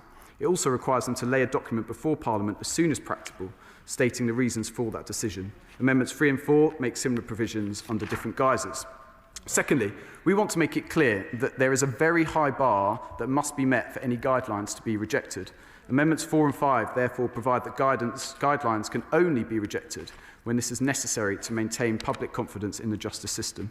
Finally, we have set out on the face of the bill that any approval requests from the Council are to be considered as soon as practicable. Taken together, Madam Deputy Speaker, these amendments represent a significant step by the Government to ensure that these approval processes are surrounded by clear safeguards, transparency and accountability. Yes, absolutely. Giving way, while the Lords have endeavoured to amend the bill in a number of areas, the provisions of Part 4 allowing foreign national offenders to be deported at any time within their sentence is very important to Northern Ireland. Given Article 2 of the Windsor Framework, that assessment has been made of the risk that these offenders will actually not be removed, leaving Northern Ireland with a two-tier system in which foreign criminals benefit from additional EU-derived human rights protections rather than being sent home. Would you commit to meet with myself and a number of my colleagues on this important issue to Northern Ireland? This issue was raised, I think, at second reading and at report stage by one of the honourable member's colleagues. The legal advice that we have received simply states that there is no discrepancy in Northern Ireland. I'm very happy to have a conversation with you and any other colleagues on that. It's clearly only right that these provisions apply also to Northern Ireland as well. Madam Deputy Speaker, this government is committed to greater transparency on prison and probation capacity and holding current and future governments to account. We have demonstrated this by publishing the first annual statement on prison capacity in December 2024. The 2025 edition will follow shortly. This amendment delivers on that promise by making it a statutory requirement to lay a statement before Parliament each year. Legislating on this duty ensures transparency in the long term and delivers on the government's commitment to do so. Never again we will be in a situation that this government inherited, where the previous government had overlooked prison capacity for 14 years, leading to the crisis that we had to deal with. The government has also accepted Amendment 12, which removes the clause in the bill that would have introduced the power to publish the names and photographs of those subject to an unpaid work requirement. The purpose of this clause was to increase the visibility of community payback and ensure the public can clearly see justice being delivered. We remain committed to ensuring that local communities can see the benefits of community payback in their area. However, we have listened carefully to the issues raised in both houses concerning this measure, and perhaps more importantly, the concerns raised by our brilliant probation and prison staff on the ground.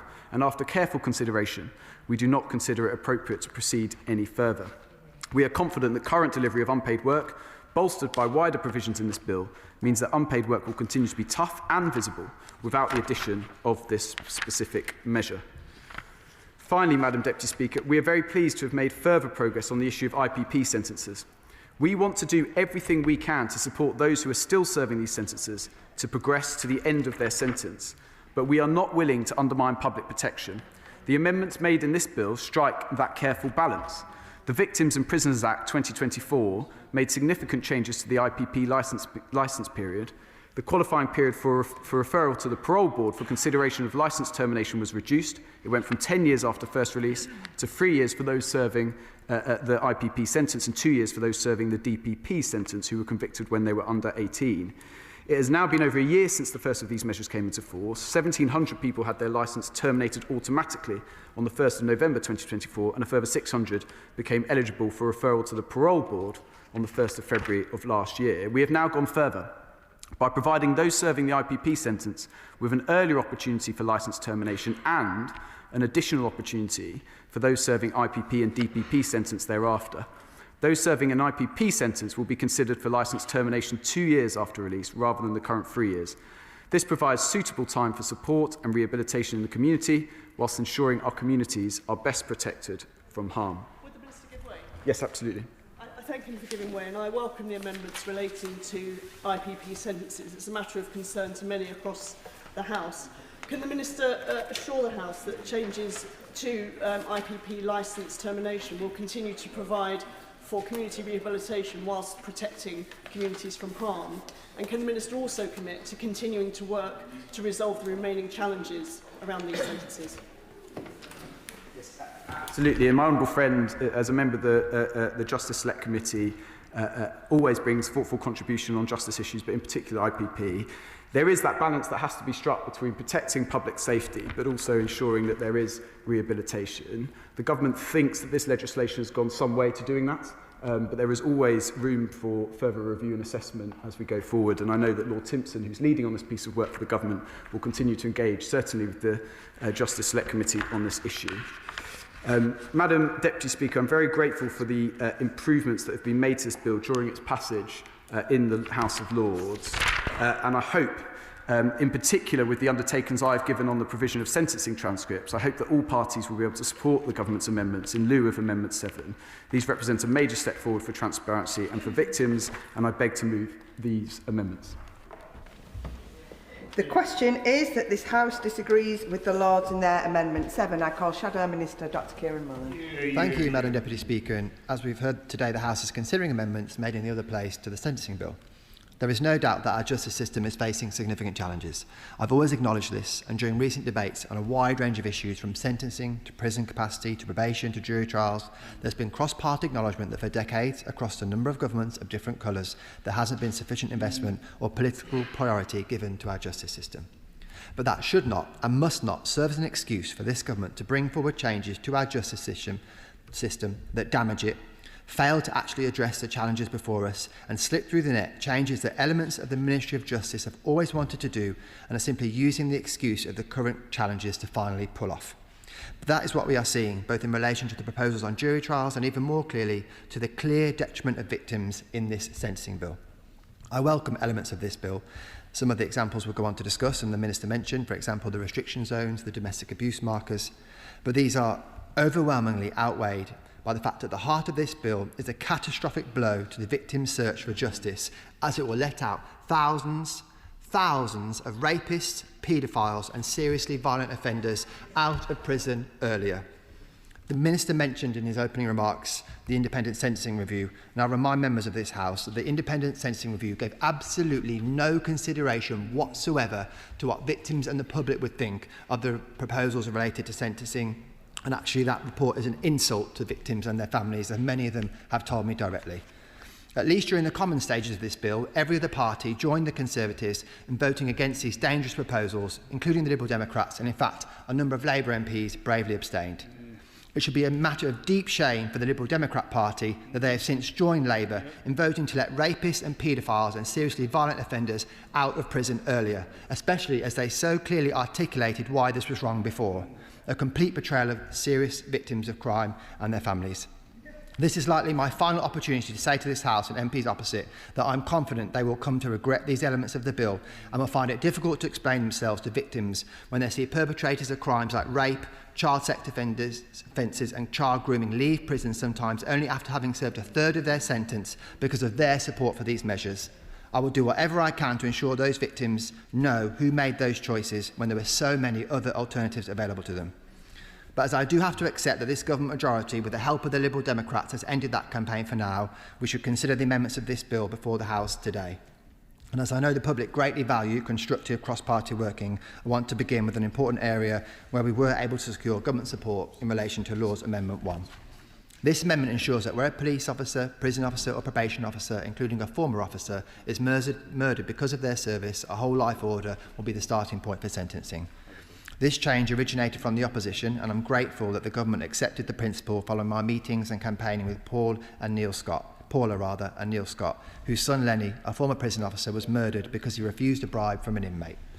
Parliament has long been clear that those putting themselves in danger directly by confronting and standing up to the most dangerous people in our society should have the greatest possible protection of our law available to them. That is a whole life order.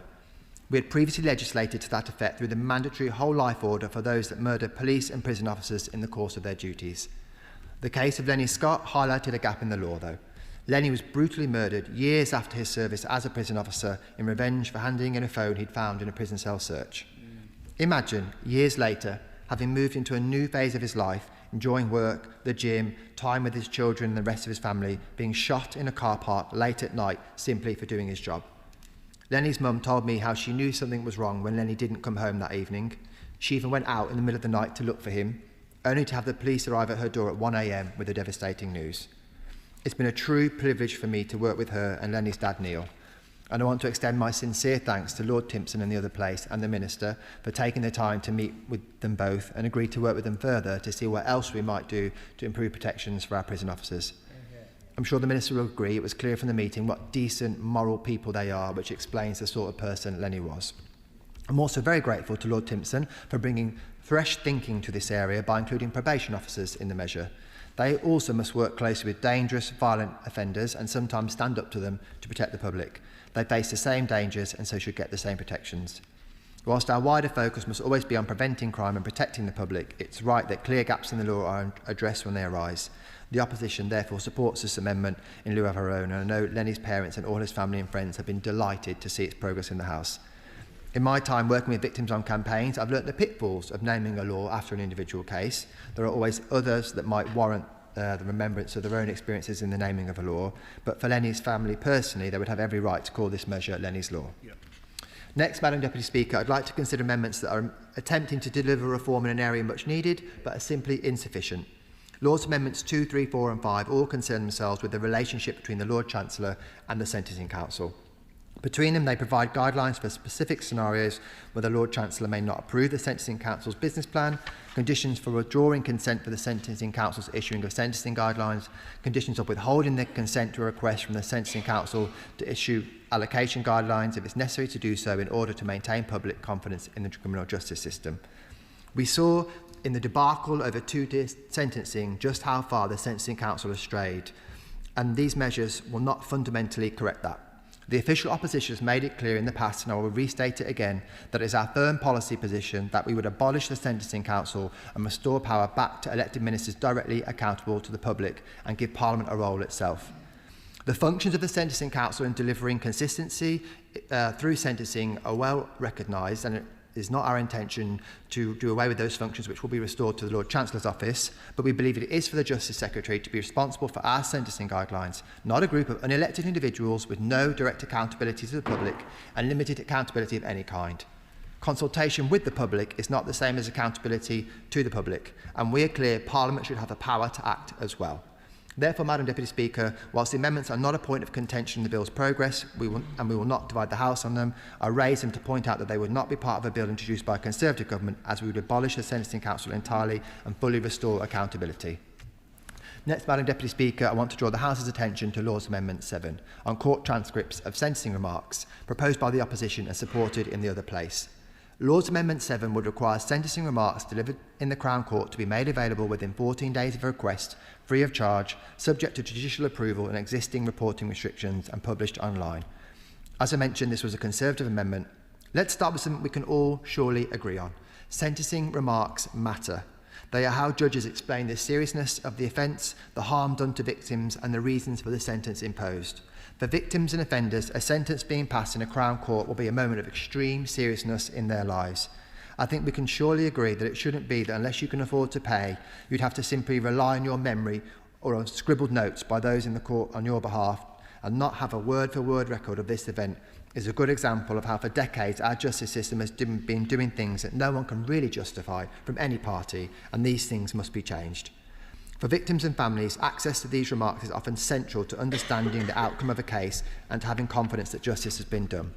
It will also be crucial for them to give consideration to making an application to the unduly lenient sentence scheme, as the Minister mentioned, which the Government continues officially to insist should remain at 28 days. Though I do take on board the Minister's remarks that they're giving consideration to the 56-day time limit. I would just say I know what's incredibly important to the families is as well as a wider overall limit, is that those directly affected by the most serious crimes get a more extended period than just simply 56 days, equivalent to the offender's ability to have a unlimited appeal in exceptional circumstances. So I do hope the Minister takes that on board.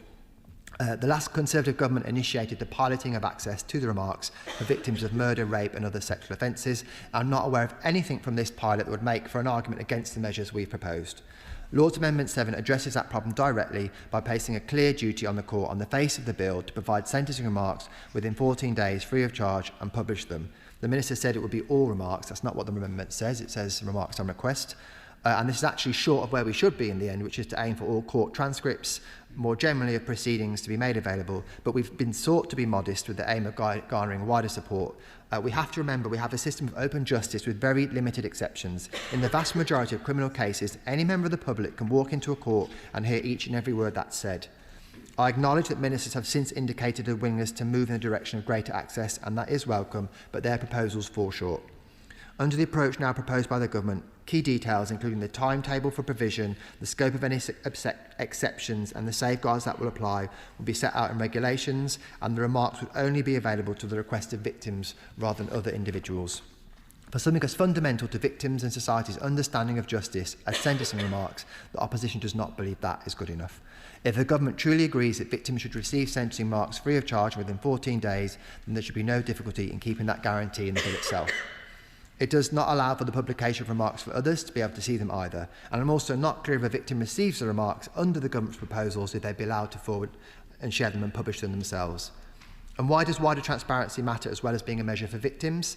I would point members to the historic injustice of the appalling grooming gangs offences.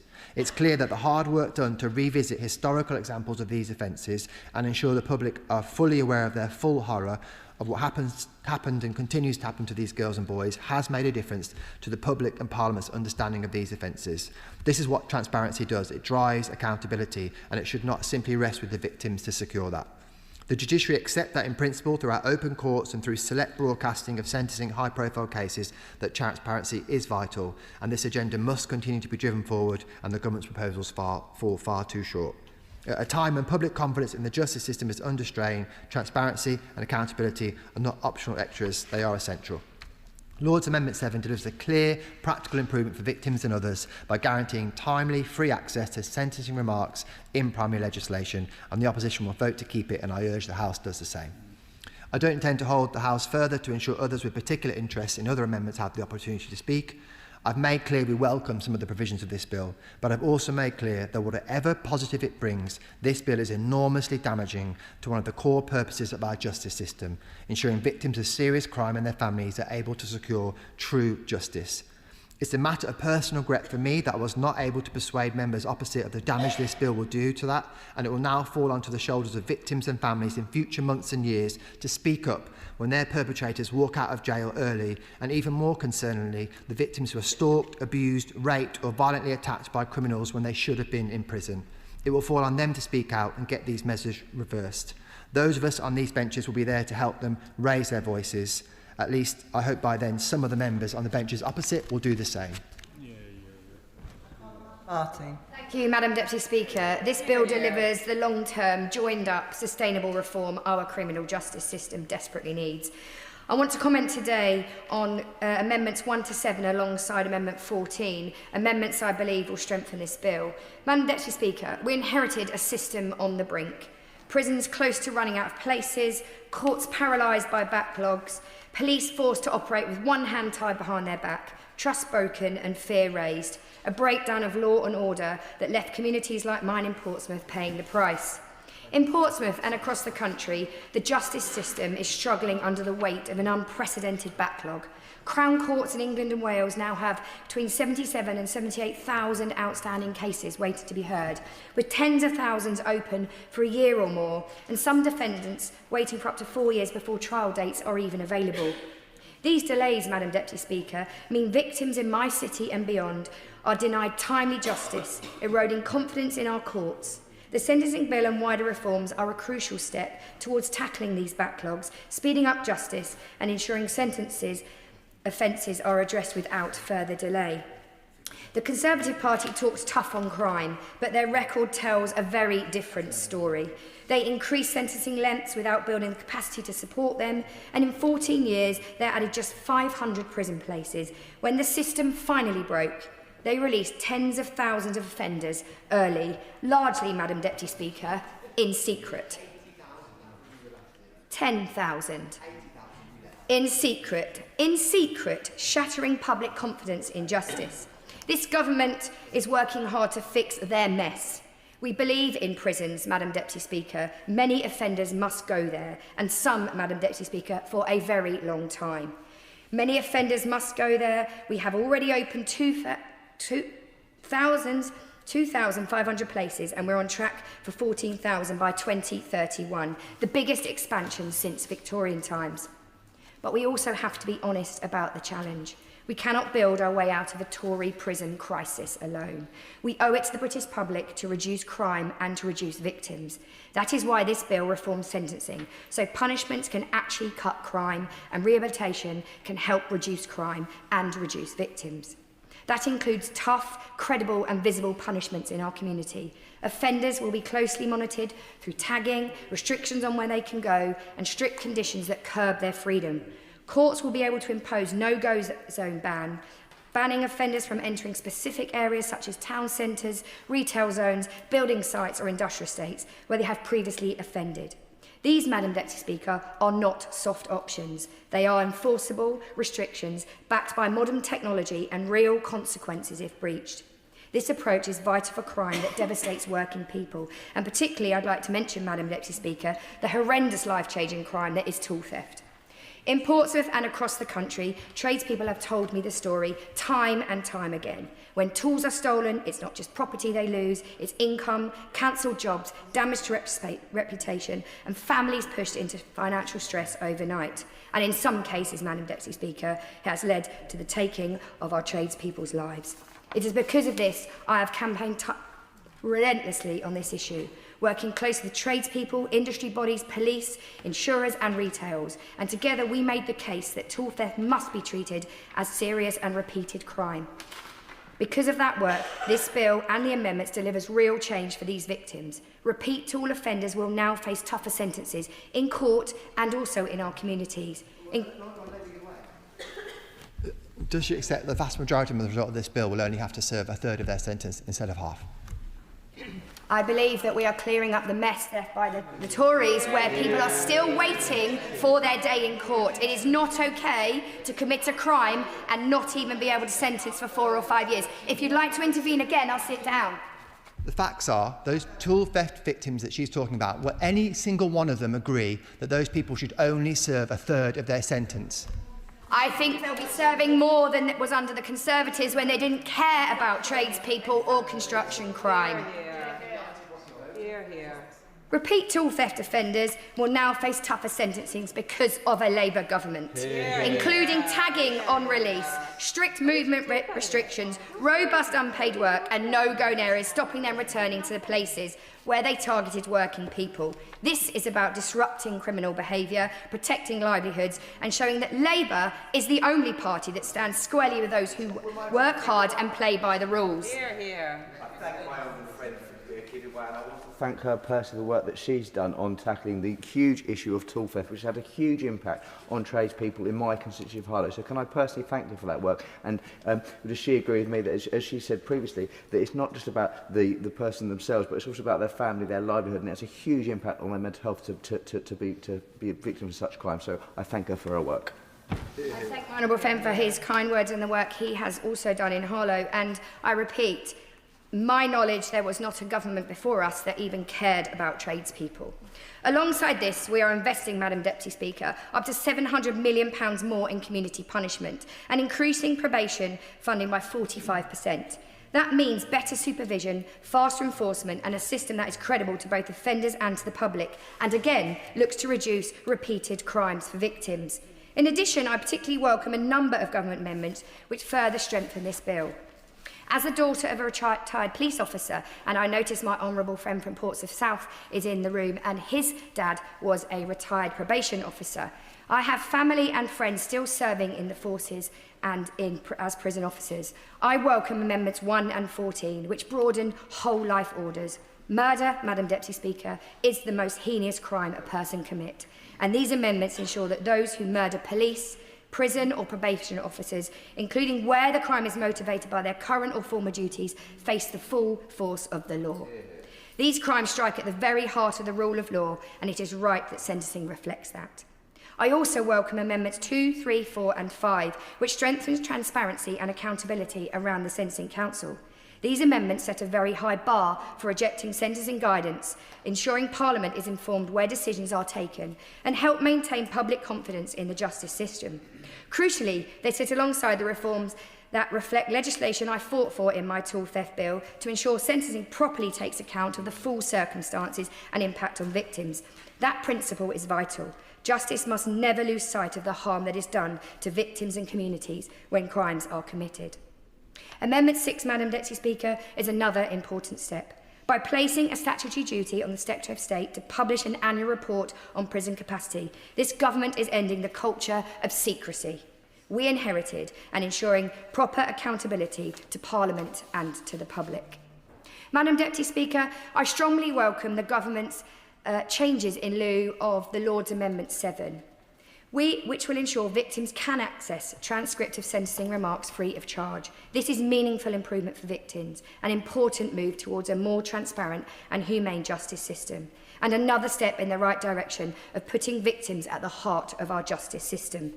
Madam Deputy Speaker, this bill ends the chaos we inherited. It restores confidence in justice and it delivers punishment that works for communities like Portsmouth, now and into the future. I am proud to have worked hard on developing this bill and I am proud to support it. Yeah. I call Liberal Democrat spokesperson Jessica Brown-Fuller. Thank you, Madam Deputy Speaker, and I would like to thank members across both chambers for their contributions to this and their continued work, particularly the Prisons Minister for engaging collaboratively with Liberal Democrats in the other place and making concessions both in the legislation and at the dispatch box. We are pleased to see the Government amendment to the Lords Amendment 7 today, which would introduce the provision of free transcripts of sentencing remarks for victims. As a long-standing campaign of my honourable friend, the member for Richmond Park, for the provision of all court transcripts, it is a great first step to see victims gaining access to this improved level of transparency and accountability. Will my honourable friend give way? I'll happily give way to my honourable friend.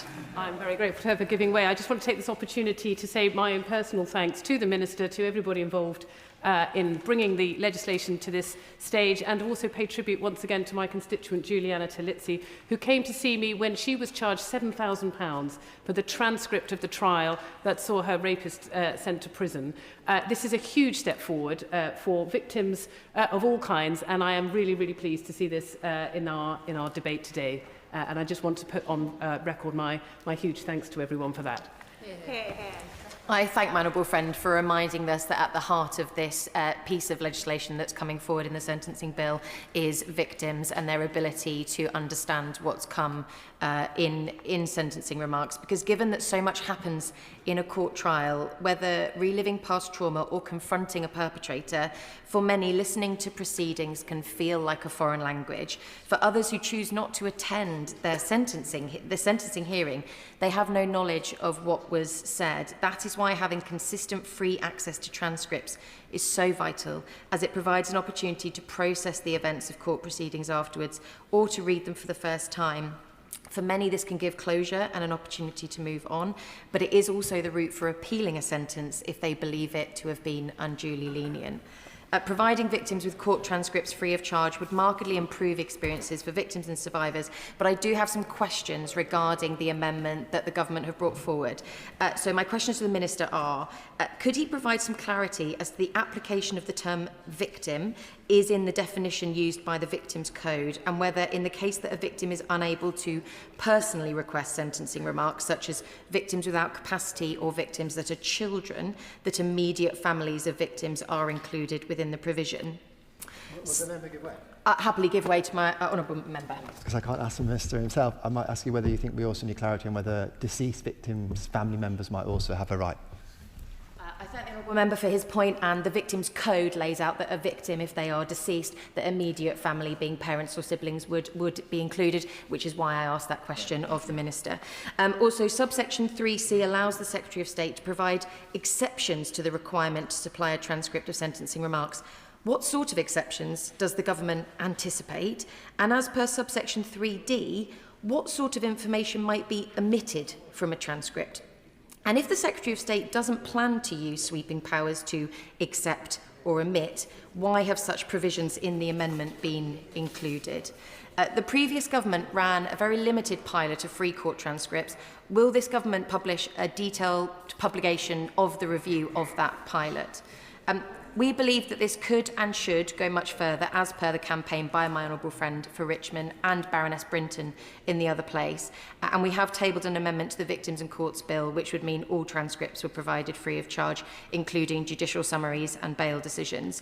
The Chief Lady Justice recently spoke to the Justice Select Committee about a pilot with HMTCS, the use for AI for transcripts, especially in the asylum and immigration courts, and she described it as a great success. So I'd be keen to understand if the Government will work with the Liberal Democrats to progress this work, because we do appreciate the growing cross-party support on this issue and the work of all in the other place to achieve this really important first step today.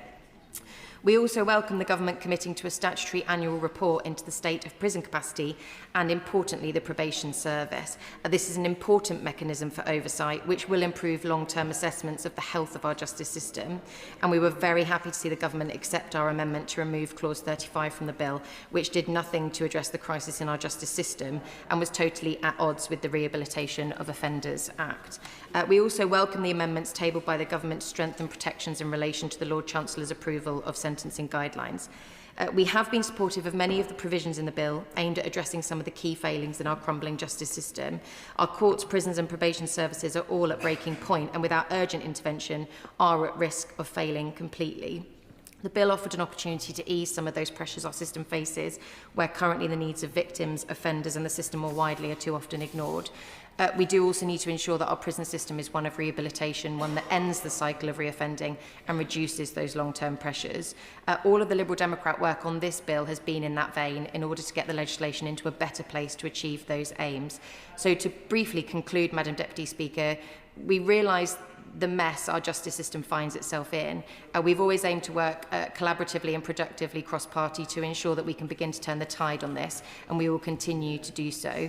We need a sustainable solution to this crisis, which includes cutting reoffending and tackling the court backlog to reduce the number of people in prison on remand, and properly resourcing our probation service, which will no doubt feel the impact of this legislation most acutely. The bill contains a number of proposals that Lib Dems have campaigned for as part of the wider package of reform, but it still could go much further to ensure that it's fit for purpose to protect victims and safeguard our justice system for the future. Thank you. Hear, hear. Thank you, Madam Deputy Speaker. I'm pleased that this bill will deliver some long-term and sustainable reform to our criminal justice system and make sure that we never again end up in the position where dangerous offenders aren't being locked up, the police don't have capacity to make arrests and courts are not able to hold trials. It was frankly a breakdown in law and order like nothing we have seen in modern times, because the last government increased sentence lengths without reckoning with the consequences of doing that, adding just 500 places in their time in office, and that was a dereliction of duty beyond comprehension, and I think that's something that must not be forgotten in the context of this bill. Our prisons were brought to the point of crisis, and frankly they only survived till the general election in 24 because they, on the quiet, largely released 10,000 offenders, completely undermining public confidence in our justice system. And why? Well, it's true, and the opposition Shadow Justice Minister shaking his head. I was working in the prison service, I know what went down, I know exactly what happened. And that's why this bill is so important, because whilst it was born out of necessity, it is bringing forward the kind of reform which will be absolutely transformational and which, frankly, governments of all colours should maybe have done in years past. That doesn't mean we're not being tough on crime, in fact quite the opposite, because as the Minister's laid out today, there's going to be more people in prison at the end of this Parliament than there has ever been in the past. But as has been previously outlined in this debate today, anyone that thinks you can simply build your way out of this crisis is not living in the real world and is not serious about public policy. So it is welcome that we're deporting more national offenders and bearing down on the court backlog to reduce remand prisoners. All of this is necessary but not sufficient, which is why this bill is very, very welcome today. I want to speak specifically about Amendments 1 and 14 around broadening whole life orders. When I was a prison officer, I found it personally incredibly frustrating how little acknowledgement was given, frankly, by wider society about the serious level of assaults and injuries that staff often had to suffer. And this is something I'll be taking up with the Minister maybe on another time, because I know it's not directly about this amendment. But I do think it's important that there is that public recognition about how dangerous the job can be for probation officers as well. And I want to pay tribute to Lenny Scott's family, who have worked tirelessly to advocate for this change. It is very welcome, and I hope that every member of Parliament from across the House will support that amendments, and those amendments today, sending the clear message that this House backs our police, probation and prison staff, particularly with the dangers that they face, and send a clear message that we support them this day and indeed every day. Madam Deputy Speaker, as I said at the start of this bill, it may have been born out of necessity and, frankly, emergency at the start of this government, but I am proud that it is a Labour government that is bringing forward the reform that our justice system has long needed, and I am proud to support the government amendments today. Leave the House, Minister. With leave of the House, Madam Deputy Speaker, today is a pivotal day, subject to agreement from this House in due course in the other place. This bill would have completed all its stages and will shortly become law. And Madam Deputy Speaker, I want to take this opportunity to thank, first of all, my predecessor, my honourable friend, the member for Scunthorpe. Although I've been the minister who's taken this piece of legislation through the House, his painstaking work in developing the policy has been fundamental, and he deserves great credit. I want to thank my honourable friend, the member for Portsmouth North, for every single opportunity she quite rightly raises her campaign for clamping down on tool theft, and she's taken that opportunity again. She is a fine champion on this issue and for her constituents. And I want to thank my honourable friend, the member for Doncaster Central. She brings huge experience to this. To these issues, and we are taking measures to offer further protection for prison staff, but I'm very happy to speak with her about what more the government can do. Very briefly, Madam Deputy Speaker, just some of the issues that have been raised. On the Sentencing Council, we've aired this debate before, but the Conservative position, which was developed by the now former Shadow Justice Secretary, the member for Newark, it is a team effort. I'm not sure about that. It is an example of real constitutional vandalism. It has never been the case that the judiciary this would threaten the independence of the judiciary. What these amendments do and what this proposal does that's set out in this legislation is ensure there is a democratic lock around sentencing, ensures there is a role for this place, but that the Sentencing Council remains independent, and that is absolutely the right thing to do. On transcripts, I welcome that there is a degree of a consensus on this. The Conservative position on this amendment at the back end of last week and then early this week seems to have changed a few times.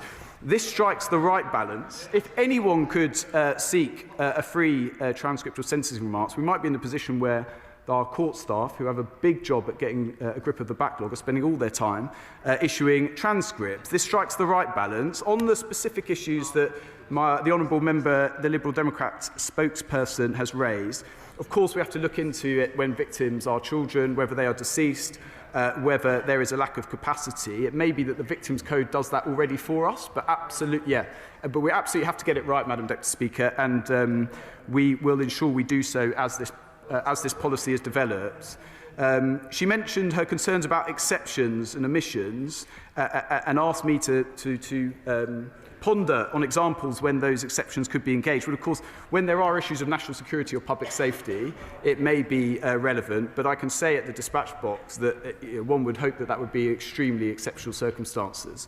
But it is important that those provisions are in there. We believe that this provision will allow more openness. It's ambitious but also realistic considering where the technology is at the moment and also the pressures on our court system. But do we want to go further when we can? Absolutely. We believe in the fundamental principle of transparency and openness in our justice system, and where we can, we will. And Madam Deputy Speaker, yes, absolutely. Here for his opening speech. I was chairing the Justice Committee, but I don't think that matters because I want to agree with him on these amendments. They strengthen the bill considerably. They do bring more openness and they do bring more transparency, and we welcome, I think, all of the recommendations here, whether they be in relation to the Sentencing Council or the Prison Capacity Report, or indeed the transcript new version of Laws Amendment 7, and indeed IPP prisoners. They're all welcome improvements on this bill. They need to go further in some areas, we think, particularly in relation to IPP prisoners, but this is a good step along the way. Well, I always welcome the intervention from the Chair of the Justice Select Committee. As I said, following an intervention from my right honourable friend, the member for Colchester, the work on IPPs is an ongoing process, led by Lord Timpson in the other place, but an ongoing process, and I know that he will always be happy to engage with honourable friends in the Select Committee. Madam Deputy Speaker, then, I can conclude my remarks by stating very firmly that this bill will solve the mess that this government inherited and begin to make sure that our prison system is fit for the future. I want to once again place on record my thanks to all honourable and right honourable members who've engaged with this bill throughout its passage. That expertise strengthens it in many important respects, and I beg to move, Madam Deputy Speaker. The question is that this House disagrees with the Lords in their Amendment 7. As many as are of that opinion say aye. Aye. Of the contrary, no. No. Division, clear the lobby.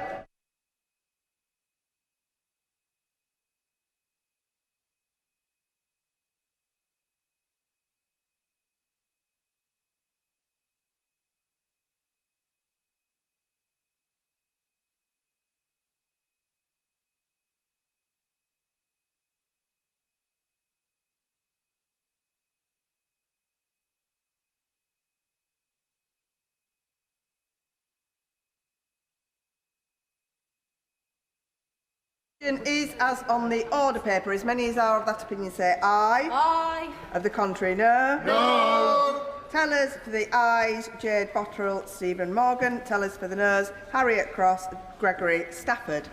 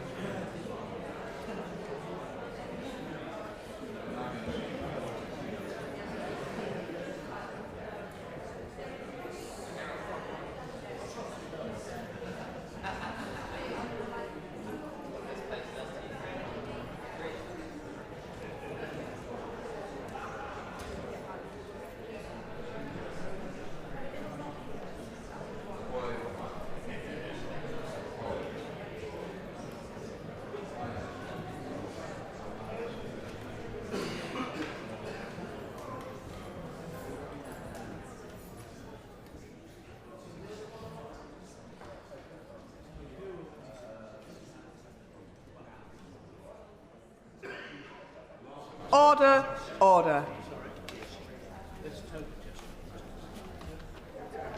The ayes to the right, 319. The noes to the left, 127.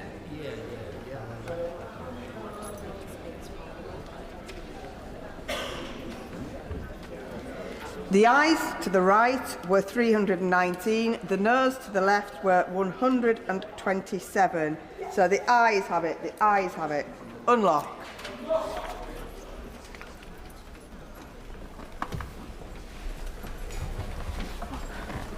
With the leave of the House, I shall put a single question on Government Amendments A and B in lieu of Lord's Amendment 7. I call the Minister to move Amendments A and B in lieu of the Lord's Amendment 7 formally. To move. The question is that Government Amendments A and B in lieu of Lord's Amendment 7 be made. As many as are of that opinion say aye. Aye. Of the contrary, no. I think the ayes have it. The ayes have it. With leave of the House, I call the Minister to move that this House agrees with the Lords in their amendments 1 to 6 and 8 to 15. The question is that this House agrees with the Lords in their amendments 1 to 6 and 8 to 15. As many as are of that opinion say aye. Aye. Of the contrary, no. I think the ayes have it. The ayes have it. Point of order, Sally Jameson. Thank you, Madam Deputy Speaker. I wish to apologise because I inadvertently made an error. At the start of my speech on the sentencing bill, I forgot to declare that I remain a member of the Prison Officers Association following my time in the prison service, and I hope that the record can be corrected. I thank the honourable member for her point of order. Her comments are now on the record, and the record is corrected. We now come to the motion relating to the Holocaust Memorial Bill, allocation of time. Minister to move. To move. The question is as on the order paper. As many as are of that opinion say aye. Aye. Of the contrary, no. I think the ayes have it. The ayes have it. We will now move on to the next item of business. And the clerk will read out the next item of business. Holocaust Memorial Bill, consideration of Lord's amendments. Now, I can inform the House that the Lord's amendment does not engage the Commons' financial privilege. We will begin with the government motion to disagree with Lord's Amendment 1. I call the Minister to move the motion. Minister. Madam Deputy Speaker, I beg to move that this House disagrees with the Lords in their amendment. First, I am grateful to members of both the Commons and the Lords who have so diligently scrutinised the bill throughout its passage. I thank the noble Lord Khan of Burnley for taking the bill through the other place and for being so thorough in his approach. Before I address the amendments tabled by the Lord, I'd like to take a moment to remind the House, Madam Deputy Speaker, why we introduced this bill in the first place. There is a long-standing cross-party commitment to establish a new National Holocaust Memorial and Learning Centre. We do this to mark a profound and dark moment in our history, to remember the sheer loss of humanity, and to continue to learn the lessons day after day, generation after generation. This simple three-clause bill was introduced in February 2023 to enable us to make progress in delivering this. The bill does two things. Firstly, it authorises expenditure on the construction, operation, maintenance or improvement of the Holocaust Memorial and Learning Centre. And secondly, it seeks to remove a statutory obstacle to it being built next door in Victoria Tower Gardens should it receive planning consent. The bill does not provide the government with planning powers to build the Memorial and Learning Centre. They are being sought through the separate statutory planning process. Turning to the amendment which is before us today. On the face of it, the Lord's amendment looks uncontroversial, and I have absolutely no doubt it is well-intentioned. However, the government cannot accept the amendment. In short, the amendment seeks to deal with matters which are not part of this bill and which are more properly dealt with elsewhere. Following debates in the other place, there have been constructive discussions with those leading support for the amendment to consider how best to proceed. In light of those discussions, I want to assure this House that the government's aim in establishing a National Holocaust Memorial and Learning Centre in line with the cross-party consensus since 2015 is to increase understanding of the Holocaust and of anti-Semitism. There must be no question of Learning Centre deviating from this purpose. Minister, and I declare a sort of interest in that many members of my family were murdered in the Holocaust. What I understand the meaning of the term Holocaust to be is the Nazi mass extermination of the Jews during their period in power, both in their own country and in the countries they occupied. Now, I haven't been following the progress of the bill as closely as I should have done, but I get the impression that there's some move away from keeping it specific to that terrible crime and to widening it to cover massacres in general and other terrible racial crimes. I think the intention of this bill for this museum was that it was the extermination of the Jews by the Nazis and their associates. Can she confirm that that is still the situation? Minister. Thank you to the honourable member. I can confirm that's the case, and I will be very clear and explicit about both the intention and what we will do to ensure that we enshrine that intention. The Learning Centre will provide a solid, clear, historical account of the Holocaust, leaving no visitors in any doubt about the unprecedented crimes perpetrated against Jewish people. The content for the Learning Centre is being developed by a leading curator supported by Martin Winston, the Holocaust historian and educator, and by an academic advisory group. With their help, we will ensure the content is robust, truthful and fearless. It will stand as a vital rebuttal to Holocaust denial and distortions in all its form. Delivery of the Holocaust Memorial and Learning Centre is being supported by the UK Holocaust Memorial Foundation. We value the work of the Foundation, which has been steadfast in its determination to build the memorial and to create a learning centre in which the story of the Holocaust is told powerfully, unflinchingly and honestly. We aim to make sure that the body responsible for the Holocaust Memorial and Learning Centre has the independence and the permanence which the Commission sought. We will provide the operating body with governing documents that are clear and specific, leaving no doubt that the Learning Centre has been established to provide education about the Holocaust and about anti-Semitism. We will also ensure appropriate processes for the appointment of governing body members and provide support so they have a clear understanding of their role. The governing body will be permitted to hold fundraising and commemorative events and public lectures as long as it is appropriate to the intent and the purpose of the Learning Centre. It will be for the trustees to determine what activities are consistent with the aims of the Memorial and Learning Centre. So I hope I have shown that there is no disagreement between the government and those who wish to ensure that the Learning Centres focus very clearly on the history of the Holocaust. No additional clauses are needed on the face of the bill to achieve what we all want to see. Moreover, there are inevitable risks in seeking to prescribe too narrowly what the Learning Centre is permitted to do. The better way to proceed is to put in place clear and robust governance arrangements for the Learning Centre, to place on the trustees the responsibility for ensuring the facts of the Holocaust and the long history of anti-Semitism are explained clearly and honestly for this and for future generations. And our aim must now be to pass this bill and to move ahead as quickly as possible to establish the National Holocaust Memorial and Learning Centre. The question is that this House disagrees with the Lords in their Amendment 1. Shadow Secretary of State, James Bailey. Madam Deputy Speaker, thank you. As this bill returns to the House, it does so at an important time of year.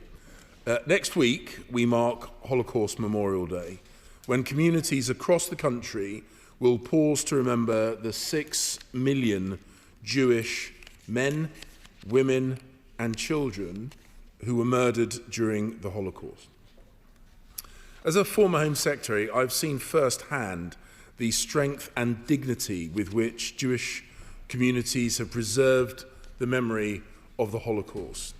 And as Foreign Secretary, I saw that also in Israel and in other countries.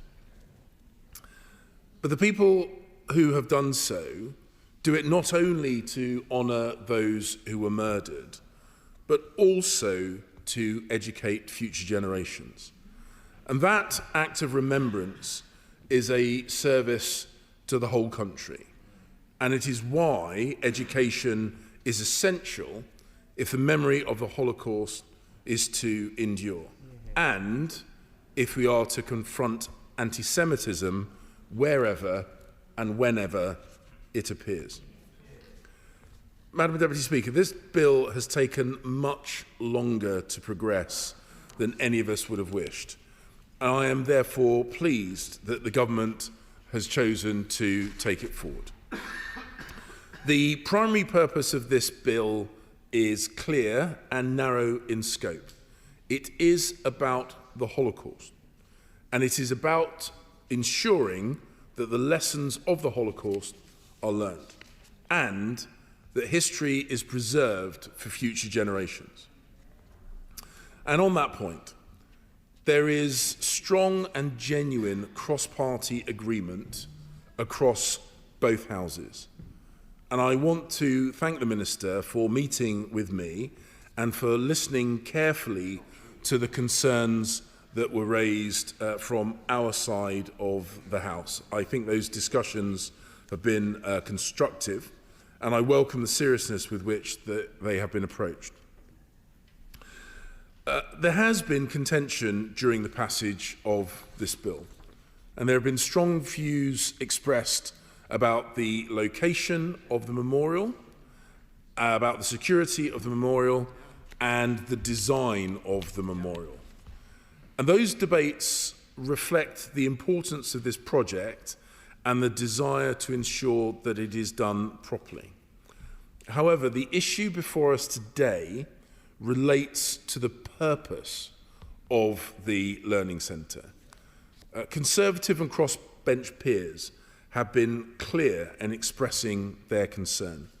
They have sought assurance that the Learning Centre will exist for one purpose only, and that purpose is to provide education about the Holocaust and about anti-Semitism. I welcome the assurances that the government has now provided on these points, in particular the commitment that the Learning Centre will be focused exclusively on the Holocaust and anti-Semitism, and that there must be no question about it drifting from that mission or that purpose in future years. I also welcome the commitment that the governing documents of the future operations body will make this purpose clear. These assurances matter. This memorial is intended to last for generations, and it must have a clear mission that future trustees and future governments cannot dilute or reinterpret. Madam Deputy Speaker, in light of those assurances, we will not be pressing this matter to a division. And that reflects the progress that has been made through constructive discussions both in this House, in this House and in the other place. But I do want to make one thing clear, one final point clear. Those assurances must be carried through, and the good faith of those who have entered into the conversations need to be rewarded. I also recognise concerns about the design have been raised throughout the passage of the bill, both directly with me and with the government. And whilst those matters fall outside of the scope of the legislation before us today, I hope that ministers have listened to those concerns and will ensure those concerns are communicated more widely to those involved with the construction of the education centre. If this House is to create a lasting national Holocaust memorial, it must be clear in its purpose and it must be faithful to its promise. Chris Vins. Thank you, Madam Deputy Speaker. And I start by thanking the Minister and indeed the Shadow Secretary of State for their speeches in opening this important debate. And can I start by saying, Madam Deputy Speaker, that I absolutely welcome this bill and its aims to create a lasting memorial to those 6 million people who lost their lives in what was probably the most devastating event in recent history. And also, of course, those who did survive and carry those scars with them, and of course also their families. Although I do obviously recognise what my right honourable friend has said about the bill and the amendment in particular, and then also particularly I would say the need to move this bill forward at pace. I'm attending our Holocaust Memorial Day event in Harlow at the weekend, and the theme for Holocaust Memorial Day 2026 is Bridging Generations. And the reason this is so important is because we need to recognise that the responsibility of remembrance can't just end with survivors. When we came together in this House last year to recognise the 80th anniversary of the end of the Second World War, we all recognise that this will be one of the last significant anniversaries where veterans of that terrible conflict would be with us. We must also recognise that as we move forward, those survivors who did survive the terrible events that happened in the Holocaust will no longer be with us, but we must carry their flame. We must continue to remember. And building a bridge between memory and action, between history and hope for the future, and education about the Holocaust and anti-Semitism is hugely important for this reason. Like I'm sure many honourable members and right honourable members across the House, I have visited Auschwitz and seen the horrors of the Holocaust. But what we perhaps don't see so often are the events that led to this. I think about Kristallnacht. I think about the ghettos. It has been a real pleasure to meet on a fairly regular basis with my local rabbi in Harlow, Rabbi Ibrit, to talk about how the Jewish community in Harlow is doing. And I'm pleased to hear that the Jewish community in my constituency haven't experienced anti-Semitism. However, we must always be mindful. And I want to particularly pay tribute to Rabbi Irit for the work that she's done working with faith groups from across my constituency. I was sadly unable for personal reasons to attend this year's interfaith service that she ran at Harlow Synagogue, but I'm looking forward to attending it next year. An opportunity for the Christian community, the Muslim community, the Hindu community to come together to show that we are at one to fight the scourge of anti-Semitism and other forms of racism. And I'm looking forward to standing with her and other religious groups, other religious leaders in Harlow at the weekend to recognise Holocaust Memorial Day. We must never forget the evils of the Holocaust, and I'm really pleased that this government is taking that very seriously, and this bill is a huge part of that. Thank you, Madam Deputy Speaker. Spokesperson for the Liberal Democrats, Marie Goldman. Thank you, Madam Deputy Speaker. As the Holocaust begins to fade from living memory, it becomes ever more vital that the next generations continue to be properly educated about it and that the victims are commemorated with dignity and with care. The theme of this year's Holocaust Memorial Day, Bridging Generations, reminds us that remembrance of the Holocaust does not end with the survivors. The responsibility now passes to all of us. We must engage with the past so its lessons are not lost in the future. The work of the Holocaust Memorial Day Trust encourages us to honour the legacies of all who were murdered in genocides, including those who have no family left to remember them, not through bloodlines, but through education and memorial. A Holocaust Memorial and Education Centre in the heart of London would be a powerful, permanent commitment to that responsibility. 6 million Jews, along with millions of others, Roma, disabled people, LGBTQ+ individuals, were murdered in the Holocaust, showing where hatred can lead. The genocide since show we haven't learned enough. Last year, hate crimes increased across our country, fueled by political extremism. When we say never again, it cannot be empty words. It must be our commitment to stand united against hatred. Alongside my friends, the Right Honourable Member for Kingston and Surbiton and the members for Cheltenham and Guildford, I have met with the Board of Deputies, the Jewish Leadership Council, the Community Security Trust and the Anti-Semitism Policy Trust to discuss the alarming rise in anti-Semitism and how we must respond to it. The Liberal Democrats believe no one should feel scared or anxious when going to their place of worship, which is why in our manifesto we pledged funding for protective security measures for places vulnerable to hate crime and terror attacks. While we are devastated that this is never necessary, we are pleased that the government has increased protections for synagogues and ask that they continue to work hand in hand with these organisations for the safety and security of all Jews in the United Kingdom. This memorial, Madam Deputy Speaker, presents a vital opportunity to challenge anti-Semitism through education, and we recognise the work of the House of Lords has put in to safeguard its educational purpose. But we must ensure that robust security measures are in place so that people can visit this memorial safely and without fear. It is also key that we deliver this memorial in a timely manner. The Conservative government committed to this project following the findings of the Holocaust Commission in 2015. Unacceptable that 11 years later, construction has yet to begin. In 2023, Holocaust survivor Manfred Goldberg said, "I was 84 when Prime Minister David Cameron first promised us survivors a national Holocaust memorial in close proximity to the Houses of Parliament." Would Member Fenty away? I will go away, yes. Thank you. I appreciate you giving way. One of my constituents, Kitty Hart-Moxon, actually helped to set up the Holocaust Educational Trust and will be 100 this year. And as you said, that bridging that gap as she's handing that over to Peter Moore and the family to keep that going. But don't you think it'd be a wonderful tribute that she'd be able to see this memorial and show how important that is to the people of Great Britain? Yeah.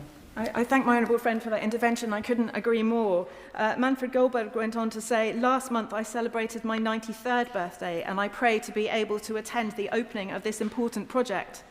Tragically, Manfred passed away on the 6th of November at the age of 95. My thoughts are with his family. Manfred was an extraordinary man who gave so much to Holocaust remembrance and education in the United Kingdom. As a nation, we must continue this legacy and ensure this memorial and education centre is built through proper process, with careful planning, strong security, and quick delivery. In doing so, we commemorate the 6 million Jewish people murdered in the Holocaust, honour survivors, and create a space that truly educates future generations, standing as a lasting commitment to remembrance. Sir Edward Lee. Madam Deputy Speaker, there's universal recognition of the gravity of the Holocaust. It's widely and wisely regarded as the greatest crime in human history, which is precisely why this memorial should proceed only on the basis of broad consensus. No one wishes to create division around Holocaust commemoration. Yet there is demonstrably no consensus within the Jewish and local community about the Learning Centre itself or how it should be used. This was evidenced by the 2018 Times letter signed by 8 Jewish peers expressing deep reservations about the current proposal. The original decision to site the memorial in Victoria Tower Gardens was made with good intentions, including the recognition of the importance of the Holocaust through proximity to Parliament. But it was taken without prior consultation or proper investigation and was opposed by the local council. Subsequent scrutiny has revealed serious flaws within the site, and you can't have a discussion of what the Learning Centre is used for without understanding that. And I've taken part in several of these debates, including the last time we debated this with Sir Peter Bottomley, the former Father of the House, on the day the general election was called. And no satisfactory answers have ever been given. The plans are for a substantial underground structure on ancient marshland beside the Thames. The water table is known to rise sharply after heavy rainfall. Significant flooding occurred there with recent memory. Do we want to have to wet vac our Holocaust memorial every few years? We've had no answers on this point. Victoria Tower Gardens is a protected public park, protected by statute. It's maintained by the Royal Parks, which has never supported a memorial on this site. The chair of the Royal Parks warned that it risks damaging one of the area's few open green spaces and setting a dangerous precedent. Statutory protections dating back to the 1900 Act of Parliament are being undermined with very little debate. The park can realistically accommodate only a modest memorial without destroying its character. The current design would fundamentally alter the park through an 80-metre ramp, a wide moat dividing the space, and the replacement of large areas of grass with paving. Now, quite rightly, the intention is for large numbers of visitors, particularly school children, to attend the National Holocaust Memorial. No credible plans exist to manage coach traffic, drop-off points or parking, compounding existing pressures on Millbank. Local opposition is well documented, including from the Thorney Islands Society. For residents and regular users, the park would largely cease to function as a neighbourhood green space, ordinary activities becoming inappropriate in such a situation. Victoria Tower Gardens may also be needed to support the ongoing restoration and renewal of the Palace of Westminster. Reducing flexibility now risks increasing costs and constraining future options. Now, let's talk about the purpose of this. And I've been to these Holocaust memorials. The most impactful Holocaust memorial internationally is the Washington model, which I visited. Their Holocaust Memorial Museum is immensely successful because it prioritises education through a dedicated museum that confronts the scale and the reality of the crimes. The most meaningful memorial we can offer is sustained education, ensuring young people understand the Holocaust fully and that its memory is never diminished. Had the Learning Centre been established years ago at the Imperial War Museum, as we've constantly suggested, and as the Imperial War Museum wants to do, I'm going to finish, if you don't mind. Hundreds of thousands of visitors could already have benefited from it, and there would have been no delay. Now, the House of Lords has wisely passed an amendment clarifying that the sole purpose of any learning centre must be the provision of education about the Holocaust and anti-Semitism. It's a mystery to me why the government opposed this and why they have imposed strict time limits on debate. This much-desired memorial should be the result of clear consensus, not imposed in a way that stifles discussion. And I'm quite suspicious of why the government is opposing this wise amendment from the House of Lords. One of the reasons why an underground learning centre is inappropriate. This is not a proper museum. You know, I've been to the memorial in Israel, in Washington. These are huge structures. You're taken across the whole process. You can't understand the Holocaust unless you understand its beginnings and how people came to to be filled with this horrible hatred. It's basically just a bunker. It's totally inappropriate. It's also a security risk. You're going to have armed guards on it. You're going to have railings. Just imagine the terrible nature of some appalling atrocity or terrorist atrocity that might be committed there. It's just simply an inappropriate location. And I suspect, now I don't know, but I suspect the reason why the government are resisting this amendment is they are actually worried that this bunker, this totally inappropriate underground structure, which is not a proper museum, might become a target. Might become a target. And I would suggest, all right, I'll give way to the Honourable Gentleman. Dr. Scott Arthur. Thank you, Madam Deputy Speaker. It's not that the government is not giving way. The government has shown leadership by negotiating with other parties to find consensus in this chamber. That is something we should celebrate. I'm ashamed that 81 years after the Second World War ended, we still do not have a national memorial.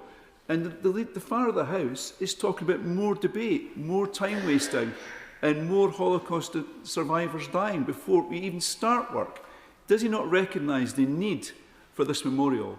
And placing it right next to the home of democracy in the UK absolutely makes sense to celebrate what we did well during the Second World War in terms of protecting the Jews, but also what we got wrong.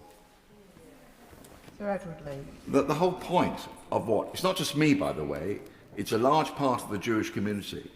We want a proper museum of the type that exists in Washington. And this, I'm afraid, is not a proper museum. It's a small underground structure in an inappropriate place, difficult to secure. If the government and the previous government had proceeded with consensus and wanted to build an aesthetic memorial which could have given proper tribute to the people who died, this would all have been passed years ago. The whole debate has been around the underground learning centre. It has not been around the memorial.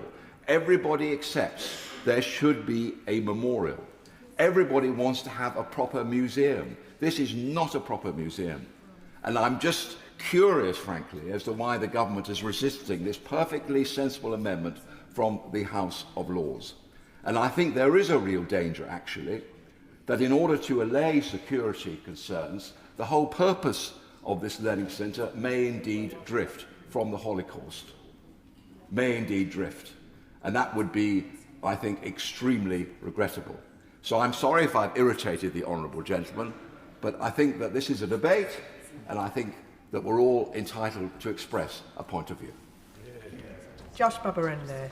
Thank you, Madam Deputy Speaker. I welcome the spirit of this amendment. I welcome, of course, this bill. I welcome the assurances that the Minister gave.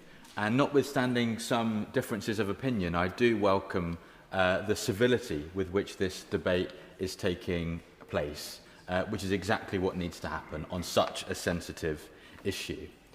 Madam Deputy Speaker, I speak today not only to this House, but to those gathering back home in Eastbourne on Holocaust Memorial Day 2026, the 27th of January.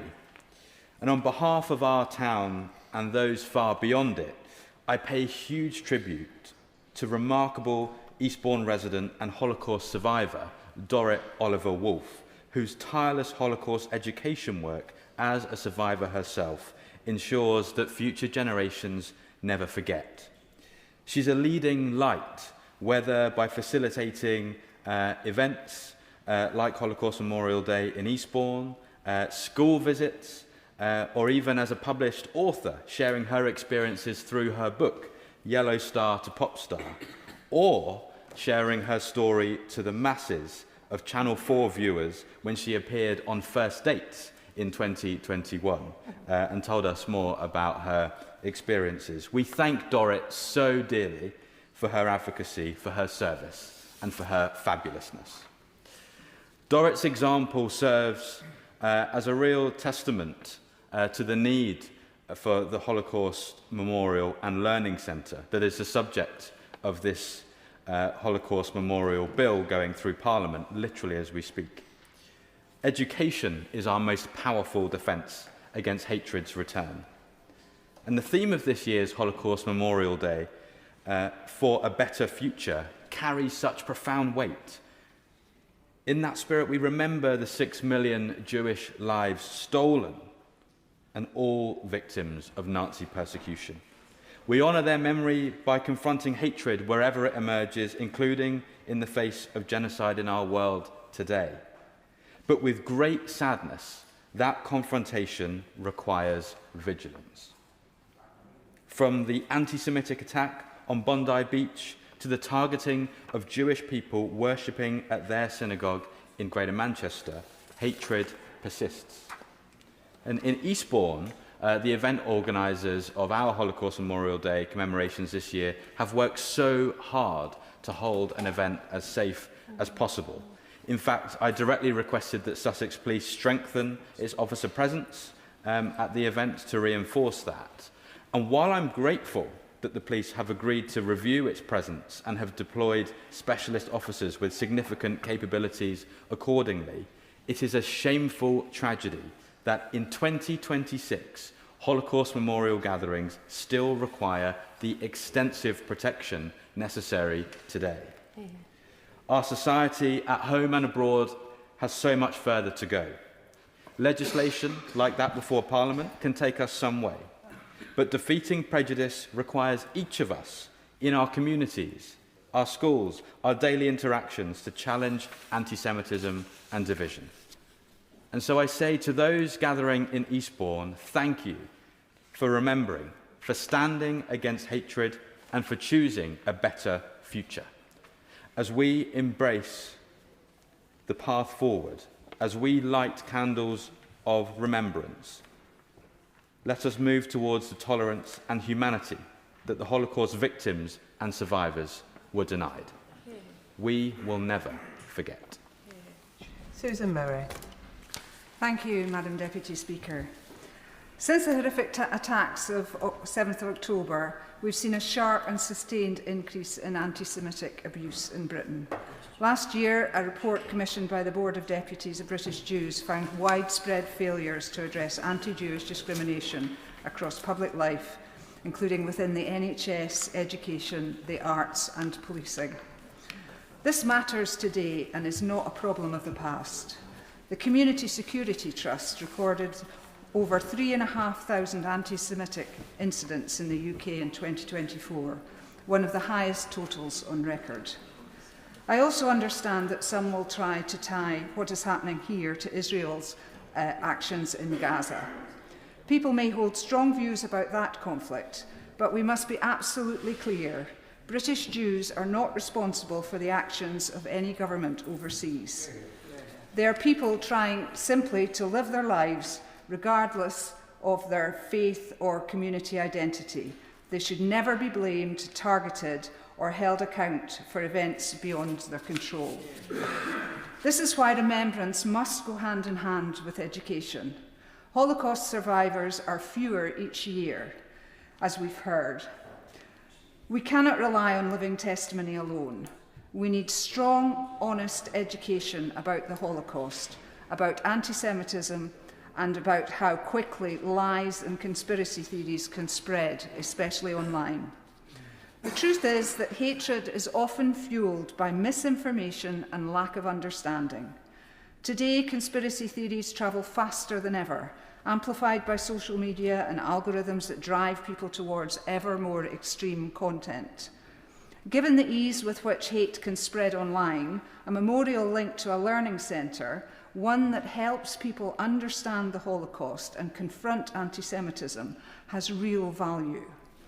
As we approach Holocaust Memorial Day, I hope the House can send a clear message. We remember, we educate, and we will stand against anti-Semitism and prejudice in all its forms, wherever it's found. Thank you. Steve Bartley. Thank you, Madam Deputy Speaker. I rise very briefly because I agree both with the tenor of the debate and also the tone in which colleagues across the House have quite rightly highlighted the sheer horror of the Holocaust, the importance of remembering its sheer scale, and the challenges, particularly as the member for Chelmsford highlighted in the context of rising anti-Semitism, or indeed as the member for Eastbourne spoke about in terms of as fewer survivors with lived experience are there to share their stories.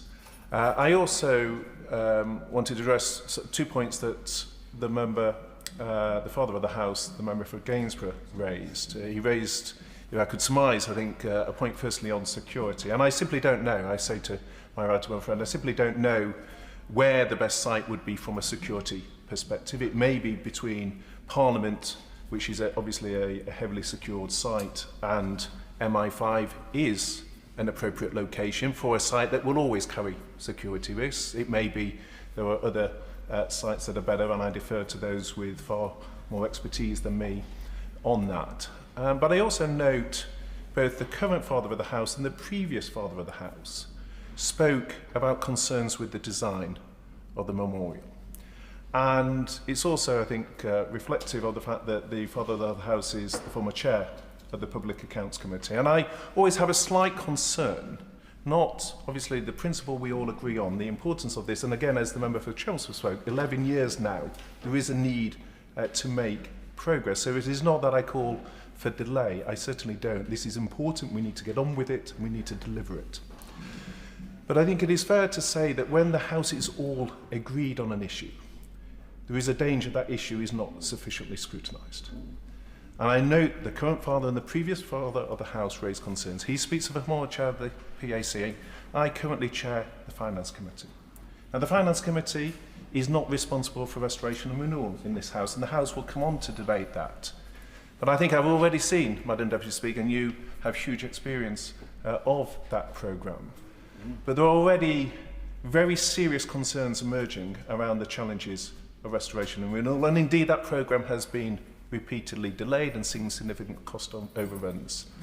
And we have a design here where a significant proportion of the construction is underground in a very constrained site. And the Minister, who again I think opened the debate extremely well, and I agreed with much of what she said, but she spoke about giving the trustees, as it seemed to me, quite a lot of discretion. And so I simply wanted to say how important I think on this programme that there is very real transparency around some of the challenges that I fear will emerge with the design of this programme, with the construction, the risk of cost overruns, the constraints and compromises. And could I just, to bring that alive, bring one question as an example. This site was constrained and Parliament, as is its right, chose to vote to remove that constraint. When I look at the R&R programme, I'm told that the Children's Education Centre has to move because of an identical constraint. And the interaction between this programme and the R&R programme, I suspect, is something that will come before the House in due course and raise some challenges. And indeed, the House hasn't even decided on R&R and things like what happens with the Education Centre. And so my purpose in speaking is the importance of remembering the unbelievable horror of the Holocaust cannot be overstated. But when the House, if you just let me finish, when the House all agrees on something, the question is, have the designs been sufficiently scrutinised? And therefore, my plea to the Minister is to have a commitment around the transparency of that and how some of the pressures which I foresee will emerge will be communicated in a very timely way. Minister, with leave the House to wind up. Thank you, Madam Deputy Speaker. With leave of the House, I'd like to thank honourable members on all sides for their contribution to this important debate. I appreciate that while the government's commitment to establish a new National Holocaust Memorial and Learning Centre has cross-party support, there are strongly held views in many quarters about how that vision is made a reality. And we are committed to listening and to engaging as we move forward. I'd like to start by thanking the Honourable Member for Baintree, both for the work that his party did to initiate this important scheme and this bill, and for maintaining cross-party consensus and working constructively with us to find solutions in order to move forward. He was right to focus our minds on the purpose of this bill and on the key purpose and mission of the Learning Centre. My honourable friend, the member of Harlow, was absolutely right to remind us for the need of pace and urgency. This was initiated in 2015. It has taken far too long to get to this point. And as he pointed out, as we delay, as we take time, the hope, the ambition that the last survivors could see the construction of this Memorial and Learning Centre is further out of sight. So we are determined to move at pace with construction, should we get support of the House, to conclude this whilst the last remaining survivors are still here. The member for Chelmsford gave a powerful contribution highlighting the reason for this again and the need to constantly remember so that never again is not just a hollow slogan, it is not just empty words. And she's right to highlight that we do this and we have this debate in the context of a rising tide of hate and division that we're seeing across our country. And so the collective task before us is to make sure that we move, that we deliver, that we remember and we learn for this generation and future generations. I will give way. I thank the Minister for giving way, and I think it is timely just to remind us all that if we held a minute's silence for every person killed in the Holocaust, we would be silent for 11.5 years. It's right and proper that we have a national memorial. Can she just reassure this House, anti-Semitism is not confined to history, it is happening day and daily, whether it be attacks at football matches or in our streets around us. Our Jewish friends face hostility simply for being Jews. So as this centre remembers the Holocaust, will it also deal with the anti-Semitism that is very prevalent today in our society? And will those Jewish friends feel confident that they will not be attacked when they go to the centre? Minister. Thank you to the member for raising that point. She is absolutely right. We are seeing increased anti-Semitism. We see case after case in all of our communities. I spend a lot of time talking to the Jewish community, to our faith leaders. I hear the fear, I hear the anxiety, I hear the worry. And we as a government are absolutely committed to responding to that and to making sure that we are taking action so that our Jewish friends in this country feel safe and feel that they can live their lives without the fear of attack, without the fear of prejudice. That is a collective ambition we have across the House, and one that we have to work day in and day out to make sure we deliver. But remembering where this can take us is part of that journey, which is why I think this bill and I think the Memorial Centre is absolutely key. Can I thank the member for Eastbourne for paying tribute to his constituency, Dorrit Oliver Wolfe, and for her legacy and her impact. There are so many survivors that have made such a huge contribution, that have continued to give, that have continued to remind us. And I hope that collectively we deliver this bill for them and we deliver the construction of this site. I'll move to the Father of the House. And look, the Father of the House is right. to point out that there have been issues about the location. There have been large debates about this, but I want to gently point out that there has been extensive consultation throughout the planning process. 4,500 responses were submitted to the planning application, and a planning inquiry was held publicly. So we have consulted, and we have heard, and we have listened. The issue of the location is increasingly settled, but there is work that we will continue to do with the community, with the council, to make sure that we get the design right.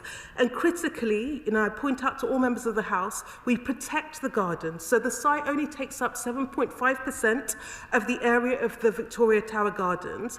So we will do a huge amount of work to make sure that the Memorial Centre is absolutely aligned and consistent with that public park, and that critically we are doing work to enhance the park, including the playground. And let me end by sort of reflecting on the contribution for the member for North East Cambridgeshire and his plea for transparency. And we hear that. There is consensus, and we want to maintain that consensus, and that does require us to continue listening, to continue engaging, and to make sure that we are keeping the House updated. Any construction has difficulties going through planning, but also delivery, and our commitment is that because all members across this House have worked together to get this point, we will continue to update the House. And look, I would like to close, Madam Deputy Speaker, by underlining the government's determination to ensure that the Learning Centre remains firmly focused on education about Holocaust and anti-Semitism. We will ensure that this determination is embedded in the future governance arrangements for the Memorial and Learning Centre so that there can be no dilution or digression from this intent. And we do this because as members across the House have raised and highlighted eloquently and passionately in order to ensure that we remember this dark moment and that we learn the lessons of history so that this can never happen again. And I hope we can now move ahead as quickly as possible to establish the Holocaust Memorial and Learning Centre with the consent and the support of members across the House. Yeah. The question is that this House disagrees with the Lords in their Amendment 1. As many as are of that opinion say aye. Aye. Of the contrary, no. I think the ayes have it. The ayes have it. No. Minister to move that a committee be appointed to draw up reasons. I beg to move that a committee be appointed to draw up reasons to be assigned to the Lords for disagreeing to their amendment. The Miata Fambula, Deirdre Costigan, Laura Kirk-Smith, Mark Seward, Peter Prinsley, Sir James Cleverly, and Zoe Franklin be members of the committee. The Miata Fambula be the chair of the committee. The three be the quorum of the committee. That the committee do withdraw immediately. The question is that a committee be appointed to draw up reasons to be assigned to the Lords for disagreeing to their Amendment 1. That Miata Fambula, Deirdre Costigan, Laura Kirk-Smith, Mark Seward, Peter Prinsley, Sir James Cleverly and Zoe Franklin be members of the committee, that Miata Fambula be the chair of the committee, that 3 be the quorum of the committee, that the committee do withdraw immediately. As many as are of that opinion say aye. Aye. Of the contrary, no. I think the ayes have it. The ayes have it. That concludes consideration of the Lord's Amendment to the Holocaust Memorial Bill.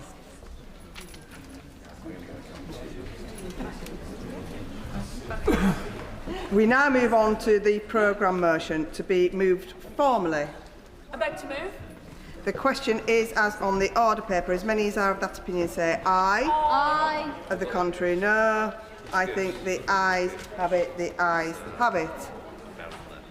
We will now move on to the next item of business. Garcia Military Base and British Indian Ocean Territory Bill. Consideration of Lord's amendments. Now.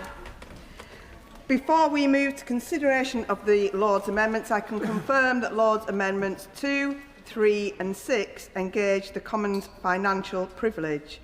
Having given careful consideration to Lord's amendments 2 and 3, Mr Speaker is satisfied that they would impose a charge on the public revenue which has not been authorised by this House. In accordance with paragraph 3 of Standing Order number 78, the amendment will therefore be deemed to be disagreed to and are not subject to debate. We will begin with the government motion to disagree with Lord's Amendment 1, with which it will be convenient to consider the other Lords' amendments and the government motions as on the selection and grouping paper. I call the Minister to move the motion to disagree with the Lords' Amendment 1. Minister. Well, thank you, Madam Deputy Speaker, and I beg to move that this House disagrees with the Lords in their amendment number 1. Madam Deputy Speaker, national security must always be the first priority of any government, and this is all the more important during these uncertain times. This government has always and will always act to ensure the safety and security of the British people. And that is precisely why we have agreed the Diego Garcia military base deal and why we need to pass this bill so that the treaty can come into effect. The deal secures the vital military asset for future generations. It allows the base to continue to operate as it has done for decades to come, protecting UK national security and regional stability and that of our allies. Madam Deputy Speaker, as part of this agreement, the Government has negotiated robust and extensive provisions to protect the base that will categorically prevent our adversaries from compromising the base or interfering with the vital protection that the base gives both the United Kingdom and the United States. I'll make a little bit of progress and I will take some interventions, certainly from those honourable gentlemen. The UK will never compromise on that national security, and as we've repeatedly made clear, the agreement we struck is vital for protecting our national security, guaranteeing the long-term future of a base that is vital for both the United Kingdom and the United States and our allies, which had been under threat. And the deal secures the operations, crucially, of the joint US-UK base on Diego Garcia for generations, and it's been publicly welcomed by key allies, including our Five Eyes partners, as well as key international partners, including India, Japan and South Korea. I'll happily give way. I'm very grateful to the Minister for giving way. Throughout the passage of this bill, he has prayed in aid the support of the United States of America and the wider Five Eyes community. Well, this morning, the President of the United States dropped what could be described as depth charge on that and made very clear what he thinks. Now, what is the House and the Government to read in what the Minister says of what was the American position on the bill and what it appears their Commander-in-Chief is saying today? Minister. Well, of course, we engage with the United States, our closest defence and security partner, on a range of issues, including this issue, every single day, and we continue to do so. And he asks an important question. The United States and President Trump welcomed this deal in the spring, and when we discussed in detail the reasons why the agreement was needed, the strong protections it includes, and the vital security it provides for Diego Garcia, the administration endorsed the agreement as a, and I quote, a monumental achievement, following a thorough interagency process in the United States, and he will know how serious that is. And I will just respond in one more point and then I will happily give way. And in May, the United States Secretary of State said, and again I quote, the Trump administration determined that this agreement secures the long-term, stable and effective operation of the joint US-UK military facility at Diego Garcia. And we will, of course, have discussions with the administration in the coming days to remind them of the strength of this deal, how it secures the base for the United Kingdom and the United States. And we, of course, continue those discussions in many levels. I will give way to the right honourable gentleman. Following the excellent point made by my honourable friend, does he realise that the President of the United States, following his perspicacious comments last night, has had a chance to examine the deal in full? And does he therefore understand why the last government, the Conservative government, of which I was a part, indeed doing the same job that he is doing now, does he understand why the last Conservative government would never, ever have got this deal? Well, on that last point, Madam Deputy Speaker, as I've said in this House many, many times, and he does know this, the right honourable gentleman, as he was part of that government, his government started this deal because they recognised there was a serious challenge to the operations of that base that's critical for our national security. No. Madam Deputy Speaker, we've heard this claim made multiple times on the government's own record of his past administration, the former Prime Minister, the member for Richmond. It's very, very clear that he continued, and the government continued those negotiations right into the run-up to the general election in 2024. They engaged in 11 rounds of negotiations because they recognised, as did we, of the very serious risks to the operation of that base. I'll happily give way to the former Cabinet Office Minister. The Minister makes an important point, that the key thing about these negotiations were they were predicated upon the United States' concern about the continuing operation of the base in the context of concerns around international law. Now, given the position set out by the President of the United States last night, namely that he's not concerned about this. In fact, he's concerned about the deal the other way round. And moreover, I don't think any of us would think there's a concern around international law vis-à-vis the President of the United States. These two things are material changes. Surely, in the face of these material changes, now is the time to pause and reconsider the implementation of the treaty, because the circumstances have changed. Madam Deputy Speaker, the circumstances have not changed, and if he refers back, I mean, again, this collective amnesia that we see on behalf of former cabinet ministers on the other side who engaged, I remind him, in 11 rounds of negotiations because they knew of the very serious security and operational reasons affecting this base. And I refer him again to the Secretary of War, who said at the time, Diego Garcia is a vital military base for the United States. The UK's very important deal with Mauritius secures the operational capabilities of the base and key US national security interests in the region. We are confident, again I'm quoting directly from the Secretary, we are confident the base is protected for many years ahead.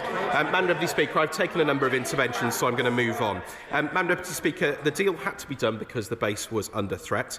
Courts had already begun making decisions that weakened our position, and without the deal, as I've said many times, we face the prospect of further wide-ranging litigation which could have rendered the base inoperable. But let me be clear, Madam Deputy Speaker, as I have on many occasions, this is not just about the legal position, this is about the operations of the base, because without a treaty and without a secure footing, legally binding provisional measures could have been imposed within weeks, undermining base operations. Our ability to protect the electromagnetic spectrum from interference, to ensure access to the base by air and sea, and to patrol the area around the base would have been eroded, and everything from overflight clearances to securing contractors could have been affected, driving costs through the roof, deterring future investment and degrading the facility. And our adversaries would have jumped at the chance to disrupt the base, for example, establishing outposts on the outer islands with a guise of legality on their side.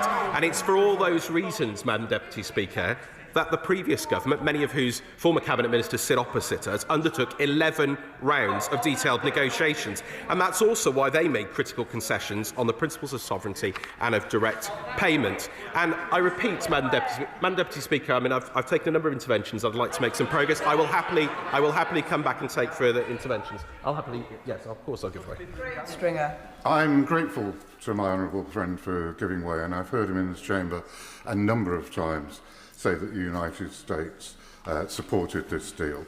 The President of the United States clearly doesn't support it anymore. I would have thought that was the case for a pause. But I would also have thought it was the case for a pause. Something else that's changed, which is the resolution of the United Nations Committee to End Racial Discrimination, who've also asked for this bill not to go forward. Does he not think those two things together mean we should pause?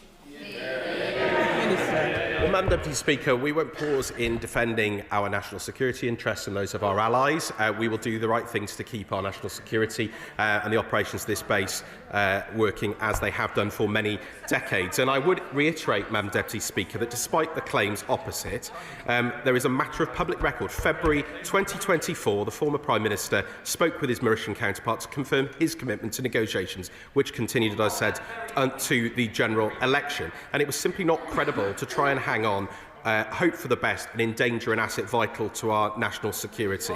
The reality is, of course, Madam Deputy Speaker, is that the previous government failed to secure a deal. They failed to secure the protections, for example, to the outer islands. And when it came to a matter of critical security, they did not deliver. So I'm proud that we've secured a deal that is able to do those very things. I will give way. I thank the Minister for giving way. Like every time he's come to the House, he's most courteous. But he's brought the example of the former Prime Minister into this debate today. The former Prime Minister stated very clearly that the negotiations had to result in a, quote, mutually beneficial agreement. That was not the case, and therefore the government ended those negotiations. Yes, today in this House, this government is expecting us to vote at third reading on a deal that our greatest ally, an ally that he has advocated through this whole process, has turned its back on. How can he expect this House to do that when circumstances have fundamentally changed? Well, Madam Deputy Speaker, I've explained again the references from the Secretary of State, from the Secretary of War, from the government, of course, the President's previous comments on this, and of course it's our Five Eyes partners as well. It's Canada, it's Australia, it's New Zealand, it's other key partners, and they all understand the critical national security capabilities the base provides. It's also Japan, it's also the Republic of Korea, and indeed it's also been welcomed by a number of our other overseas territories. So perhaps he would discount their views. We're not willing to do that. We're willing to deliver national security and the capabilities that our Five Eyes partners need. Now, Madam Deputy Speaker, let me turn to the issue referenced in the amendments from the Lords. I want to refer to the many questions, genuine questions, on behalf of a number of honourable and right honourable members about Chagosians. We've also secured a deal that protects the interests of Chagosians, and I know that there are a number of members of this House that rightly care deeply about this issue and have done so for many years. But I'm afraid to say there are others who have picked up the mantle for pure political game playing and also failed to recognise that there is a genuine range of opinions within the Chagosian communities. There are a genuine range of views. There are some who oppose this deal and there are many who support it, and that simply has not been recognised by many. And we deeply regret, and I reiterate this, Madam Deputy Speaker, the way that Chagosians have been treated by successive governments in the past, and that's why we're committed to a future relationship that's built on trust. The treaty provides the only viable path to resettlement on the outer islands of the archipelago, and we know that's a matter of critical importance to many Chagosians. And following the government's efforts, Mauritius has confirmed that all Chagosians who were born on the archipelago and their children will be eligible for Mauritian citizenship, will be eligible to participate in a future resettlement programme regardless of where they live. And this bill also preserves current British and British Overseas Territory citizenship and the pathway to British citizenship for Chagosians, meaning that Chagosians will be able to hold both British nationality and Mauritian citizenship. And in fact, as of April 2025, 94% of Chagosians with British nationality also have Mauritian citizenship. I'll give way on this issue to the gentleman. That particular point. The Minister will be aware that that matter was debated at length in the Lords. Indeed, one of the amendments we are now considering deals precisely the entitlements of the Chagosians. They weren't involved in these negotiations at any stage, and they made that clear. Why on earth would he reject the Lords' amendment, which simply says that they should have a defining say in their own future? Minister. Well, with respect, Madam Deputy Speaker, you can correct me if I'm wrong, but it's a decision in relation to the engagement of the financial privilege and standing orders that means that those amendments are not for debate and will be disagreed with. That's been made clear by the Chair. But working with Mauritius, we have also agreed the parameters for the operation of a Chagosian trust fund. And on the 12th of December, the Mauritian government approved legislation to establish the trust fund, and this confirms, and again in response to very many reasonable opinions expressed both in the other place and indeed by the benches opposite, the Liberal Democrat. Point of order, Sir John Hayes. The Chair made clear at the outset that those amendments that deal with matters of finance were inappropriate to consider here for obvious reasons. But I understood that those amendments that we were debating, including the ones that reference the Chagosians, don't concern finance in particular. Could you clarify the matter? It's 2 and 3. There's a French. Just to be clear, I know that the previous Deputy Speaker and the Chair did read this statement out, so I'll give it out again for clarity. Having given careful consideration to Lords Amendments 2 and 3, Mr Speaker is satisfied that they would impose a charge on the public revenue which has not yet been authorised by this House in accordance with paragraph 3 of Standing Order number 78. The amendments will therefore be deemed to be disagreed to and are not subject to debate. We can't keep having the same discussion and again. This is a very substantial debate with many people hoping to speak, so let's try and proceed as fast as we can. Minister, quick. Well, thank you for clarifying that, Madam Deputy Speaker. And I wanted to say that in parallel, we have also established a contact group to give Chagosians a greater say in UK government support to their communities, and we're in the process of enhancing that group, as Baroness Chapman committed to doing so in the other place. And as I said, that Chagosian Trust Fund, thanks to the work we've done, thanks to very reasonable concerns raised across the House, that will be operated for Chagosians by Chagosians, and there will be a Chagosian majority on the board, including a UK-based representative and a Chagosian chair, which I think have been very reasonable concerns raised during the course of these debates, and we are trying to to address. I need to make some progress. Madam Deputy Speaker has been conscious of time. I'd like to make some progress if that's okay, but I will come back for further interventions. Madam Deputy Speaker, before moving on to a discussion of amendments, specifically, I'd like also to express my thanks to the noble lords in the other place for their tireless efforts and to the many noble peers who scrutinised and supported the bill. And I want to come specifically first to Amendment 4, tabled by the Government. I'd like to thank Lord Lansley and the other place for his helpful conversation and collaboration on the topic. The amendment will change the parliamentary procedure applicable to the delegated power in Clause 6, and with this amendment, all instruments made using that power will be subject to the negative procedure, and previously no parliamentary procedure applied unless the power was used to amend, repeal or revoke Acts of Parliament or statutory instruments made under them. And this amendment makes clear the Government is prepared to work with those who engage in genuine constructive dialogue rather than those who rely on political point scoring to achieve meaningful compromise.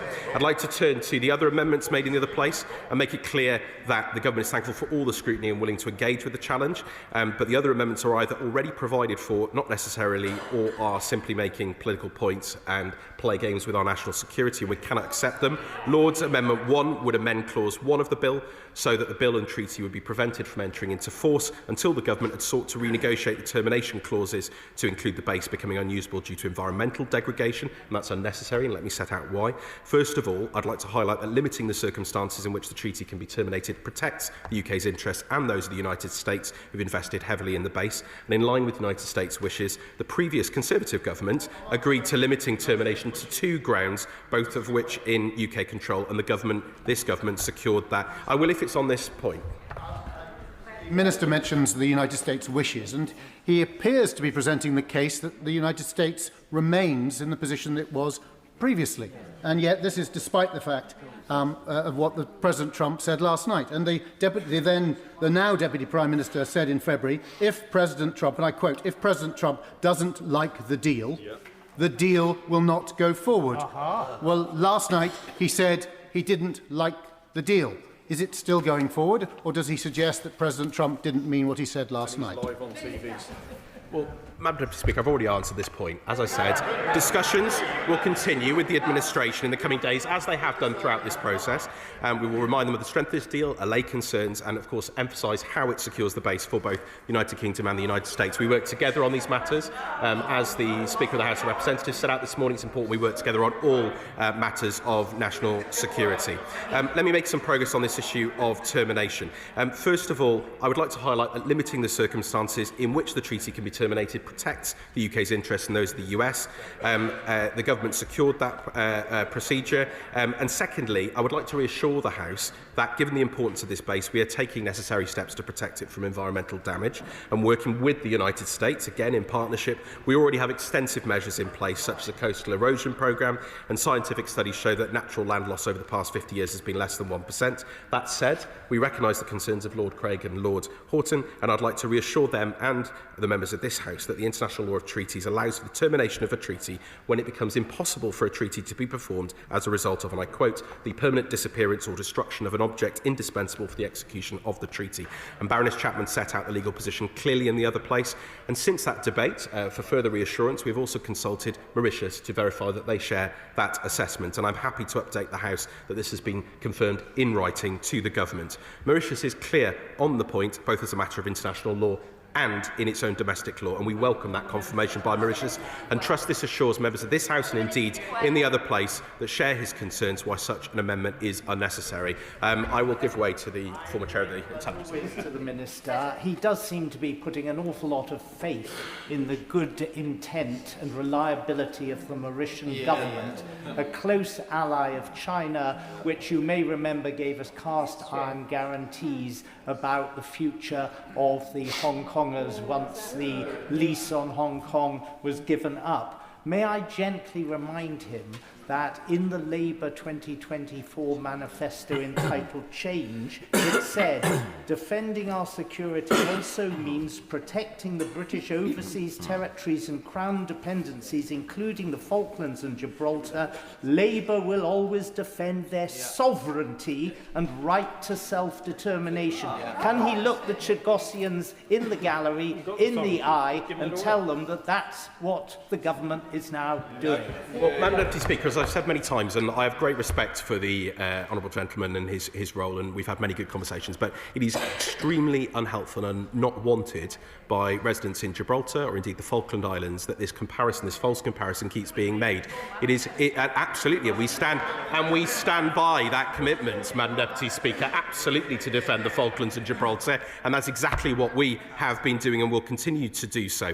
I would gently say I recognise fully and respect that there are many Chagosian groups who disagree with this deal. There are many who agree with this deal. And unfortunately, some of the comments in this place have only represented one side of that argument. It's our duty as a government to listen to all of those groups and to engage appropriately with them. Madam Deputy Speaker, Lord's Amendments 5 and 6 both relate to the costs of the treaty.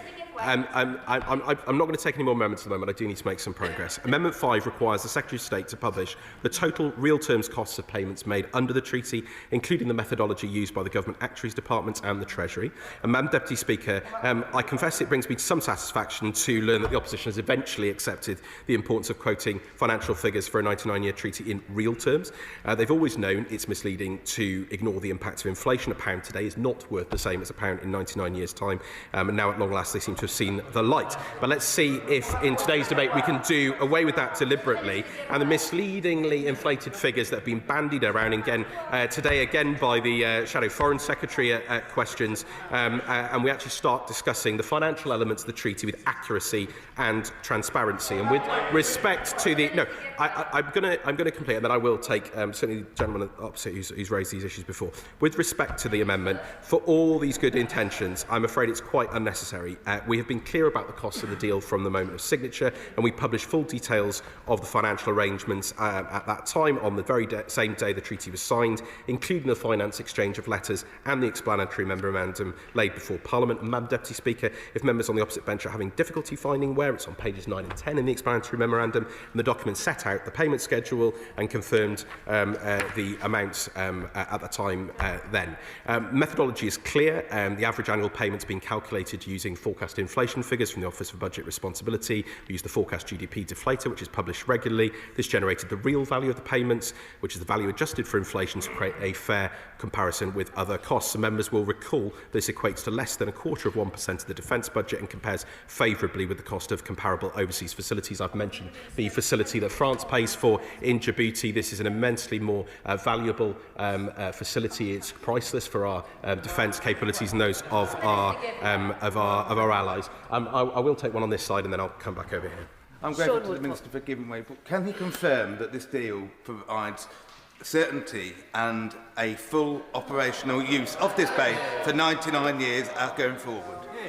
Minister Darty. Absolutely, I can confirm this secures the base, it secures us for us and our allies, and it secures the crucial capabilities which benefit ourselves, the United States, and indeed all our allies. But I'm happy to take some further canter through the calculations. The net present value was established by discounting the real value of the sums due to be paid over the treaty using the social time preference rate as set out in the Green Book. This adjusts for social time preference, which is a reflection of the value society attaches to present as opposed to future consumption, and that's been used in the UK by governments of our flavour and of the other sides since 2003.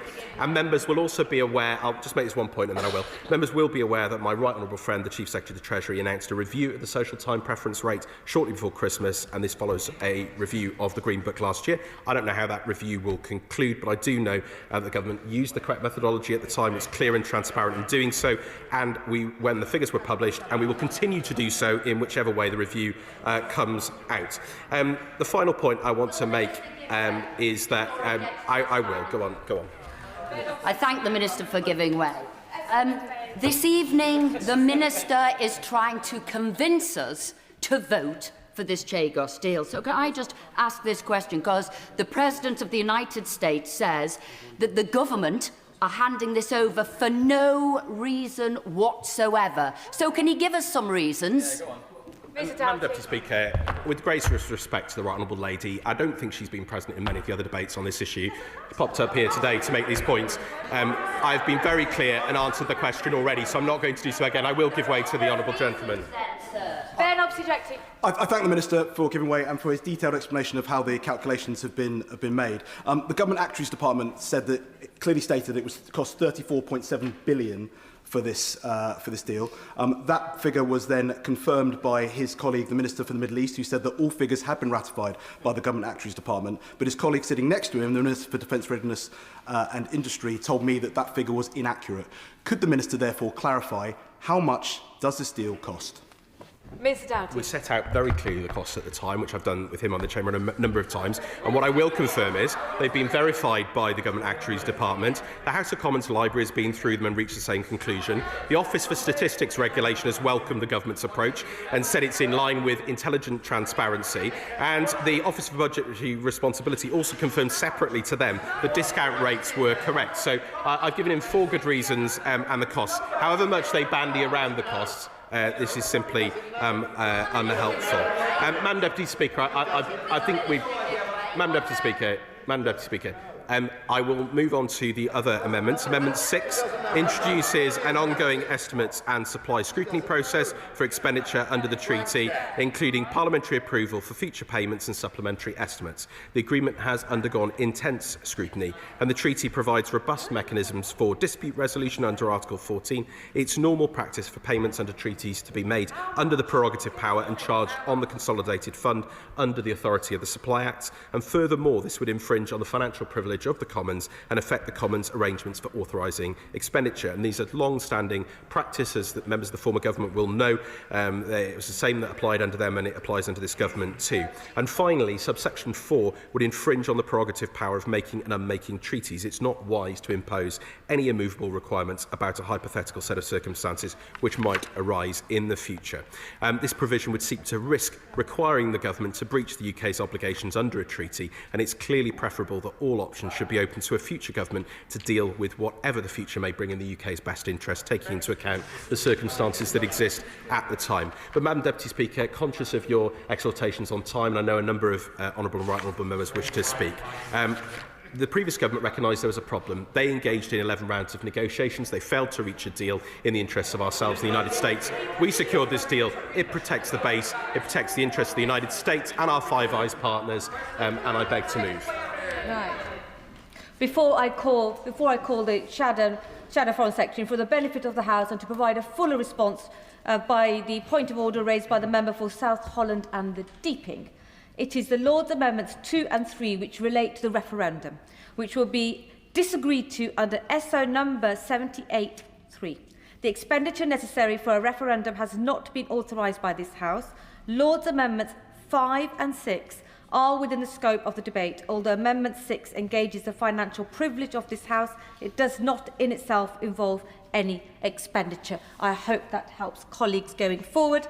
The question is that this House disagrees with the Lords in their Amendment 1, and I call the Shadow Foreign Secretary Dame Priti Patel. Thank you, Madam Deputy Speaker. I just want to clarify. Point of order, Sir Ed Duncan-Smith. I only want to clarify that slightly. They are on the order paper, but they are not allowed to be voted on because of financial privilege. But they can be debated and discussed without vote at the end, surely, because they were passed onto the order paper at the time. Otherwise, they shouldn't have been published on the order paper. The advice I'm getting from the clerks that is actually incorrect because they are disagreed to in the Lords, so we must continue the debate in hand as it is on the order paper. Dame Priti Patel. Thank you, Madam Deputy Speaker. Well, Labour's Chagos Surrender Bill is back, and this House has its last chance to act in the national interest and defend the rights of the Chagosian community and protect hard-pressed British taxpayers' money who are expected to foot the colossal bill of £35 billion in costs being given to foreign government, Madam Deputy Speaker, to guess what? Cut their taxes while our taxes rise here.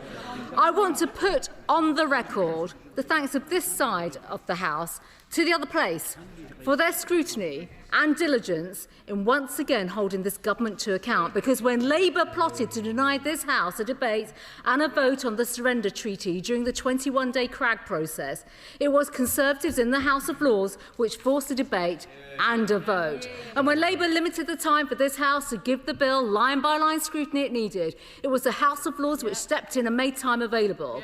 And when this Labour government ignored and neglected the views of the Chagosian community. It was the House of Lords and the International Relations and Defence Committee that came to the rescue and organised a survey, giving important insights into their concerns about the government of Mauritius and the future of their ancestral home.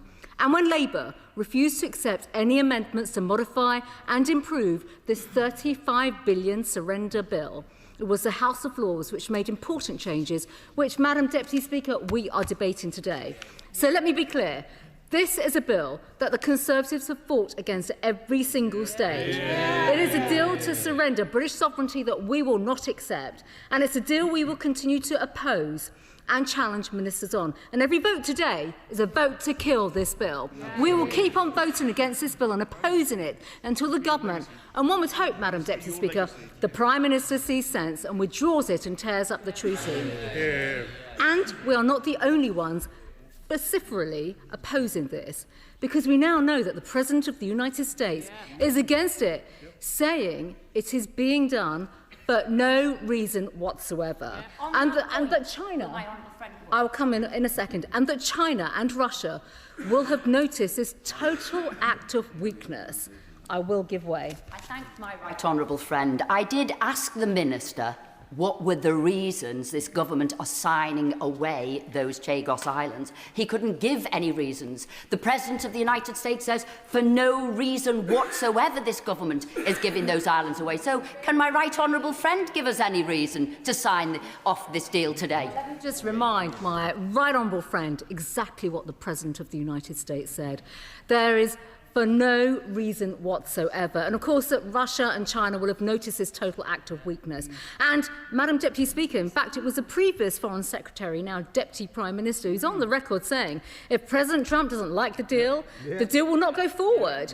And they've got to be happy with the deal, or guess what, there's no deal. So why have Labour continued to press this bill today? And in light of these comments from the President, can the Minister tell us what will happen with the future status of the 1969 exchange of notes between the UK and the United States, which states clearly that the British Indian Ocean Territory shall remain under United Kingdom sovereignty? What is the impact on that agreement? Is it being changed? I will give way. I will, of course. Give way. When I intervened on the Minister, as did other colleagues, we seem to get some rather la-la land answer about the government's response to what the President of the United States has said. And in terms, the Minister said, oh, I'll go and have a word with him and put him straight. Well, good luck with that, I suppose. Is she as confused with me that with the government having prayed in aid for so long, the unalloyed support of the United States, they've now lost it, and rather like in a Bobby in the shower moment of Dallas, are pretending the incident has never happened. I thank my right friend for his comments, and I mean, look, first of all, this side of the House is completely against this. But when it comes to the President of the United States, who, for the record, has said for no reason whatsoever should this be going ahead, it seems to me that the government is still on hold to the President of the United States. I will give way. I thank the right honourable member for giving way. I'm too young to have seen that scene in Dallas, so that went slightly over my head. But would the right honourable member agree that you can't read everything into a social media post? After all, the member for Clacton said about the member for Newark, he's a fraud, I've always thought so. Don't believe a word that he says. Isn't it true that you can't always stick with the same mindset on social media? Well, let me just say, for the benefit of everyone in this House, the United States of America is our strongest ally when it comes to the national security of our country, and rightly so. And when the President of the United States now raises concerns, we should listen to those concerns. And I would like to think that this government will act upon his concerns as well. So, Madam Deputy Speaker, let me turn to the details of the amendments and Amendment 5 from the other place on the costs and expenditure, because these introduce new provisions on the transparency of the costs that British taxpayers are being forced to pay. And I think, Madam Deputy Speaker, for the benefit of this House, it's vital that we see the full costs, as Labour has never acknowledged or accepted the financial costs and the burdens of this bill on the taxpayer. And as the House knows, the Conservative Party, this side of the House, had to force the information out of the government through a freedom of information request. And even Labour ministers have had the barefaced cheek to come here and give us a 3.5 billion valuation rather than the 35 billion costs the Government Actuary Department tells us. In most areas of government spending, Labour like to brag, obviously, about how much is being spent. Welfare is another familiar theme that they like to go on about. But on this issue, they are using a valuation technique to downplay the amount. And we've even seen the Prime Minister claim it's how the OBR counts the costs. And when the OBR has actually said that they do not hold any information on the costs or the financial impacts on the specific treaty over the future sovereignty of the Chagos Archipelago, and have not been contacted by His Majesty Treasury, the MOD, or the Government's Actuary Department. So what, Madam Deputy Speaker, is the truth? This amendment should help bring about more openness and transparency on the costs. I will, of course, give way to my... First of all, can I commend the Shadow Minister and commend the Conservative Party for bringing this forward? It's absolutely crucial. Does the Shadow Minister share my concern? Key is that if the British Government has fully briefed the US about the risks to the Pell-and-Bear Treaty for Diego Garcia becoming sovereign to Mauritius, because if government has, then President Trump will be very glad to comment on it. Does the Shadow Minister agree? Maybe contact with President Trump might be the thing to do now. Well, I would like to thank my honourable friend for his intervention, and he's absolutely right. The particular treaty is in relation to nuclear weapons on the base, coming onto the base of Diego Garcia. That is why our emphasis must be on the strength of that relationship when it comes to the national security of our country. This House will not disagree on that. But what is deeply concerning is that the President of the United States has explicitly expressed his disapproval of this entire process and this giveaway. And so to the point that my right honourable friend speaks about, which is about the nuclear treaty, we should absolutely be engaging with our closest ally, the United States of America. I will give way. I thank my honourable friend for giving way. It's not as if the President of the United States has expressed disapproval.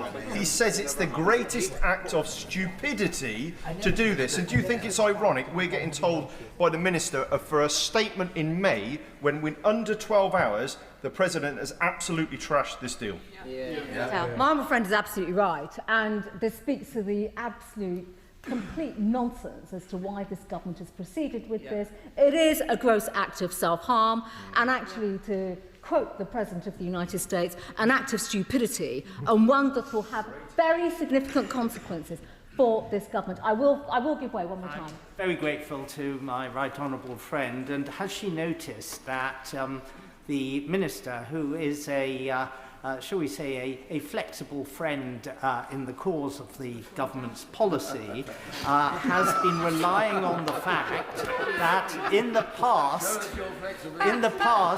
other members of Donald Trump's government in America have been saying supportive things about the bill. Would she like to cast a wager, as I would, with the Minister, that 24 hours after Donald Trump changed his tune, they will change their tune in exactly the same direction? Well, I say to my right honourable friend, you know, if the government wishes to U-turn on this and scrap the bill, we would absolutely welcome that and support that. There's no question about that.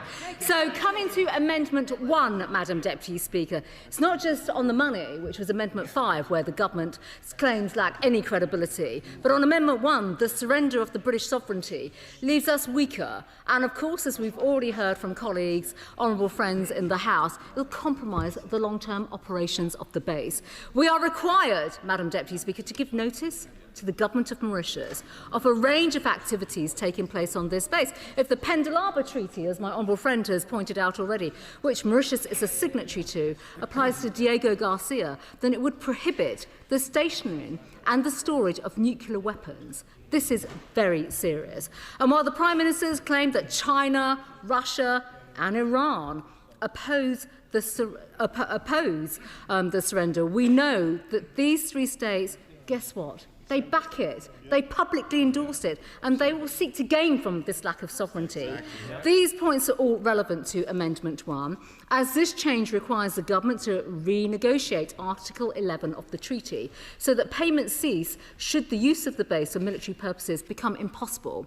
And we hope that this scenario obviously does not materialise. We believe that Diego Garcia is a vital cornerstone of our national security and our defence, and it should remain so.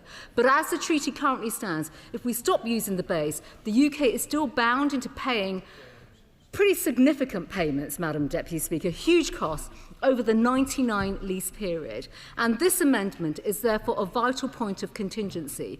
And we would like to see the whole agreement binned now, but we will believe it is reasonable and practical for the government to accept this change. So can the Minister explain, when he sums up, why he's not prepared to consider this and renegotiate parts of the treaty? I will give way. To my right honourable friend, does she, like me, feel some sympathy for the Minister? He's rested his whole case on this, on the support of the United States of America. The Deputy Prime Minister saying it wouldn't go ahead if the President of America didn't support it. And we all remember the great mystery around who shot JR.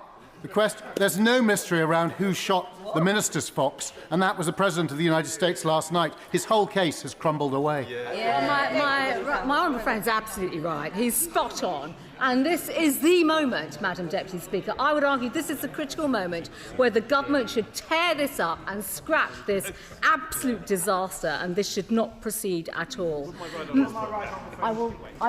Of course, I will give you. I'm very grateful to the Shadow Foreign Secretary for giving way.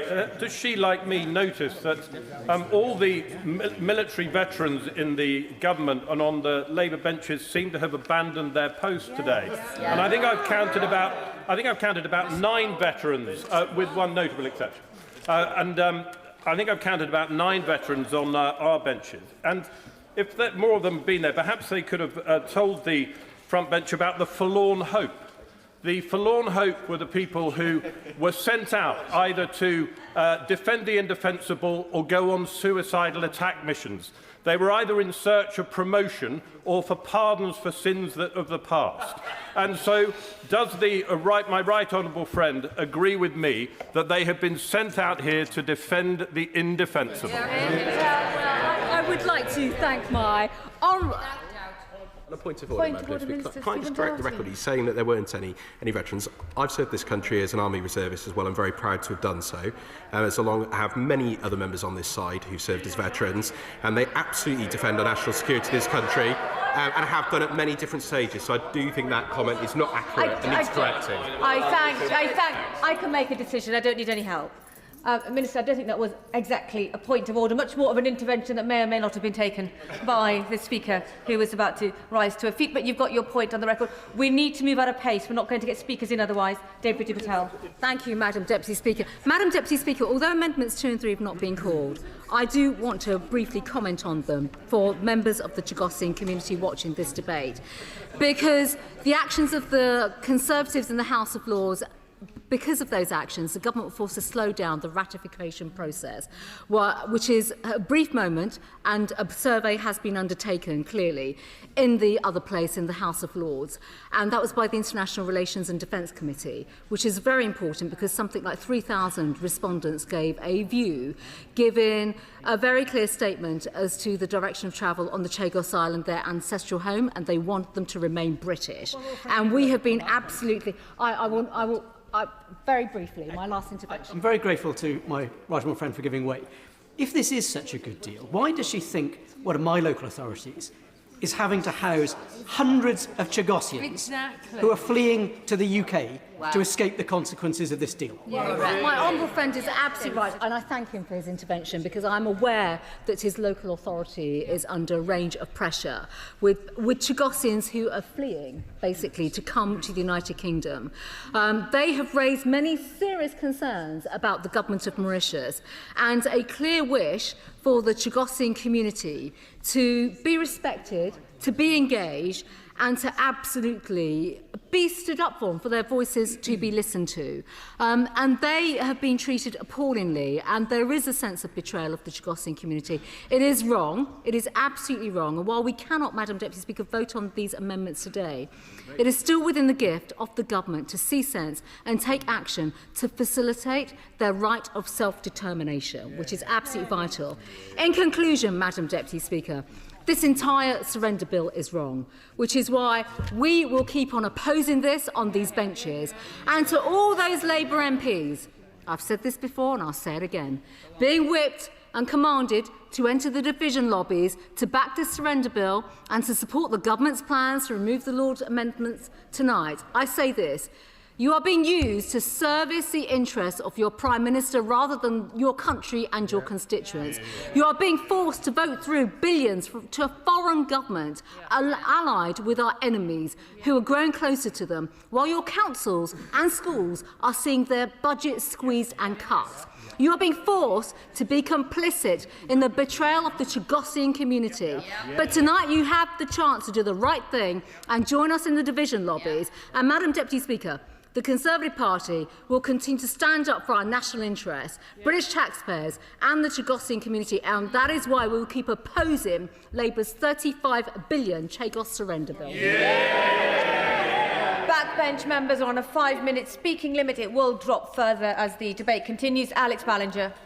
Madam Deputy Speaker, and in answer to the member opposite's intervention earlier, there are more than one veteran on the benches on this side. And I wonder what the veterans from the Conservative Party that were there through 11 rounds of negotiations under the last government were saying, because they clearly supported it at that point and there were clear reasons for doing so. For me, this is not an exercise in process. It is about whether this House chooses to protect on firm, enforceable terms an overseas base that is fundamental to British security and our closest alliances. Diego Garcia is a critical asset for the UK and our allies. It supports counter-terrorism, monitors hostile state activity and enables a rapid deployment of UK and US forces across regions that matter deeply to our national interest. Those opposing this bill need to be clear what they are opposing. They are opposing a treaty that secures the base for 99 years with full operational freedom, backed by our allies and negotiated substantially under the previous government. Delay or failures here? Yes, I will give way. Will you be supporting Clause 1, given the fact that it says he's just specified it needs to be for military purposes? If they become impossible because the islands go underwater, which is a real risk, for example, does he want to be able to carry on paying for it? So will he be supporting Clause 1? I will not be supporting Clause 1 because this amendment would require renegotiation. And we already have a joint commission that deals with issues that arise, and international treaty law provides routes determination if we're in that sort of situation. So this amendment is not necessary at all, and I will come back to this in a second in my speech. If we are refusing to comply, others, international organisations and partners, would not ignore those measures, undermining the practical operation of the base. The same reason, indeed, why negotiations were started under the last government. And the treaty does contain safeguards that are not decorative. They are operationally vital. The UK will control installations and the electromagnetic spectrum. We will control a 24 nautical mile buffer zone where nothing can be built without UK consent. And there will be a strict ban on any foreign military or security presence on the outer islands. These are precisely the kinds of protections that make the base secure, usable and resilient against interference. Madam Deputy Speaker, as we're here today to consider the Lord's amendments, I wanted to go through each of those in turn. Lord's Amendment 1, which is requiring recognition so the UK can stop payments if it cannot use the base. On the surface, as others have mentioned, this may sound prudent, but it is a recipe for uncertainty and delay at the very moment we need clarity. The treaty already establishes a joint commission to deal with issues as they arise, and international treaty law provides routes determination if an indispensable object for execution permanently disappears. The amendment adds risk, not security, undermining confidence in the treaty framework that we need to keep the base operational. Lord's Amendments numbers 2 and 3 were rejected by the Speaker. Lord Amendment 4, which is around procedures for orders under Clause 6, this is a government amendment responding to the Delegated Powers and Regulatory Reform Committee to provide appropriate parliamentary procedure. It strengthens scrutiny and is a sensible refinement of how the bill operates. This House should support Lord's Amendment 4. Lord's Amendment 5, which is to do with publishing the total costs and methodology. This is duplicative. The government did already publish full details of the financial arrangements on the day the treaty was signed, including the relevant explanatory material. This methodology is clear.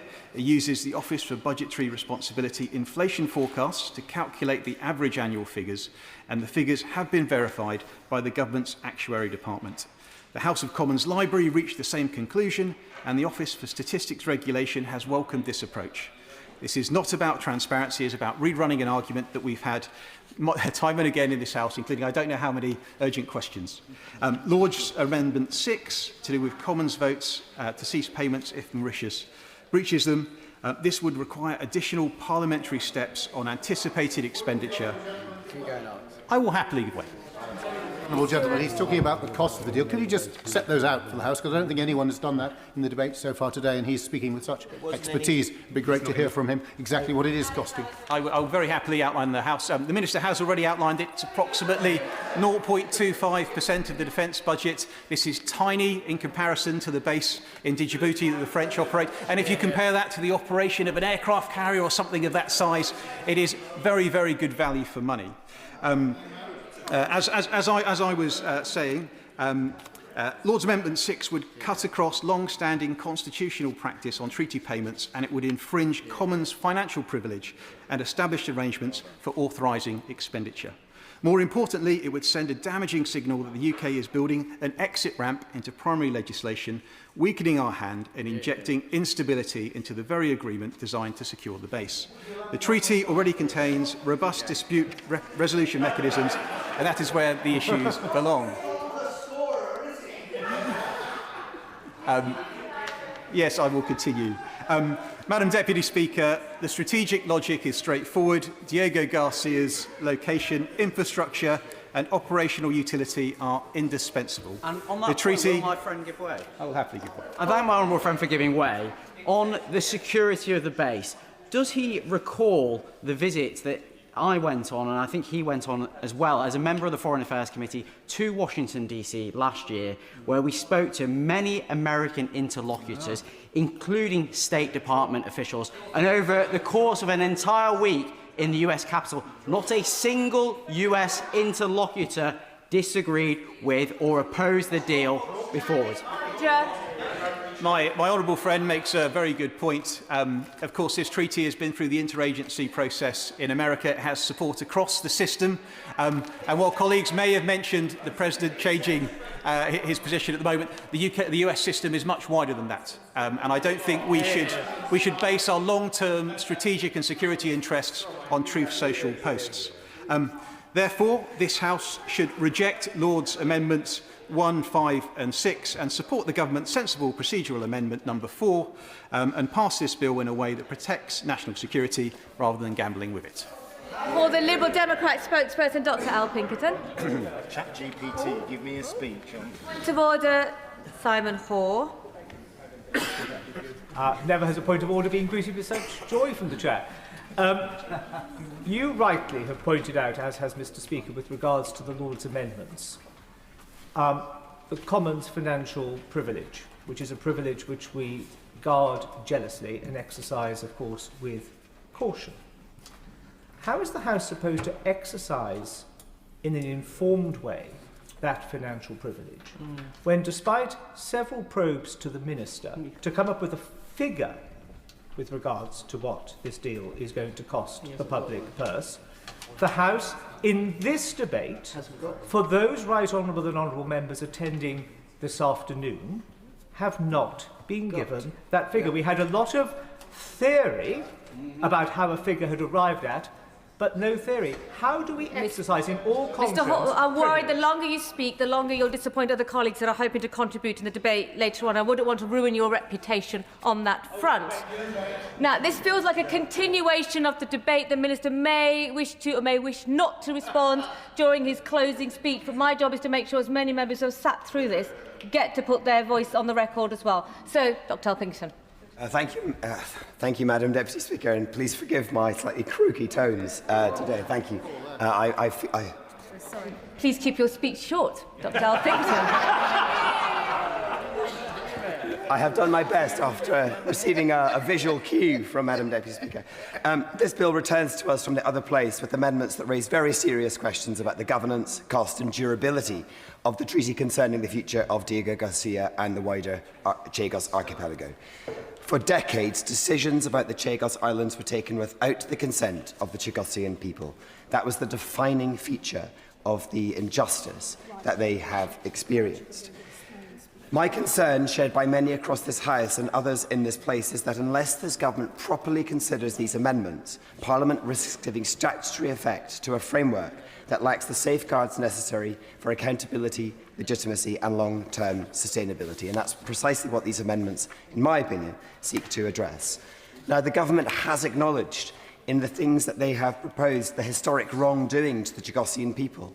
It's recognised a right of return in principle and proposed a £40 million trust fund to address the harms caused by forced displacement. Yet the framework before us today provides limited assurance that the Chagosian people will have any meaningful agency over the decisions and structures that will shape their future. That matters because legitimacy is not derived alone from intergovernmental agreement. It rests on whether those affected can participate meaningfully in decisions taken about their homeland. At the core of the United Nations Charter lies the principle of self-determination. Article 1.2 could not be clearer. One of the purposes of the United Nations is, and I quote, to develop friendly relations among nations based on respect for the principle of equal rights and the self-determination of peoples. It's therefore deeply regrettable that members across this House, who reasonably expected to have the opportunity to vote to reaffirm our commitment to the UN Charter and, crucially, our commitment to the right of Chagosians to self-determine their own future, as a distinct, albeit displaced people, have been denied that opportunity today. On that subject of I will quickly. To the honourable gentleman, I'm very sorry about his throat. I suspect he, like me, will be very keen that Greenlanders have the right of self-determination. I've sat through ministers time and again who carp on about the need to defend their right to have a say on what happens to them. Will he compare and contrast that with the situation faced by the Chagosians and say why it is that the Danes can put into law the right for their people to have a say on their future, but we're about to rule it out for people to whom we owe a duty of care? I am very grateful to the honourable gentleman, and if you just bear with me 2 minutes, I will get to precisely that point. It is shameful that a meaningful referendum was not the starting point of this government's approach, leaving opposition parties to insist upon it through amendments. It's equally shameful that this principle today has been rejected on the grounds of cost. What price does this government place on self-determination? For Chagosians, this will be received for what it is, justice led upon injustice.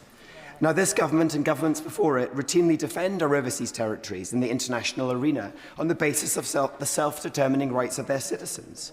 Today, this government rightly defends Greenland on that same basis, asserting the right of Greenlanders to determine their own future. It's therefore with deep regret that I speak in support of that right and of that principle, as expressed through Amendments 2 and 3, knowing that we will have no opportunity to vote in favour of those amendments when a division is called. On accountability and oversight, Amendments 5 and 6 reinforce Parliament's role in scrutinising the financial commitments of this agreement. They ensure that this House is not asked that the House is not asked to authorise long-term expenditure without clarity of its scale, duration and assumptions. These amendments require transparency in how costs are calculated and ensure that Parliament retains control over future payments. This is not obstruction. It is a proper exercise in parliamentary responsibility and one owed to future administrations and to the public. They also give the government a mechanism to terminate the deal and all future payments to Mauritius should Mauritius fail to honour its obligations. Now, in May, the Prime Minister stated that this deal would cost up to £3.4 billion over 99 years. However, Freedom of Information disclosures suggest an initial estimate closer to £34.7 billion, a figure we've already heard today. That disparity risks further undermining trust in this government and confidence in its wider approach to public spending. At a time when families across Britain face the cost of living pressure, Parliament is entitled, indeed expected, to demand clarity before committing taxpayers to potentially vast, long-term liabilities that will endure well beyond any of our lifetimes. On security and durability, Amendment 1 addresses the strategic importance of Diego Garcia while addressing that the United Kingdom is ensuring that the United Kingdom is not locked into ongoing payments should the military use of the base become impossible. Given the rapidly shifting nature of the United Kingdom's relationship with the United States, particularly under this current president, this amendment is essential to ensure that we're not bound into a long-term lease without a similarly long-term tenant. No one in this House or in the other place disputes the strategic importance of Diego Garcia to our national security and to global security more broadly. This amendment reflects that reality and raises legitimate questions about the long-term viability of this deal. Now, Madam Deputy Speaker, returning, if I may, briefly to Amendments 5 and 6, these together form a coherent and, in my opinion, proportionate package. They reinforce parliamentary oversight, protect the public purse and hold the government's financial commitments to account. The other place has not sought to frustrate this bill. It has asked whether Parliament is prepared to proceed without sufficient safeguards on cost, governance and legitimacy concerns. And very finally, I again place on record my disappointment that Amendments 2 and 3 were not selected for today's debate. Those amendments would have provided the Chagosian people with a referendum, allowing them a direct and meaningful say over their future, something that remains conspicuously absent despite repeated assurances about consultation. So, absolutely, in conclusion, Madam Deputy Speaker, the Chagosians are not and should not be diplomatic collateral. They are not a note in the marginalia of an agreement between Mauritius and the United Kingdom. They are a people who have been treated badly by our country and are now deserving of agency, dignity and justice. For those reasons, the Liberal Democrats urge the Government to accept Amendments 1, 5 and 6. But more than that, we urge the Government to pause, to reflect on the changing geopolitical circumstances in which we find ourselves, and to think again about whether this is the right approach for us, the Chagosian people, and for our future security. Graham Stringer. Thank you, Madam Deputy Speaker. It's been said in this debate that some honourable and right honourable members have come to the debate on Chagos late in the day.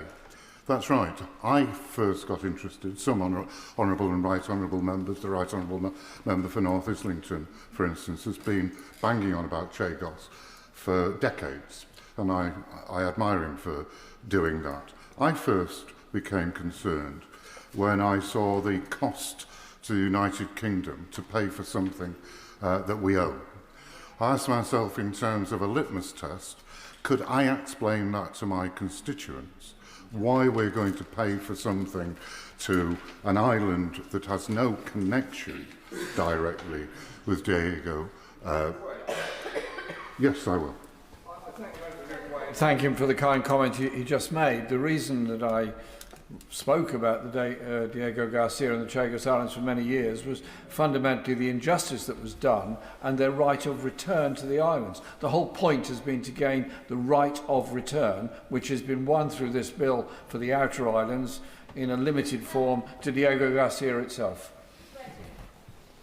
I thank my right honourable, well, the right honourable member for that intervention. That is at the heart of what has gone wrong that he has been talking about for a long time.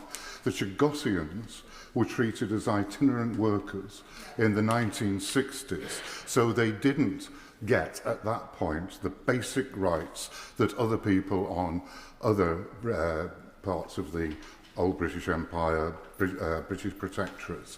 So they were discriminated against, and they're being discriminated against again by giving the Mauritius the power to determine what goes on. The only solution to the central issue of this problem is not a survey that the House of Lords are doing in good faith. It is to have a referendum, which is being ruled out of order today for good reasons, in procedural terms, to give the Chagosians a say in a referendum of whether they want to return or not. Otherwise, it is all speculation. I don't think my honourable friend from the front bench answered the real point, about why we shouldn't be taking notice of the United Nations Committee to End Anti-Discrimination, anti-racial discrimination. That's fundamental because they go back to the 1960s decision and they see what happened then and what is being perpetuated now as racial discrimination. And the Mauritians and ourselves are perpetuating that.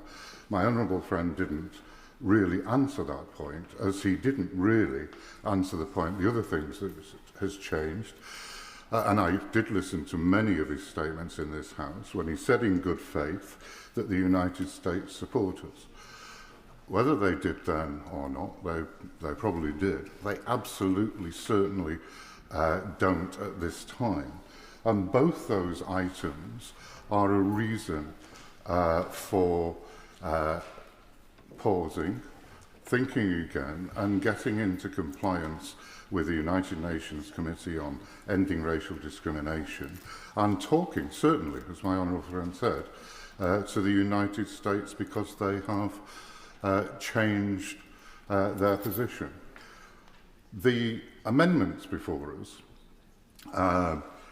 are really not the core of the bill, because that has been dealt with in a very short period of time at the second reading and report stage and committee stage in this House.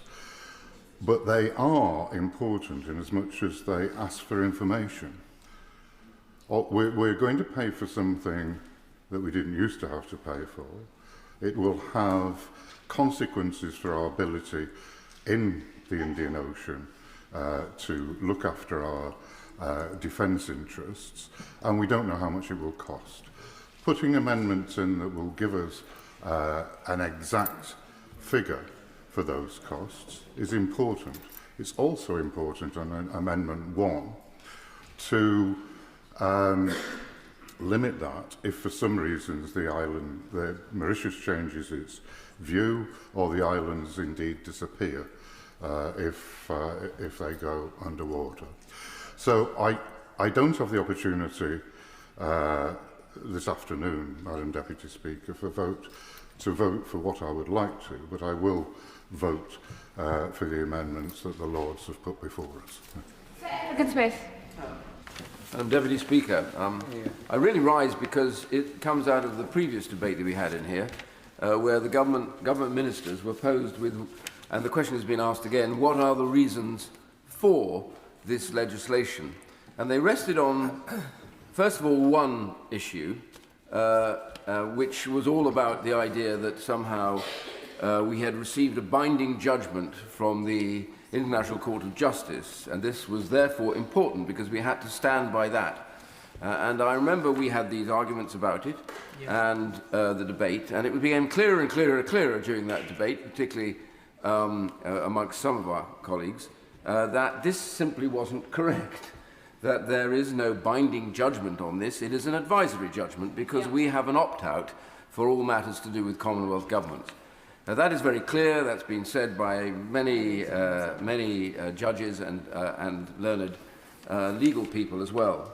And some of my right honourable friend, one of who I see sitting on the bench right now, have raised then other reasons. And that was led to us that there's somehow that beyond that there were other issues that if we didn't do this, we would face challenges under two other agreements. One is UNCLOS and the other one stands steadily as the ITU. And what is most interesting about all of this is that when pressed throughout all of this, bit by bit their argument fell apart. And it's clear and it's important for here because there are very detailed, I won't go into those now, but they have to be raised in much more detail later on. But the issues really, well, actually I don't get any extra time, so I'm not sure it's such a good idea to do it. If you want to give me a bit of extra time, that's fine. Okay, very quickly. I do thank Governor Ray, because I know this is a very important subject to him, and he's very carefully explained why he doesn't think the government has to act. But he's not explained why his government was negotiating a deal if it didn't have to act. At great cost and great consumption of time. Thank you. It doesn't really matter to me who's in government. I'm in opposition. I was opposed to it then, so I'm not going to try and defend any of this. If he doesn't mind, I was far more opposed to it then than many of his colleagues were on the backbenches, let me tell you. So now that I've expunged any dishonour to my part, I have to say to those on the opposite side and to the rest of the House, so really these two areas that were really critical, UNCLOS and the ITU, we discovered that there were certain articles that exempted us in any way from any challenge in a legal sense. So therefore, they were not binding. And so I say this because today it is a matter of intense sadness. And I follow the honourable gentleman, who I'm a massive admirer of, and he knows that, for his steadiness and determination, often in unpopular elements. But I say in following him that Articles 2 and 3, and by the Liberal Democrats the same, we have in a matter of sophistry, I have to say to this House, if we believe in free speech and free debate, and we believe in voting on what we believe or we oppose, then why is it genuinely that we cannot do this on Articles 2 and 3? Because sitting in the gallery, there are people there who will be utterly depressed by the idea this chamber has shut itself out from the rights of the Chagosians to debate them here today and to vote on them. And I know it's clever to get that done, and I know the Speaker's office is under pressure to do that, but I have to simply say this is not right. It is not right that they cannot have this House decide on their rights, and particularly when the committee that he mentions, the UN committee, has made it very clear that they should stay this legislation because they fear for the problems that exist on that as well with regard to race relations. And so I simply say to the House today, this is a sad moment for this House. This horribly flimsy piece of legislation that casts away rationale completely. And then this morning, the President of the United States, who has prayed in aid in all of this, that somehow we should motor through this because he was in favour of it, and the American government, if they're in favour of it, we stand. And we know that the earlier Foreign Secretary said, if America doesn't want it, and doesn't agree with it, then we won't do it. But here we are rushing through with this. Why are we rushing? Why don't we stay this? Wait to hear exactly what America thinks about it and make a decision as to whether we carry on. Surely that would make more sense and it would be more rational. And I just don't get, through all of that, what the unpalatable haste of all of this is all about. To dismiss the Chagosians, to dismiss the logic and the reasons why we have to do this, and to head to pay billions and billions of pounds of taxpayers' money for no reason at all. I think somebody else said that today. No reason at all. Meanwhile, China, as they say, is facing and looking at this and laughing. So is Russia. So is Iran. So are all their nasty states that exist that we have danger. And I simply finish, Madam Deputy Speaker, by saying, honestly, this is a bad day. This is badly done. This is a bad day for us, for the concept of dispute, debate and liberty. And I simply say we should hang our heads in shame, because that place is better at debating things than we are, and they have much better rights. The limit is 4 minutes. Tom Hayes, 4 minutes. Thank you, Madam Deputy Speaker. My honourable friend for Hellsville has said much of what I was going to say, thankfully, so I'll try to be briefer. The Shadow Foreign Secretary has made a set of arguments which are predicated on the case for national security. And so I think it's important, therefore, that we do take on the question of how secure we are. If we look at the economic security that this government inherited, 15 years of slow, weak growth, the lowest business investment in the G7, wages which grew at a consistent 2% a year, flatlining. If we look, too, at the impact of the Brexit deal negotiated by that side, in early 2025, the UK's GDP was between 6 and 8% lower than it would have been without Brexit, and we lost 180 billion up to 240 billion pounds of output. Madam Deputy Speaker, this is important because it actually relates to the credibility of the opposition when they make their case on the basis of national security. This debate is about the issue in hand, not the credibility of the opposition. Let's get to the point quickly. Marvellous. Moving forward 3 pages, which was a condensed version of the way in which our country was left completely insecure by the opposition. If we move forward and look at Diego Garcia, it is a critical UK asset for national security. We all agree on that in this House.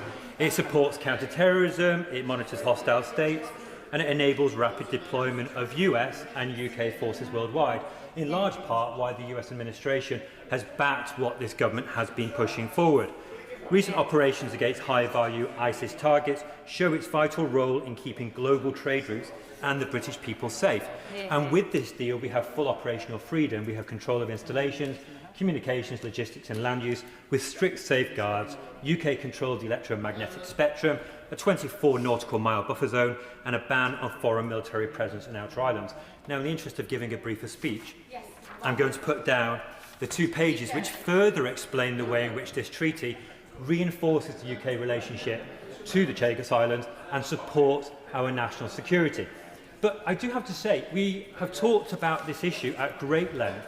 There have been many urgent questions, there have been statements, there has been many debates in this House.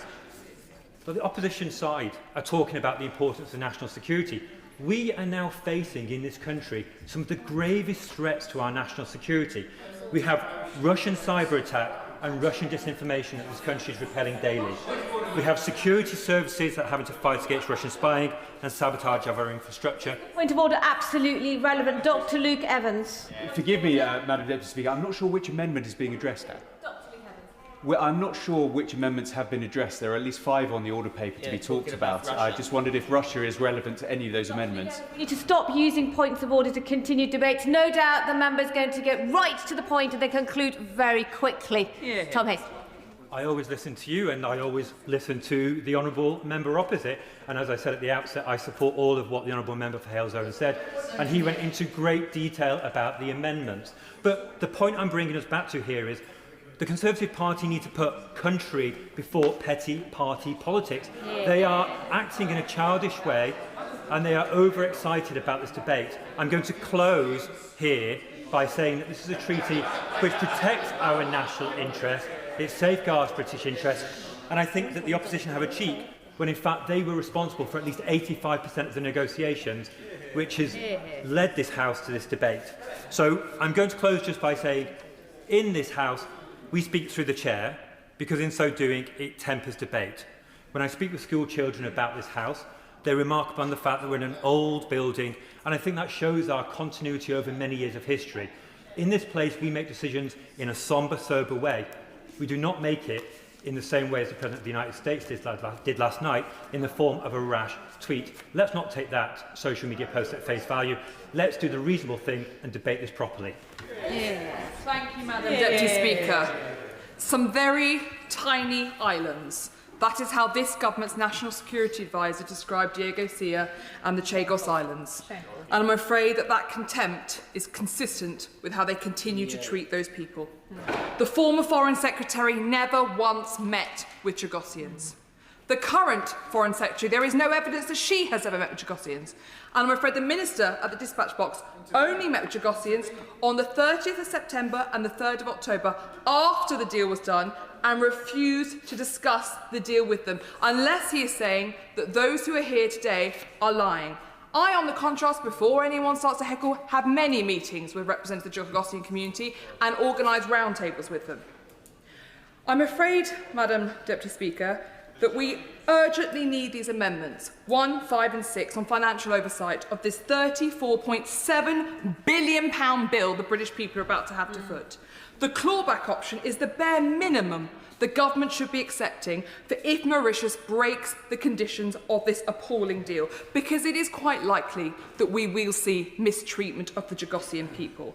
It is also important that that clawback is there, because we will need to review and understand the surge of Chagosians who came to the UK after this deal was announced. The government tried to dismiss it and claimed that the increase had nothing to do with this deal. That is wrong, and we will continue to see that.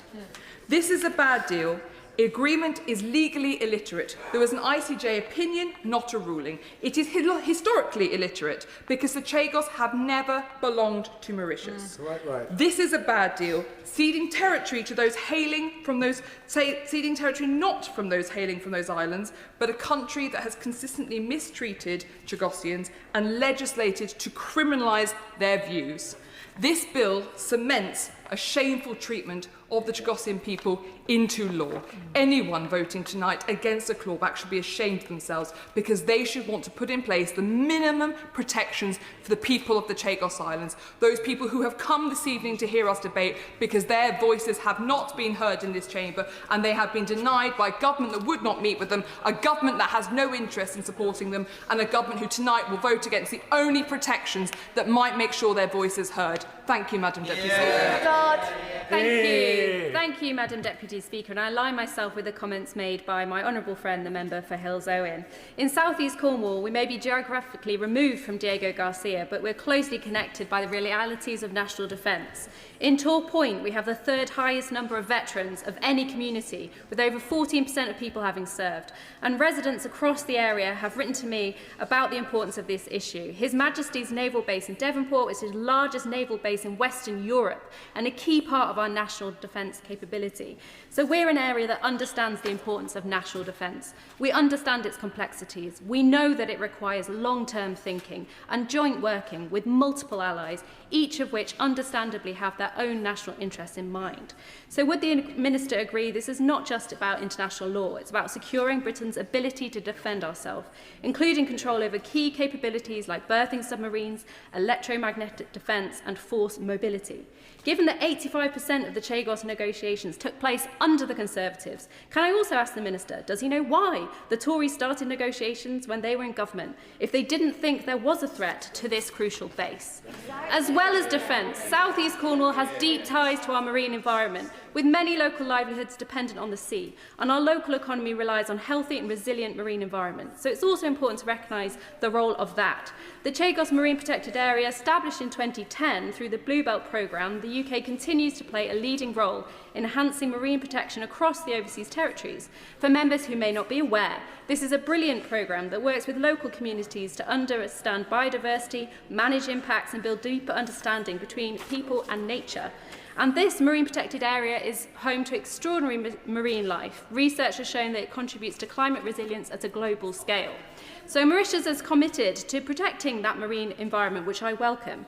However, as an island state located miles from the base, I do have concerns about the practicalities of monitoring and enforcing protections against harmful activity. So I ask the Minister, what provisions within the bill and the treaty will safeguard the existing marine protected area and ensure that effective enforcement remains in place to prevent this harm to the ecosystems and the species that depend upon it? Hey. Katie Lamb. Thank you, Madam Deputy Speaker. This government's handover of the Chagos Islands is nothing short of a disgrace.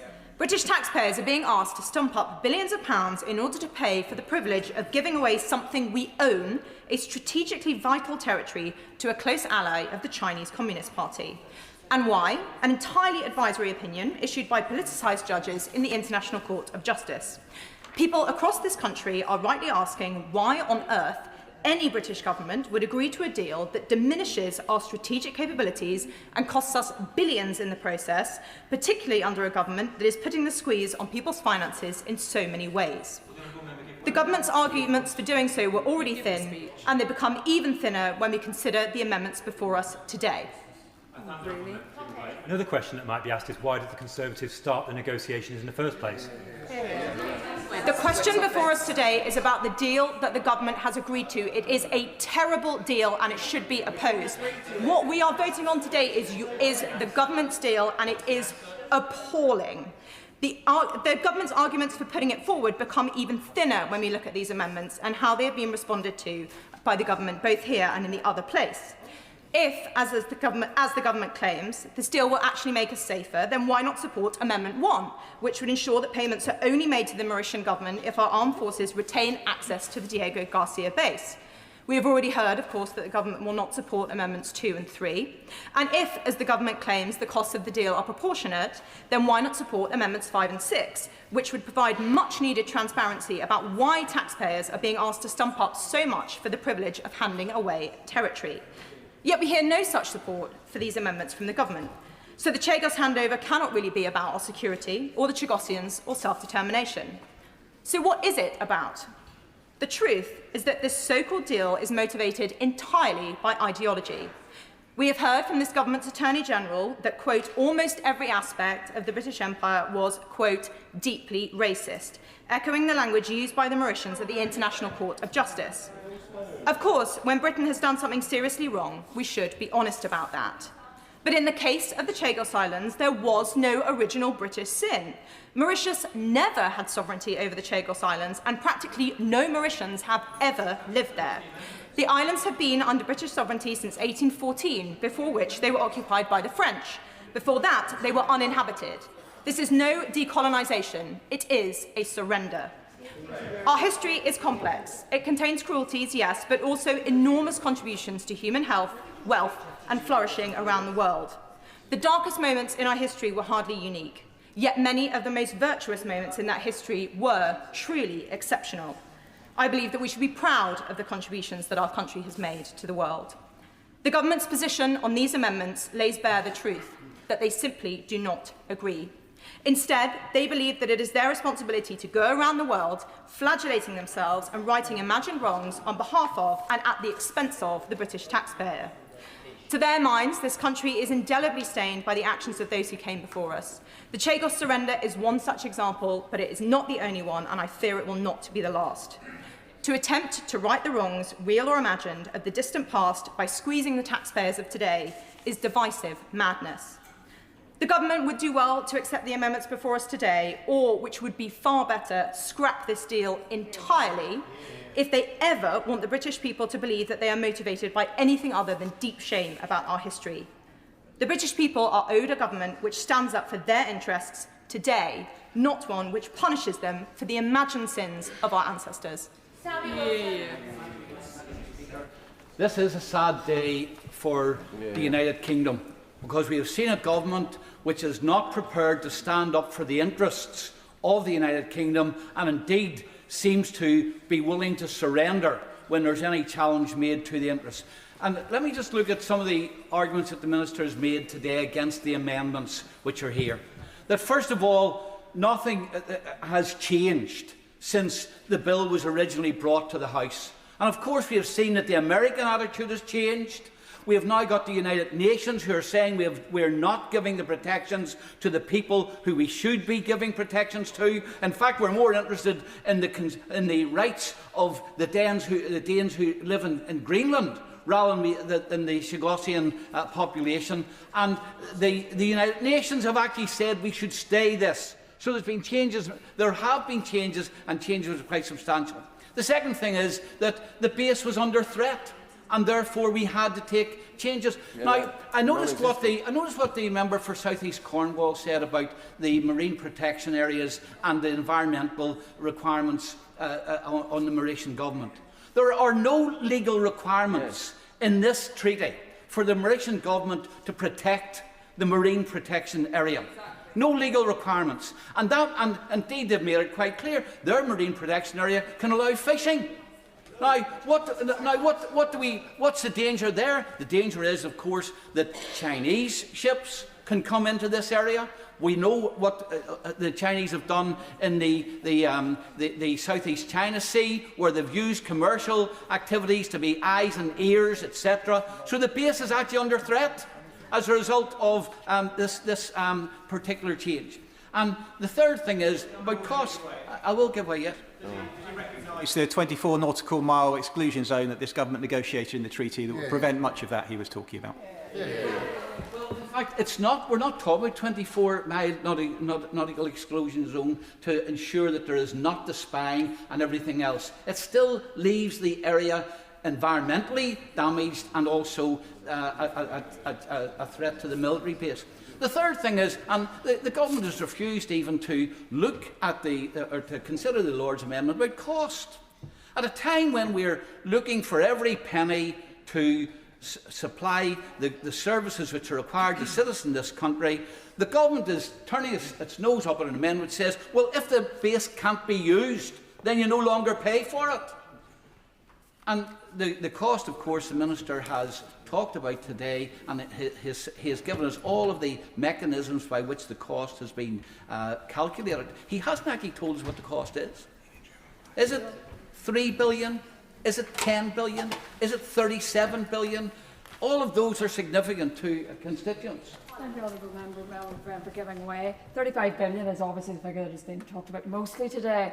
This is taxpayers' money that should be funding schools, hospitals and other much needed infrastructure. The deal is not only a shameful surrender of national sovereignty, but a waste of taxpayers' money. Yeah. Well, and I think that most people listening to this debate, even if they don't know a great deal about the Chagos Islands and about the base, they will understand that although we had no necessity to do so, we have handed over the islands and then we're buying them or leasing them back and using taxpayers' money to do so. And I think that that's one of the scandals of this particular treaty that we're discussing here tonight.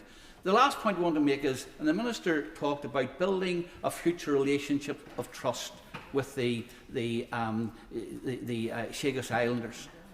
What way is it to build trust when there's even a refusal to give them a say as to whether or not this treaty is the kind of treaty which reflects their interests and which deals with the concerns which they have and the despicable way in which they've been treated in the past? The cost is wrong. The way in which we are treating the people who are affected by it is wrong. The long-term security of the base is wrong. It's a bad deal for the United Kingdom, and we should be ashamed that the majority which the government has will be used to push this through when it's so clear it is full of flaws and full of problems for our future. Thank you, Madam Deputy Speaker. This bill goes to the very heart of our national security, the safety of the British people, our global reach and our operational effectiveness in two of the most volatile and unpredictable regions of the world, the Indo-Pacific and the Middle East. It also raises serious questions about the cost to the British taxpayer, a cost amounting to £34.7 billion. Even in the short time since this bill was first brought to the House, the world has become even more unstable. Yet the government remains content to press ahead with it. I struggle to see how it makes us safer when one considers the requirement to expeditiously inform Mauritius of operational activity, and the fact that Mauritius is a signatory to the Pelindaba Treaty. The implications this has for the basing of nuclear weapons, which we know are vital to our security and deterrence and have been deployed to Diego Garcia in the past, should concern every member of this House, and further clarity and assurance from the government on this point is needed. That brings me, Madam Deputy Speaker, to defence spending and the recent revelation of a £28 billion shortfall in the defence budget presented to the Prime Minister by the Chief of the Defence Staff. It does not take a mathematician to see the point that I am making. Indeed, the maths is so basic, I would suggest that even the Chancellor could work it out. Instead of I'm going to make progress because we're nearly out of time. Instead of pursuing this bill, the government could withdraw it and redirect the vast sums involved towards addressing that shortfall and genuinely strengthening our national security. We're short of time. Ultimately, Madam Deputy Speaker, the Lord's Amendment is about accountability. Accountability to Parliament and to the electorate. There is no mandate for this bill. If the government chooses to force it through using its majority, it must at the very least be accountable for the cost. Madam Deputy Speaker, British Chagosians are the forgotten people of this bill. They may have been forgotten by the government, but they have not been forgotten by those of us on these benches. As we continue to oppose this bill, we do so with them firmly in our minds. The Prime Minister has rightly stated that the sovereignty and self-determination of Greenland rest with the people of Greenland and the Kingdom of Denmark. The question is simple. Why is that same right not afforded to the British Chagosians? Madam Deputy Speaker, this bill has profound implications for our national security and public expenditure.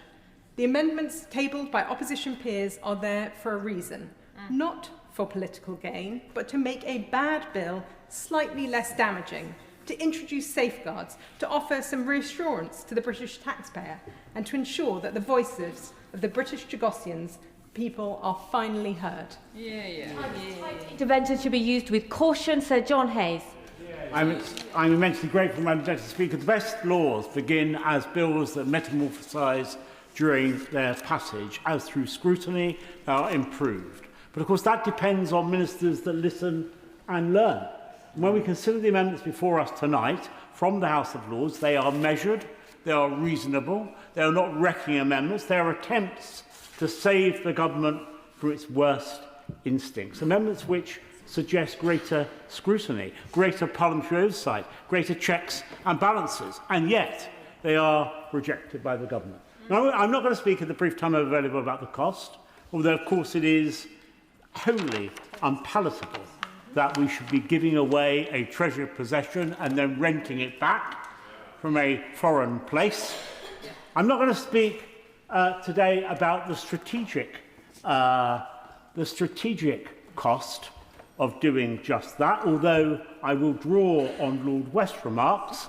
Lord West, the former Labour Security Minister who sits on the ISC with me, who said surrendering sovereignty over Chagos Islands would be an irresponsible act which would put our strategic interests and the interests of our closest allies in danger.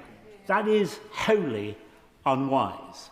I am going to speak, however, about the interests of the Chagosians, who have been ignored throughout this process, uninvolved in the negotiations from the outset, whose voice has not been heard and whose future has been disregarded. That seems to me to be completely unethical. So this is unwise. This is unpalatable. This is unwelcome. This is unethical. This is fundamentally wrong. The Lord's amendments would make some improvement to something which is woeful. I implore the government to accept those amendments, but more than that, I implore them to abandon this sorry mission, which is not in the national interest and certainly not in the interest of the Chagos Islanders. Thank you, Madam Deputy Speaker. If it were possible, one could almost feel sorry for the Minister. No. Because this is the Minister who came to this House on previous sessions on this bill and batted away every criticism by telling us, oh, but the Americans support this deal, and gleefully told us that they, of course, were our strongest and most important ally. And if they were enthusiastic and supportive of this bill, what was the problem? Well, today, of course, the Emperor has no clothes because the President of the United States has talked about the great stupidity of this deal. When you give away your own sovereignty, he describes it as an act of great stupidity. So today, the Minister has been forced into some very indelicate gymnastics as he tries to deal with the fact that the peg upon which he hung all his defence previously has snapped out of place. And there he is. And of course, his gymnastics have been equally on display when it comes to dealing with his own party's manifesto, because it is very, very clear, and unlike what the Minister says, when it declares that Labour will always defend their sovereignty and right to self-determination, it is not only referring to Gibraltar and the Falklands, it was referring to all British overseas territories and Crown dependencies. That's what it says. It says including Falklands and Gibraltar, but not exclusively Falklands and Gibraltar. So he's hoisted on the petard of his own manifesto, which he says, I don't think there's any time for the member to remedy his speech at this stage. So he's hoisted on the petard of his own manifesto, which he is in blatant breach of, and can hardly look the people of the Chagos Islands in the eye in denying to them what his manifesto promised to them. And they are the people hurting here. There are people at the heart of this. They have not been treated well over decades by this nation. But now we are finally betraying them by denying them the right to have any determination on their own future. That is shameful. That is something that this House should be running away from rather than embracing. And I do say to the government, it's not too late to do the right thing on this. And it's time you did, and I trust they will. Final backbench contribution, Andrew Rosendale. Madam Deputy Speaker, this has been fundamental to everything I've ever stood for in this House as a Member of Parliament. Sit down. And it Sit down. It is made. Started. Sit down. The origins of this bill were not only from this current government, but they were originally the proposals of the previous Conservative government. We have never, no government has ever given the right of self-determination to the Chagosian people. Shamefully, we have treated them differently than all of the other overseas territories. Madam Deputy Speaker, we sent a task force to rescue the Falkland Islands. Margaret Thatcher would never have given 1 inch of British territory away to a foreign country, let alone pay billions of pounds for doing so. This is a shameful day for our country, giving away the King's Islands. Rescuing the Falkland Islands was the right thing to do.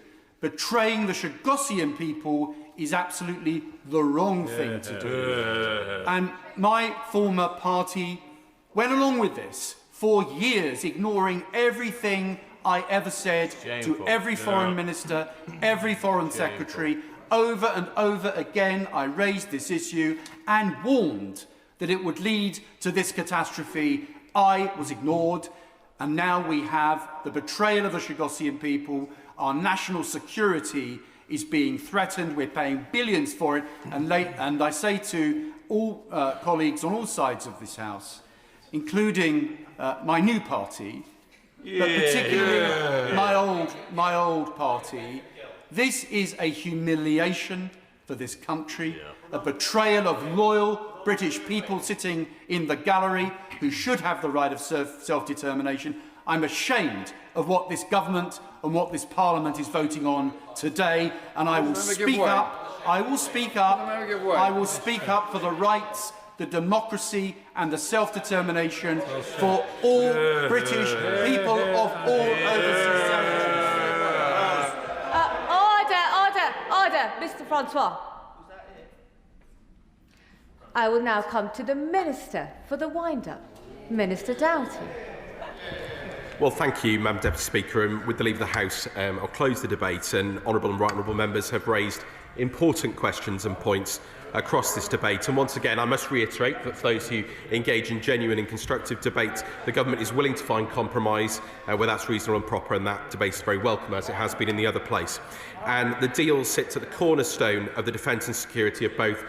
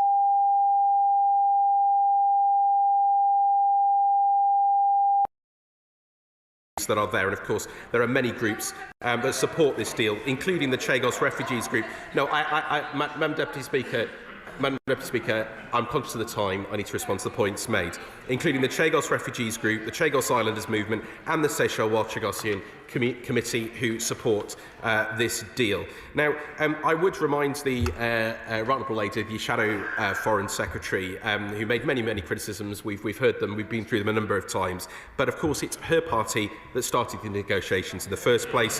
When she was in government, she supported this, and I'm afraid the party opposite have demonstrated absolute naked opportunism, ignoring the national security issues and jumping on the political bandwagon. And they talk about defence and national security, but in 14 disastrous years in office, her party hollowed out our armed forces, while our government is investing at levels not seen since the Cold War, and 85% of the negotiation rounds took place. Minister, Graham Stewart, I hope this is an actual point of order. Graham Stewart, point of order.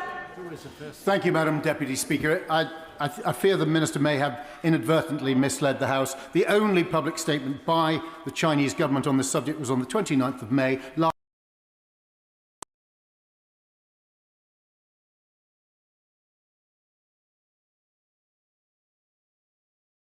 The Chair knows the point of order. So can we prevent the debate continuing? If colleagues wish to intervene, they can try to do so. And it's up to the Minister if he wishes to respond to those interventions. We can keep going to 7:18 when it's cut-off time. Minister. I was referring, Madam Deputy Speaker, to an article that was published on the 14th of January by the Chinese ambassador to Mauritius.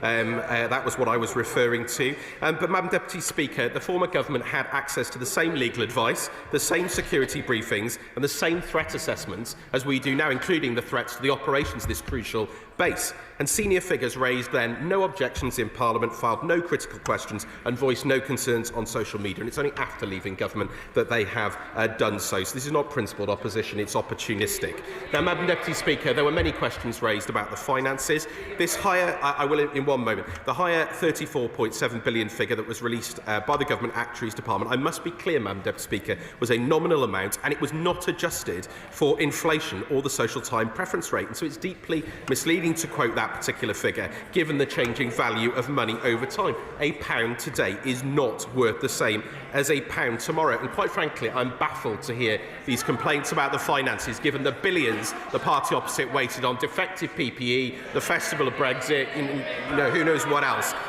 Now, Madam Deputy Speaker, there were some very sensible and I think legitimate questions raised about the costs, and the government has always sought to be transparent on these matters. We set out the forecasts at the time of the publication, and the documents that we published at the time of the treaty then set out that the net present value of the treaty was £3.4 billion, calculated using the Green Book methodology. I've set that out on many occasions before. Of course, Madam Deputy Speaker, I would expect forecasts to change over time, given the changes in the OBR's forecast inflation rate and other matters. We were transparent then, and of course we will continue to keep that transparency going in the usual ways before the House. And of course, the Taxpayers Alliance, Madam Deputy Speaker, no less, confirmed that the use of a discount rate to give NPV is a standard concept in finance, and the government is reasonable to use an inflation assumption and a discounting rate to give an NPV of the cost. Naturally, if you use their suggestion of 2.9%, the annual payments would be £96 million on average. That's £5 million in today's money less than the government's forecast at the time of the publication of the treaty, Madam Deputy Speaker. I will give way to the right honourable gentleman. I'm not going to pursue him down that line. I already did it last time. But I just want to ask a very simple question. Today, this morning, we had a very clear statement from the President of the United States. The Deputy Prime Minister was also clear previously when he said, if America says no, then this doesn't go ahead. Can I simply ask him, is in any way in his councils, are they discussing or thinking about waiting to find out whether that view from the President today is clear and is for good? In other words, will they then stop this bill? Madam Deputy Speaker, it's a very reasonable question from the right honourable gentleman, and of course we engage with the United States as our closest defence and security partner every single day.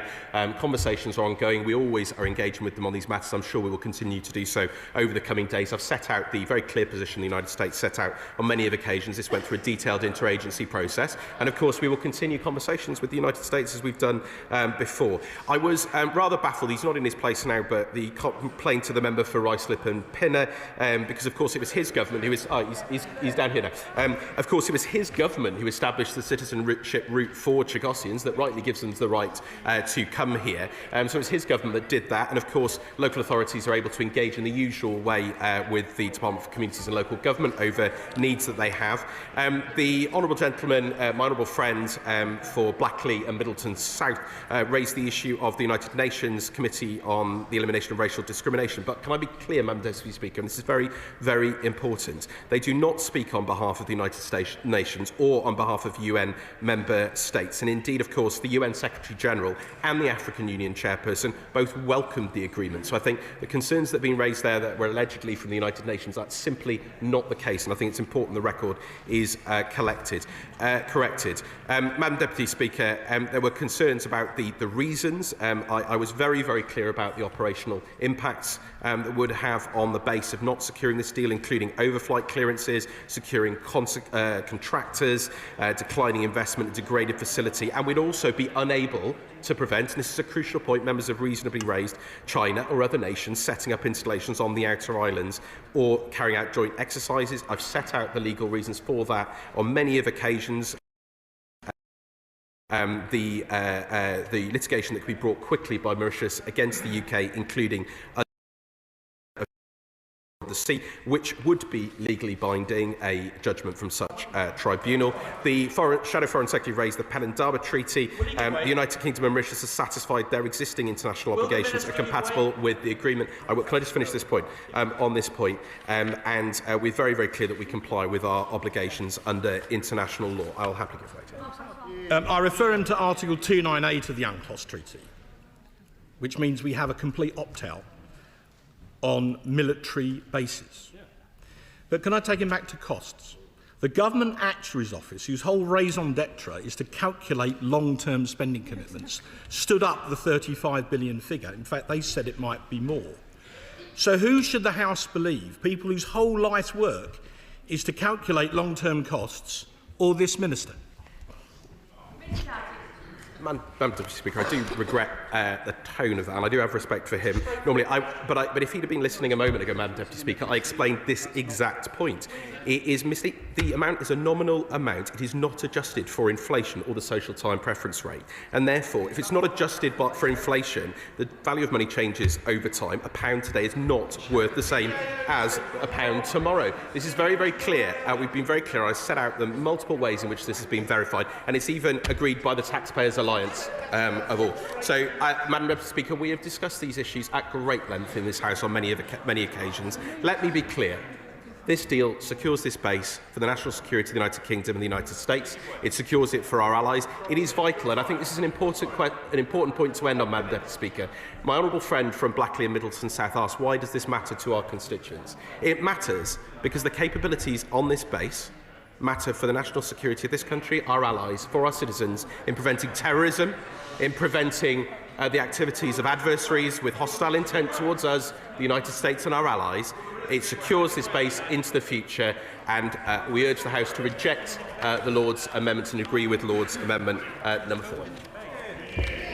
The question is that this House disagrees with the Lords in their Amendment 1. As many of their opinions say aye. Aye. Of the contrary, no. No. Commissioner, clear the lobby.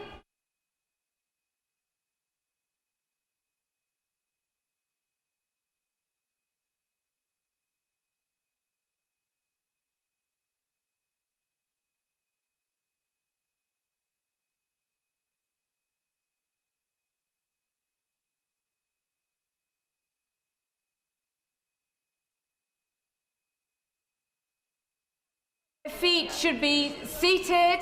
Sir John Hayes. Colleagues on their feet should be seated. The question is, as on the order paper, as many in their opinion say aye. Aye. Of the contrary, no. No. Tenants for the ayes are Jade Buttrell and Gregor Poynton. Tenants for the noes are Harriet Cross and now on throne. I'm staring right at you, but you're definitely. And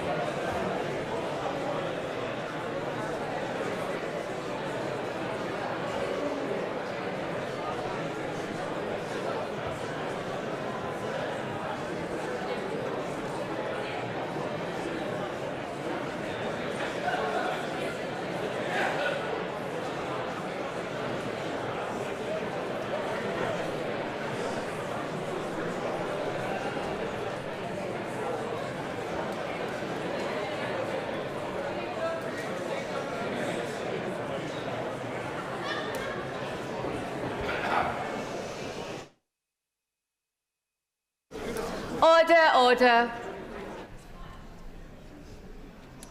The ayes to the right, 344. The noes to the left, 182.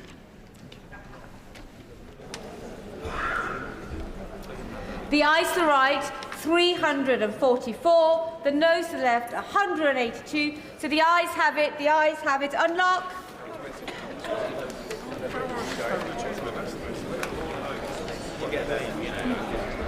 Shh. We now come to Lord's Amendments 2 and 3. As the House was informed earlier, Mr. Speaker is satisfied that Lord's Amendments 2 and 3 would impose a charge on public revenue which has not been authorised by a money resolution in this House. In accordance with paragraph 3 of Standing Order number 78, Lord's Amendment 2 and 3 are therefore deemed to be disagreed to. Order, order. Under the programme order of today, I must now put the questions necessary to bring to a conclusion proceeding on the Lord's Amendments. We now come to Lord's Amendment 5. Minister to move the motion to disagree formally. The question is that this House disagrees with the Lords in their Amendment 5. As many in that opinion say aye? Aye. Of the contrary, no? No!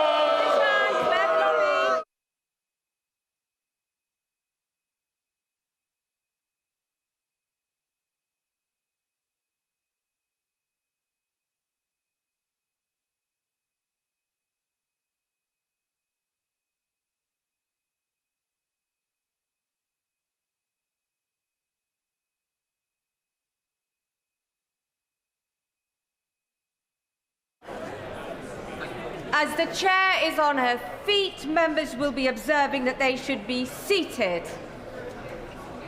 The question is as on the order paper. As many of that opinion say aye. Aye. Of the contrary, no. No. Tellers for the ayes are Jade Bottrell and Gregor Poynton. Tellers for the noes are Harriet Cross and Andrew Snowden.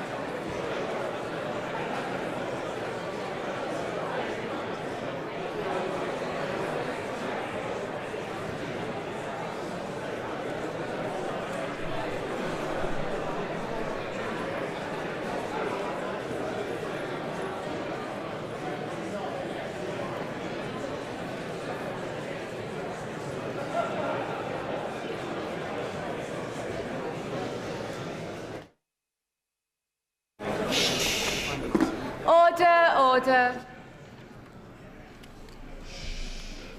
The ayes to the right, 347. The noes to the left, 185. The ayes to the right, 347. The noes to the left, 185. So the ayes have it. The ayes have it. Unlock.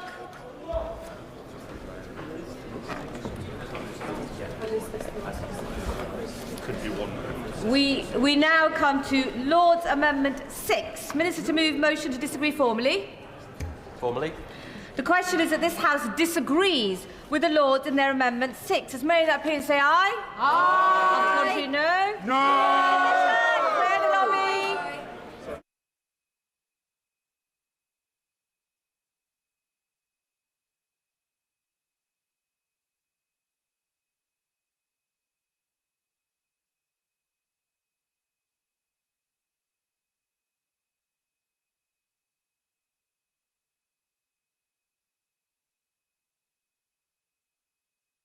Members observing the chamber will be aware that they should be seated.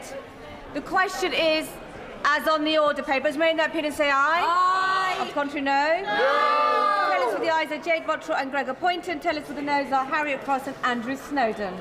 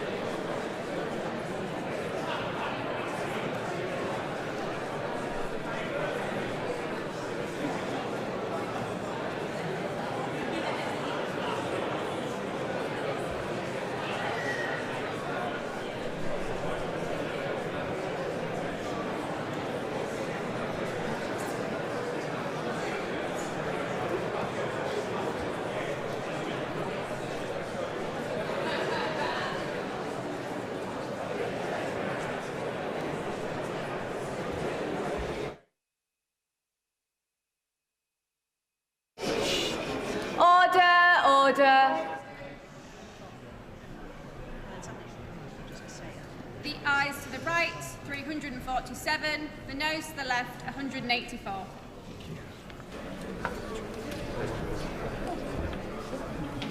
The ayes to the right, 347. The noes to the left, 184. So the ayes have it. The ayes have it. Unlock.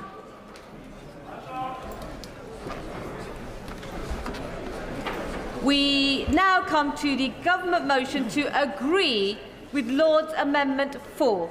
I call the Minister to move the motion.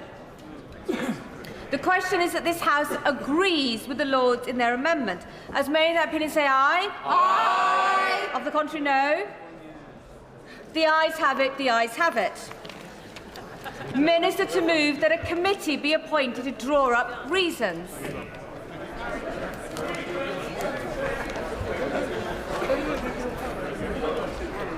I beg to move that a committee be appointed to draw up reasons to be assigned to the Lords for disagreeing to their amendments 1, 2, 3, 5 and 6. That Stephen Doughty, Imogen Walker, Catherine Atkinson, Jessica Toll, Chris Curtis, Dame Priti Patel and Zoe Franklin be members of the committee. That Stephen Doughty be the chair of the committee and that 3 be the quorum of the committee and that the committee do withdraw immediately. The question is that a committee be appointed to draw up reasons to be assigned to the Lords for disagreeing to their amendment 1, 2, 3, 5 and 6. That Stephen Doughty, Imogen Walker, Catherine Atkinson, Jessica Toll, Chris Curtis, Dame Priti Patel and Zoe Franklin be members of the committee. That Stephen Doughty be the chair of the committee. That 3 be the quorum of the committee. That the committee do withdraw immediately. As many of that opinion say aye. Aye. Of the contrary, no. The ayes have it. The ayes have it. If those members want to exit quickly and I carry on. Quick, everyone else can stay seated while I finish business. I'm still on my feet. That concludes... Mr. Jopp. That concludes consideration of the Lord's amendments to the Diego Garcia military base and British Indian Ocean Territory Bill. Those that wish to exit the chamber should do so now, and the front bench may wish to shuffle over. Right, you go sit down there. We'll get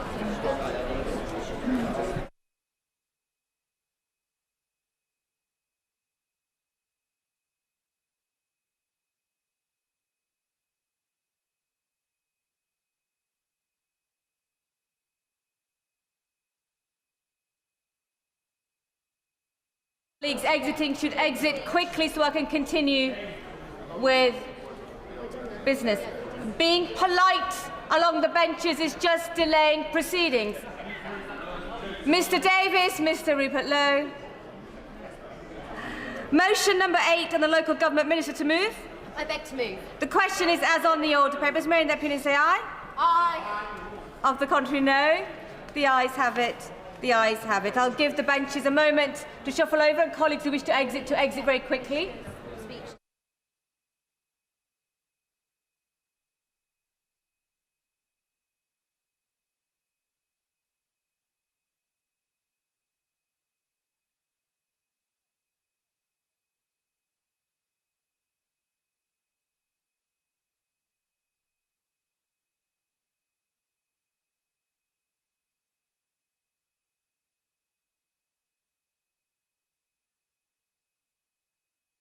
House to now adjourn, and I call Sean Davies on 5G connectivity in Telford and the West Midlands. Sean Davies.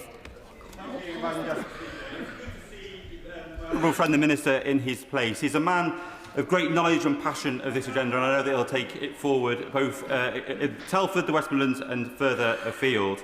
And I'd also like to place on record my gratitude for the department and how helpful and proactive they have been with me since I've been raising this issue, both in terms of in this House but also outside of it. And can I say also how grateful I am for the opportunity to raise in Parliament something that I've been talking about for some time, but that my constituents have been bearing up with for even longer. The 5G connectivity in Telford and across our region, or to speak to the fact, the lack of. Often this debate focuses on connectivity in rural areas, and rightly so. But I want to start out by reminding anyone who's unaware that despite our beautiful nature and green spaces, Telford is no village. It's a town with more than 185,000 people. Our borough is predicted to reach 200,000 people by 2032, and that's a 12.5% growth from 2018. We are just half an hour drive from Wolverhampton, 40 minutes from our second city, Birmingham. But despite that, despite our size and our population and our proximity to major cities, we have very patchy 5G connections. In fact, constituents tell me that getting a 4G reception is often a challenge. Telford is a cultural and economic hub, bustling with industry, and I can't tell people to come and employ people in our great town or visit our wonderful World Heritage Site when our connectivity in the whole areas across our town are, frankly, in the dark ages. This problem feels all the more sharp because we are in the heart of our region, the West Midlands, which has the best 5G connectivity in the country, according to the Combined Authority, who's doing excellent work led by our Mayor, Richard Parker. He's harnessing technology to reduce congestion and pollution, improve the local economy and improve the services it offers. Telford is run by a forward-thinking council that would be very keen to innovate in similar ways if we were only given the opportunity. Madam Deputy Speaker, constituents have been raising this with me in conversations for a very long time, but I wanted to put numbers on it. So I ran a survey of my constituents, and the result I got was stark. Almost 100% of those people responding to my survey told me that they had no 5G connection whatsoever. And many experienced that in their homes, in their workplaces, and even in our town centre. One constituent, Bill, told me his connection at both home and at work has gotten worse over the last 5 years. Another, Joanne, said her signal with O2 has deteriorated even in the last few months, and she's connected to O2, who deny this. Two other constituents, Waz and Phil, both said that they have changed providers multiple times but found them to be, and I quote, all the same. One former constituent, Peter, who now lives in Europe, told me that the contrast between us and our international partners is shocking. I could go on with the results of my survey, Madam Deputy Speaker, but if the Minister would like to hear directly from my constituents, he's very welcome to visit them, or I can share the survey with him. I will. To the honourable gentleman for giving way. He's making a really excellent speech and a really, really good point. And it applies equally, I think, to urban and rural areas, that mobile network operators don't have minimum standards of coverage and quality of signal. So some places where there was good coverage before, now it doesn't appear to be the case because the signal quality is so poor. Would you agree with me that we need to look at a way of ensuring that mobile network operators provide a good quality signal to everyone? I agree with my honourable friend, my neighbour in Shropshire on that point. And I think this is a rural-urban issue because mobile signal is very much like utilities. People just expect them to work for both their personal life and their work-related life. Telford and Wrekin Council has kindly shared with me a report containing research from the River Severn Partnership. Between 2024 and 2025, which I found, and I quote, a significant difference between what Ofcom estimates to be 5G coverage and the real-world experience. The survey found that 28% of Telford postcodes had good signal, but Ofcom claims there's not a single postcode in Telford where the signal is poor. Again, a direct contrast to the lived experiences of our residents. This goes to the heart of the problem, and it's exactly what our residents are saying. What Ofcom says, and frankly what the government says, just does not live up to the real-life experiences of our residents. In fact, in a written question last January, the then Minister for Digital told me that 99% of all premises in my constituency have 5G available. And I'm not in any way attributing the blame to the Minister at the time, because I know that the government is getting its data from Ofcom, but Ofcom in turn is getting its data from the network providers, who told me in a meeting this week that their data is provided by computer generation and analytics. So the real-life experiences of a resident are simply not being taken into consideration. I'd also like to point to the Local Government Association, an organisation that I'm very familiar with, who authored a report with the Digital Communities APPG. The report was very validating for my constituents. They said that residents who make this complaint are not imagining things, They take the same issue with Ofcom's data. The report confirms that while Ofcom's regulatory oversight has supported progress in expanding digital infrastructure, significant concerns remain about the accuracy of coverage of data. The current system relies heavily on operator-supplied modelling, which often falls and fails to reflect on the experiences of our residents up and down our country. I want to make it clear that there are two sides to this problem, but they are connected. We need better reporting of 5G coverage, but obviously what my constituents care about more is actually improving the coverage itself.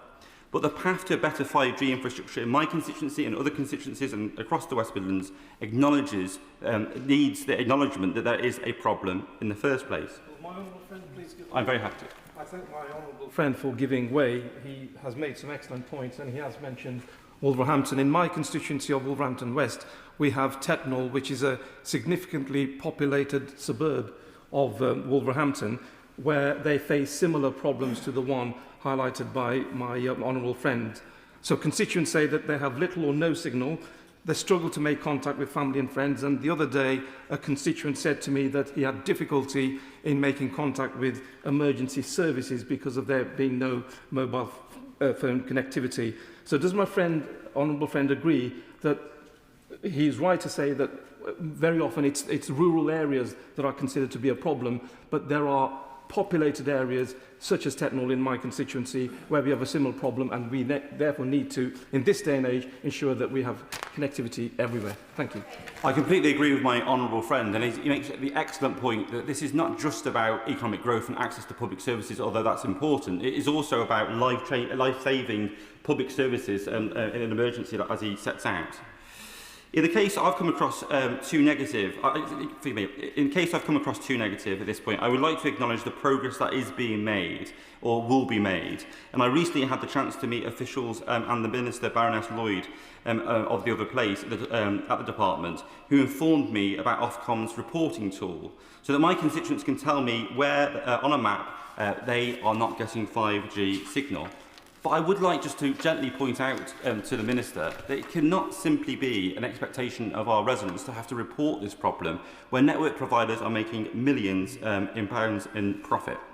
I've also written to Ofcom and to providers including O2, EE, 3 and BT. I found them all to be responsive, and I've also met with some of those providers this week and will meet them again. But it's so important that we see action in this regard.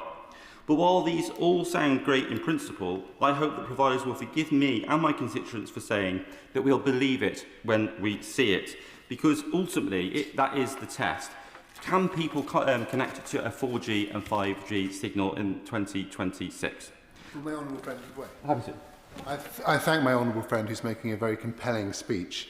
I should declare an interest that in a previous role I did advise a mobile phone company on communications, but I just want to ask him if he agrees with me that there have been in the past occasions when mobile phone companies and other digital companies make very, very grand promises about things like video calling, as happened when they rolled out 3G, and then 4G and then 5G. And unfortunately, it doesn't always match with the expectations of the public who watch those adverts and who buy those devices. And while they're going to great lengths to improve services, we must implore them to match the reality of their service provision with the things that they're advertising and promising. I couldn't agree more with my honourable friend, and I respect his expertise in this field. I also think it's not unrealistic for our residents to be demanding better of our phone providers, particularly in what is a fifth or sixth utility. I want to emphasise that this is not me asking the government and the providers for charity. We're asking for an opportunity to contribute. Telford is a wonderful town, Shropshire is a wonderful county, and the West Midlands is a fantastic region. And those consumers are a market opportunity for this ever-growing network. But if we want to continue to grow, as we've grown for the last 60 years in Telford, we need to be in the 21st century. And when it comes to 5G, we simply are not. Businesses need to know that they can operate here. People need to know that they can work from home, that they can access an online GP appointment, And crucially, for a town impacted by flooding, especially around the famous World Heritage Site at Ironbridge Gorge, that they need to be able to have surety that when they need to contact the emergency services in a crisis, that resilience and connectivity is there. Telford has so much to offer to the government, to the private sector, to anyone who wants to live and visit and invest in our town. In return, we need a modern 5G infrastructure. So, Madam Deputy Speaker, I have both a national ask and a local ask of the Minister. Nationally, I would like to echo the calls of the Digital Communities APPG, chaired by the Honourable Member for North Shropshire, for an independent review of the UK's digital connectivity framework and the integrity of the data in reporting of it. It's frustrating for me and my constituents to be hit with the computer says no answer when sharing our lived experience of something that is a real problem to so many people. The Ofcom reporting tool is welcome, but I would ask that the Minister if we can go further, so that we're not just starting with an inaccurate map and making individual residents responsible for correcting it. My local ask is this: will the Minister visit Telford with his officials and see for himself what my constituents and I are dealing with? Will he help me convene the relevant providers and lend his voice for my call that there should be better 5G connection or at least 4G connection, so that my constituents can rely upon that service to access public services and to help make our economy grow, both in Telford and for the region? And lastly, I know that digital connectivity is a priority for this government. I welcome the steps that they're taking, including through Project Gigabit, to revolutionise our infrastructure. So will he reassure me, my constituents Bill, Peter, Waz, Phil and Joanne, and the other hundreds of constituents in Telford who have contacted me, and the hundreds of thousands across this country, that they will get connected to a world-class network that provides them with access to digital services? Madam Deputy Speaker, this government's priority is clear: economic growth, reforming public services and change. And I will say to the Minister that this is a grand opportunity for me to demonstrate to my constituents that the economy mission is being met, that access to reform public services can be met, and change in every pocket of every resident in my constituency through their phone will be benefited through this measure. And I thank Madam Deputy Speaker the House for allowing me time to explore this issue. Call the Minister, Kanshka Nurian. Minister. Thank you, Madam Deputy Speaker. And can I first and foremost thank my honourable friend, the member for Telford, for securing this adjournment debate. In his entire tenure, he has been a relentless champion for the people of Telford. On this particular question of 5G and mobile coverage, he has listened closely to those he represents in person on surveys. He has represented that voice in the media. He has represented that to my honourable friend, the Minister for the Digital Economy, in the other place. And I know that in tonight's debate, he has done that again with both an impressive speech and a depth of understanding of Telford as well. Mobile coverage is an extremely important topic, and this is reflected in the amount of interest shown across the House in any parliamentary activity on this subject. Access to high-quality, reliable and secure mobile connectivity is critical for people to effectively participate in the modern digital economy. It's essential to day-to-day life in many cases. Whether it is to run a business online, to access essential public services, to manage finances online, to contact GP surgeries or staying in touch with loved ones, all of us need reliable mobile connectivity. Government has an ambition for all populated areas to have access to higher quality standalone 5G by 2030. This, of course, includes Telford and areas right across the West Midlands. It is true that Ofcom currently reports that standalone 5G is available outside of only 1% of premises across my honourable friend's constituency in Telford. This is clearly unacceptable. I'm also conscious that the picture has slightly updated in more recent weeks, months as well, and I would, Madam Deputy Speaker, like to take the opportunity to shine some light on that too. The published coverage stats were last collected in July last year, and there's been some improvement in the picture as a consequence of that. We expect that the figure will increase significantly further still in the next report published by Ofcom as reporting catches up with network rollout. Mobile network operators are investing significantly to improve coverage, and I know the progress continues at pace. I have been assured that this is leading to coverage improvements in many areas, including Telford. The operator's significant investment plans are public. 11 billion has been committed by Vodafone 3 as a result of their merger. BT has an ambition to deliver standalone 5G to 99% of the UK population by the end of financial year 30, and Virgin Media O2, as part of their mobile transformation plan, committed 700 million of further investment into their mobile network nationwide. In preparation for this debate, officials have engaged with the operators to understand specific coverage improvement plans that they have in my honourable friend's constituency and across the West Midlands. BT have confirmed that in line with their announcement of October of last year, 99% of residents across the Telford constituency can now access standalone 5G. I will of course come to points of dissatisfaction between that claim and the wider experience of people in Telford imminently too. Vodafone 3 have confirmed that standalone 5G coverage will increase in the Telford constituency to 100% by their first reporting milestone in 2028, in line with their merger commitments. Virgin Media O2 have made strides to improve mobile coverage across the West Midlands, including boosting 4G and 5G capacity across Coventry, deploying standalone 5G small cells in Birmingham City Centre 2 in 2024. This feedback from operators starts to show the significant progress being made in rolling out standalone 5G across Telford and the West Midlands region as well. I would encourage all members of the House, if they would like to understand plans for their constituency, to contact the operators too. I am deeply sorry to hear of the difficulties that my honourable friend in Telford reports in relation to the reliability of services in the region. I recognise that in our modern economy and way of life, services need to be reliable for everyone in all parts of the country. Communications providers have legal obligations to ensure that their services are appropriately resilient, as overseen by Ofcom. And I can recommend that if customers are having continuing difficulties, as my honourable friend has mentioned, they can of course contact both their provider and, in the instance of serious and repeated failures, also report to Ofcom.